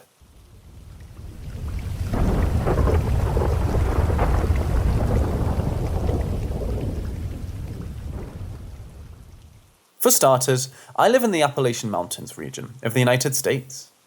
Being in these ancient mountains have always inspired a sense of awe in me, and I don't think I would have wanted to grow up anywhere else. And also, being a descendant of Cherokee, it's always felt right to be here, you know? My brothers and I always had a lot of land to explore and run around on. I always tell people that I'm a grew up in the woods type A guy. It felt important to share that little background information because when I was younger, it might be rooted in some local folklore or something. But anyway, onto the story. When I was younger, I was never afraid to roam the hills, back in the woods, day or night. It was just part of me. And one evening, my family had a get-together with friends and family. We had a small fire and roasted hot dogs and s'mores, all the campfire goodies, you know? Well, afterwards, once the fire was put out, my father asked me to take the remaining wood that wasn't used to fuel the fire and throw them back in the bush at the end of our backyard, way away at the back of the field. He didn't want to run over any sticks when mowing the lawn, apparently. So I picked them all up and headed back toward the end of the field. And by the time I got there, it was twilight. Beautiful red and orange sky, a nice glow all around. And I remember this because of how eerie it seemed. As I threw the sticks into the brush, I turned around and not 50 feet from me was a deep royal blue pig. I was shocked and didn't even move. The entire scene was just amazing and scary at the same time. It didn't move, and having pigs myself, I know this one was definitely larger than any pig we ever had. This continued for what seemed like an hour, but realistically, we stared at each other for a good 5 minutes before he calmly turned and walked majestically into the forest. I never saw him again after that. But anyway, I just felt like sharing that story with you all. I've told some people about it throughout the years, but nobody really believed me, or they just thought it was a neat story.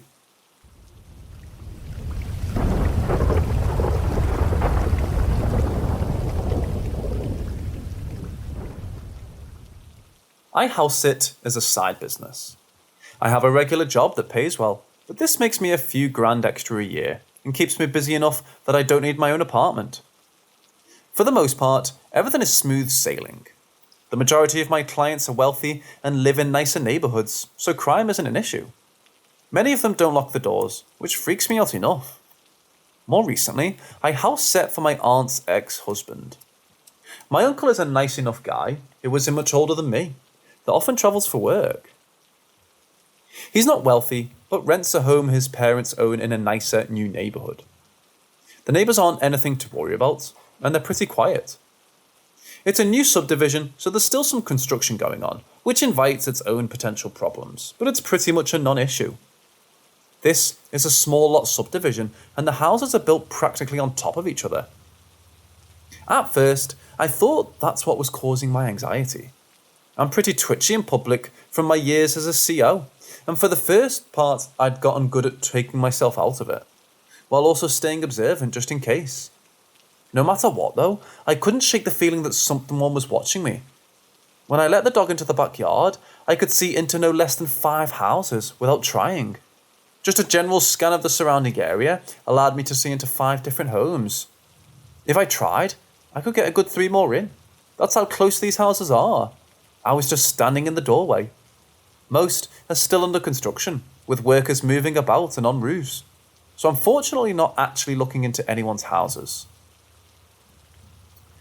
I don't think that's what gave me the feeling, because it just got worse as the sun set and the workers went home.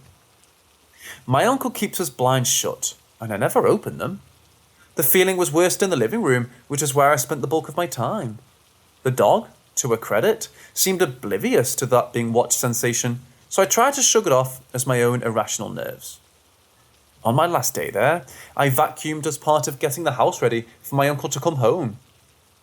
That sensation was at an all-time high and had me tiptoeing around like it would hide me from who or whatever was watching me.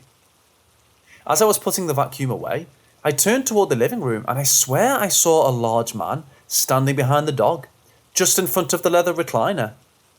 He was easily over 6 foot with wide shoulders, a thick build, and no neck.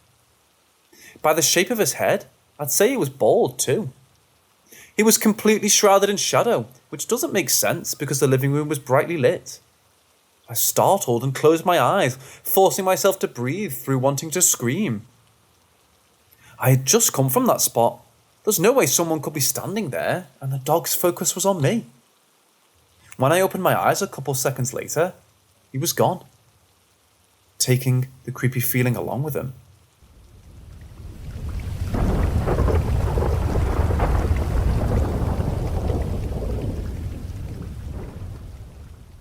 This was back in 2015. I went with my family to Bar Harbour, Maine, to visit a childhood friend of my mother's. They were pretty well off. They had several vacation homes, and this was a cute cottage in a residential area, surrounded by a national park. The house was an A-frame, so the rooms had those cool angled walls like I've seen in movies, but not in my own life. I was excited by that more than the whole nature thing. They're classic New Englanders. They even have themed rooms. I was staying in the moose room, aka everything in that room had a moose motif. Very cute, if not old-fashioned. My encounter piqued my curiosity more than anything. I don't recall any fear, just puzzled bewilderment and massive amusement. Here it is, my only encounter with something spooky. I was alone in the moose room, and I had just grabbed some floss from my toiletries bag in the bathroom, and was planning to sit on the bed while I flossed. The door wasn't closed all the way, mostly closed because I wanted to hear if I was being called. But then the door just slowly opened. No one was there. I knew I'd hear someone coming up the stairs since they were near the room, and frankly, the others seem to thump around when they walk. I've never lived in a 2-story house, so I always noticed when something was on the stairs. The door just slowly opened. I was sitting on the bed facing the door while this happened. And I just sat there flossing, and then the door started to slowly close. It didn't close fully. The handle didn't engage. I continued flossing, being very thorough, since I have lots of dental work. The door then once again opened very slowly, and once more closed slowly all the way. I just sat there flossing and watching. It was something interesting. Why not just watch and see what happens next? Nothing happened next. I got up and walked through the door and down the stairs. The others had all been outside doing outdoorsy things or whatever. I told them what just happened, and they didn't seem to understand what I was talking about. I asked about the house, like maybe it was on uneven ground or had a gust going through it, but the owner assured me the house was very sound and very secured. They had spent a lot of money on it, as they're real estate agents. They know a lot about the house, so those easy solutions were ruled out. Nothing cool like that happened out the rest of the trip, but I thought it was hilarious. Lots of joking with my family about the place being haunted. The best part of my trip for sure. That was the only perhaps paranormal thing that ever happened to me, and I still think there must have been some logical cause for it. But it's a fun story. To me and my family, at least.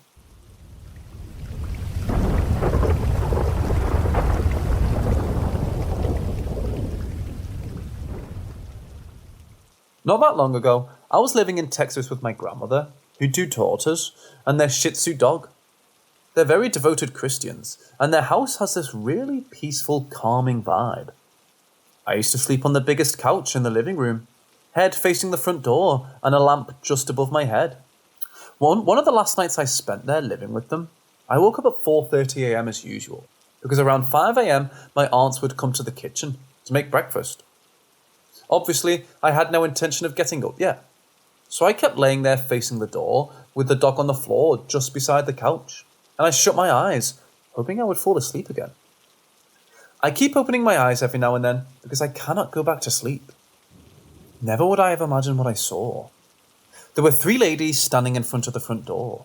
The 3 of them were wearing long, puffy black dresses. Each of them was holding something at chest level. I couldn't see clearly what it was. They were looking at me with anger, and I started to feel very frightened. I closed my eyes immediately as the little dog started to howl in this really creepy way. Holy Father prayer was the first thing that came to my mind, and I started praying silently, waiting for the dog to stop howling and the ladies to disappear ASAP. The dog kept doing the same creepy thing for about 2 minutes. I kept my eyes shut for about 20 minutes, and then I started to hear the noises coming from one of the rooms. It wasn't until one of my aunts came out that I opened my eyes. To my relief, everything was back to normal and peaceful once again. I've never told them about this experience. I'm still not sure why these entities were there. I spent all of my childhood in that house without any paranormal occurrence. I've spent more nights there after moving out, and nothing related has happened again.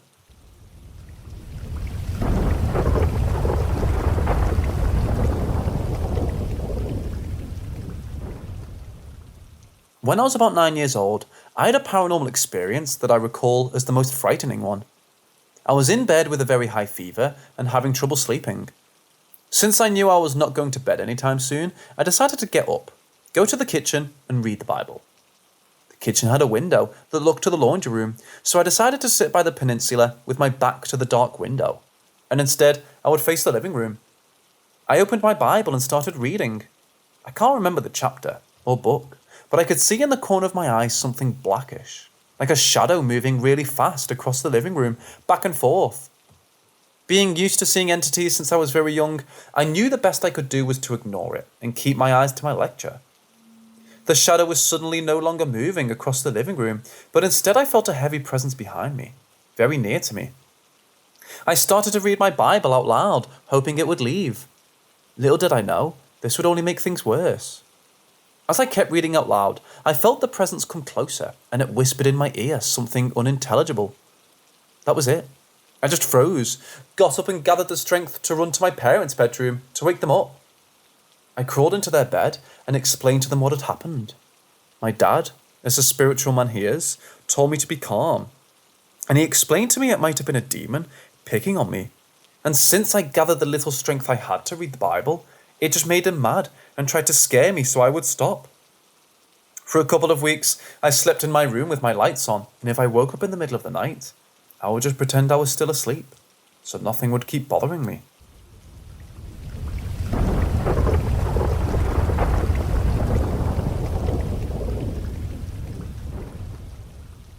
My boyfriend and I live in a 2-story house with a basement that's over 100 years old. We recently had a big birthday party on the main floor that included balloons. Out of sheer laziness and being hungover, I didn't put all the decorations away until a few days later. A few days after the party, I woke up and sat on my bed while checking notifications on my phone, until I noticed the sound of a continuous scratching noise coming toward me from the ceiling. I looked up at the spooky noise to notice a star-shaped foil balloon dragging its way to me from the bedroom door. I thought it was strange, but brushed it off as wind from an open window or some kind of weird deflating. Later that day, I went back to my bedroom to grab some clothes from the dresser, just to the right of the door. I noticed the balloon on the ceiling above where I slept, and carried on. As I'm going through the dresser, the dim light in my room suddenly gets so bright, it's like a strobe. I turned around to look at the light, and the balloon was directly in my face, at my height. The light suddenly went back to normal brightness. For a little more context, my room has a decently tall ceilings, and is in a barn-like shape. When I went into the room, I didn't close or open any doors, and the balloon was all the way across the room. All windows were closed, no vents in the room either. Any thoughts on this? The room felt very weird. Haven't experienced anything strange in a while.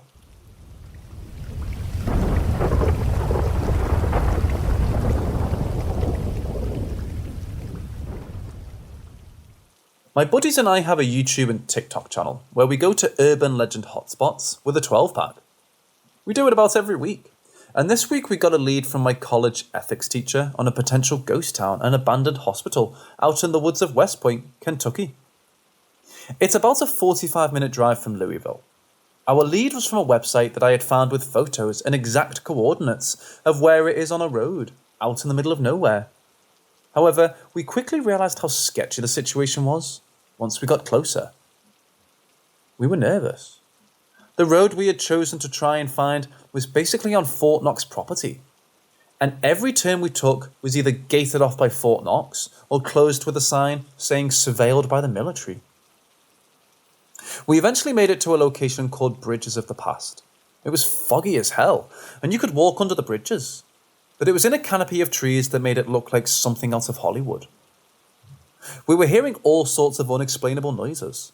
Plus, there was a train trestle with a passing train overhead, so the screeching of the tracks was adding another layer to the already overwhelming sound. Keep in mind, the two of us were by ourselves with no weapons for self-defense, basically lost, and we were overwhelmed by the amount of noises by the bridges. Plus, we were trying to find a hidden driveway to a location where hundreds of children could still be buried, so we were rightfully in our heads a little. As more time passed, the sketchy feeling wasn't. And we're used to being sketched out, but something felt unsafe. We decided it would be safer to scope out the long way around at sunset the next day, and try to find the hospital without looking over our shoulder for Fort Knox soldiers. Makes you wonder if anything has happened to anyone trying to find the hospital with the military in the way. Wonder if they made it.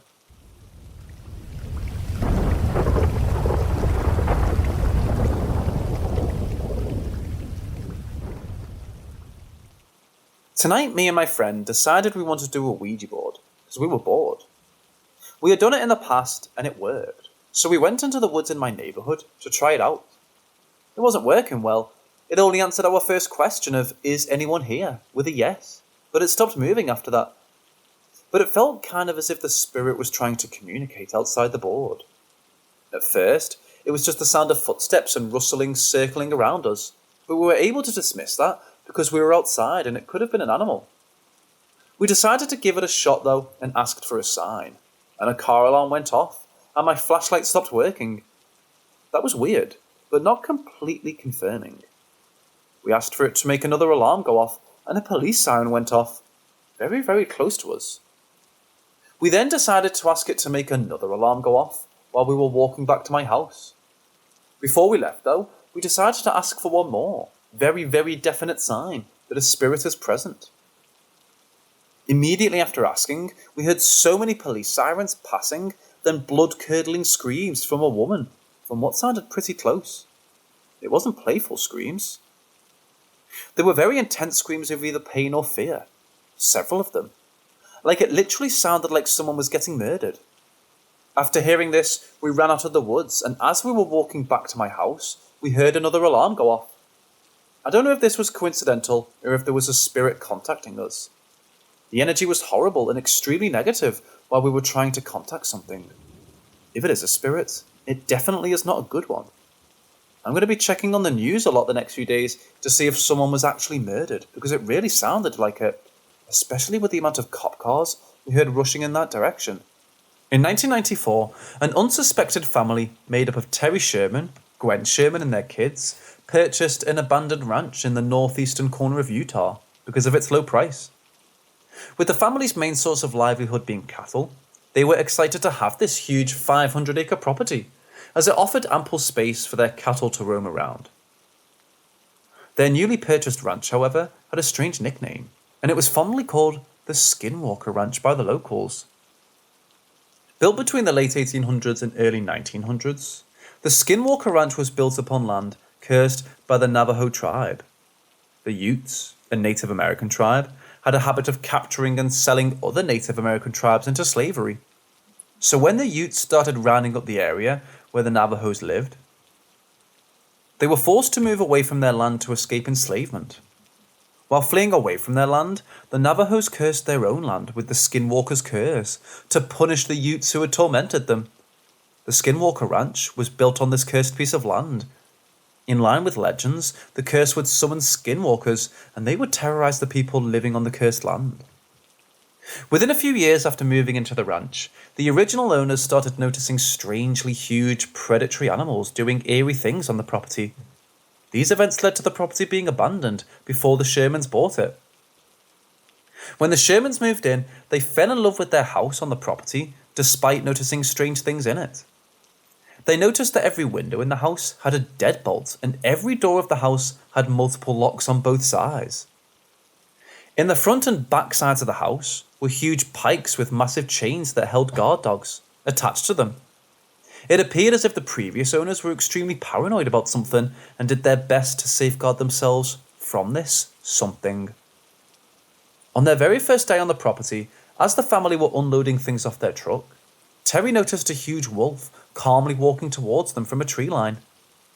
Terry and his family were used to protecting their cattle from the predators around them, and thus, instead of being scared, they got hold of the weapons and prepared themselves to confront this wolf.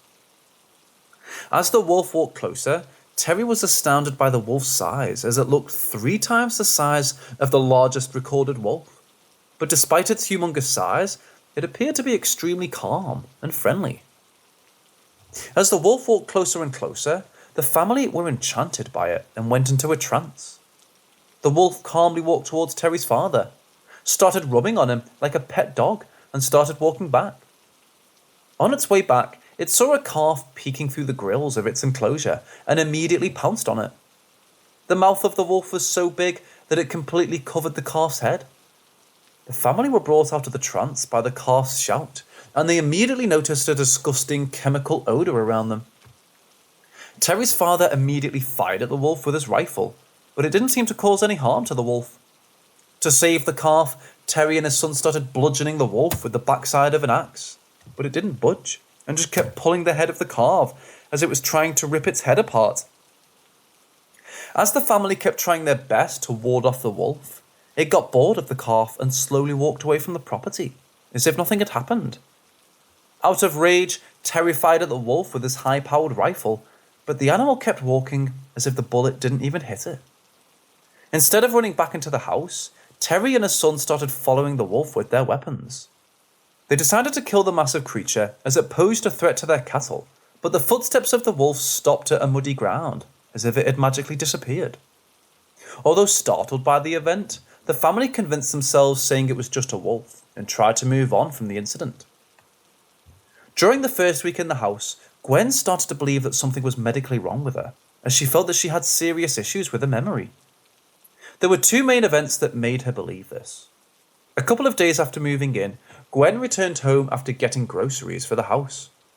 After putting away the groceries, Gwen went to her room to change her clothes, but when she returned back, she found the groceries back in bags. Gwen clearly recalled putting the groceries away, but they were somehow back in the bags. Gwen was completely caught off guard by this event, and despite thinking about it for over 20 minutes, couldn't come up with an explanation. The same day, Gwen grabbed a towel and went into the bathroom to take a shower. After a really long shower, Gwen stepped out of the shower only to find her towel missing. When she stepped out of the bathroom after drying herself with another towel, she noticed the missing towel hanging in a closet on the other side of the house. It wasn't just Gwen going through these things as a husband. Terry had something similar happen to him the same week. Terry was digging up holes with his digging device to make a new fence around the property. After digging up a few such holes, he left his equipment at the last dug hole and went back into the house to take a break. When Terry returned from his break, he noticed that his digging tool was missing. After completely searching the property, he finally found the 70-pound tool in a tree far away from the last dug hole. This heavy tool was hoisted up 70 feet in this tree. Terry was completely dumbfounded by this event, and just like Gwen, he was not able to come up with a logical explanation for this. By the end of the first week at their new house, Terry started noticing bright lights on the far end of their property at night. Terry initially thought these lights were the headlights of the vehicles of lost drivers and didn't pay much attention to them, but as the lights kept appearing every night, he concluded that these were the torchlights of illegal hunters. So one night, Terry grew really frustrated with these supposed hunters and rushed towards these lights with his gun to confront them. As he went closer and closer to the lights, he noticed that they kept retreating away from him. After retreating for quite some distance, Terry saw these lights ascend into the night sky and disappear. With the strange events continuing, the winter of 1994 arrived. While Terry was looking out for one of his cows that went astray on an extremely chilly winter night, he noticed his footprints near the tree line where the giant wolf had previously appeared. When he followed the trail, he found that it disappeared in the same muddy region where the footsteps of the giant wolf had disappeared previously. Before the winter ended, 4 more cows disappeared in a similar way. With his animals disappearing, Terry started patrolling his property at night to find out what was happening to his cattle. One night, Terry noticed a strangely shaped object with bright lights near the tree line. This object kept gently hovering 20 feet off the ground, and its lights were focused on the ground as if it was scanning it. When Terry slightly moved to take a better look at this object, he accidentally broke a twig, and it made an extremely minute sound. This moment the twig broke, the lights of this object turned off, and within a few minutes, just like the lights Terry had seen before, it descended into the sky and disappeared. By the spring of 1995, things moved from bad to worse for Terry and his family. The disappearing cattle started reappearing in random locations after a random interval of time.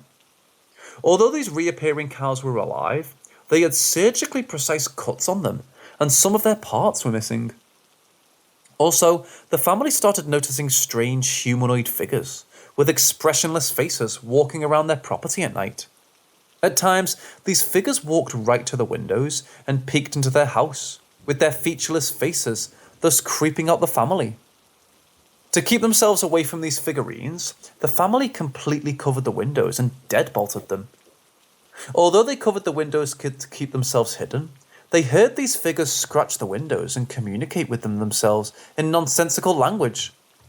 These events became so predominant that the family could barely sleep at night. As a result, the grades of the kids plummeted, and Gwen became delusional, which led to her losing a job at the bank. One night, when Terry was sitting on his front porch with his rifle, he noticed an orange light orb appear in the distance. Terry lifted up his rifle and saw through its scope to get a magnified view of the orb. Through the scope, he saw multiple dark humanoid figures that roamed around his property at night, crawl out of this oval-shaped orb. In the middle of this orb, he saw something that resembled the blue sky. These humanoid figures crawled out of this orb and disappeared into the tree line. After all, these figurines crawled out. The orb disappeared. The next night onwards, Terry and his family started seeing blue orbs around their property at night, and it emitted a strong sense of anxiousness. Tall, featureless humanoid figures crawled out of these orbs and glued themselves to the windows of the house. Despite the obscurity piling up, the family persisted to stay in the house, but they decided to leave the place when their 3 dogs were turned to ashes by one of these orbs. One night, when one of these orbs appeared, the family's 3 guard dogs started barking at it. The orb seemed to retreat from the dogs, but the dogs kept chasing it, and when it finally retreated into the forest, the dogs followed it.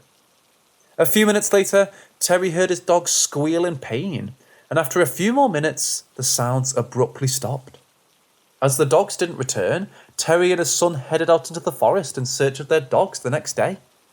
Inside the forest, they saw 3 circular piles of ashes, and these were the ashes of their dogs. This was the tipping point, and the family decided to sell their property. A billionaire named Robert Bigelow, who was obsessed with investigating the paranormal, bought the Skinwalker Ranch from Terry after he heard the strange sounds surrounding it. Robert had a group of highly renowned skeptic scientists and researchers to investigate the paranormal, and he made this ranch the headquarters for his crew. Robert hired Terry as the manager of the ranch, and thus, despite selling it, Terry continued taking care of the ranch. Robert's crew did a complete search around the property to find logical explanations for Terry's claims. Also, they did a thorough mental checkup on the family to make sure they were mentally stable. As they were not able to find any hallucinations or logical explanations for his claims, and the tests prove that the family were mentally stable, the crew slowly started to believe that Terry and his wife were not making it up. One day, while tagging the newly born calves, Terry and his wife Gwen saw the guard dog that accompanied them snarl at something. When they turned to see what it was snarling at, they saw a freshly tagged calf dissected with only its head and legs remaining. The calf was cut with surgical precision, and there was no blood around the place. So Terry and some of the researchers started scanning the property to find the case for the calf's dissection, and during their inspection, they found a huge humanoid wolf creature perched on a tree in the tree line. Terry immediately started firing at the figure, and it disappeared into the forest, leaving behind a disgusting chemical stench. This odour resembled the one left behind by the huge wolf that visited the property during Terry's first day. One other night, while two of the researchers were walking around, they saw an orange orb, and what they saw inside it matched exactly what Terry told them. They saw dark humanoid creatures crawl out of it and run towards them. As the duo crouched down in fear, these creatures ran into the forest. The researchers ran back into the house in horror, and they left Robert's crew the very next day. After studying the ranch for a really long time, Robert's skeptic group of scientists confirmed that there was something indeed eerie about the property. They found that multiple things on the property were highly magnetized, and they couldn't figure out the reason behind it. Also, orbs, lights, and obscure events were ever present on the property, and the crew collected multiple video and photo evidence to support it. Many believe that this is the most trustworthy instance of paranormal activity.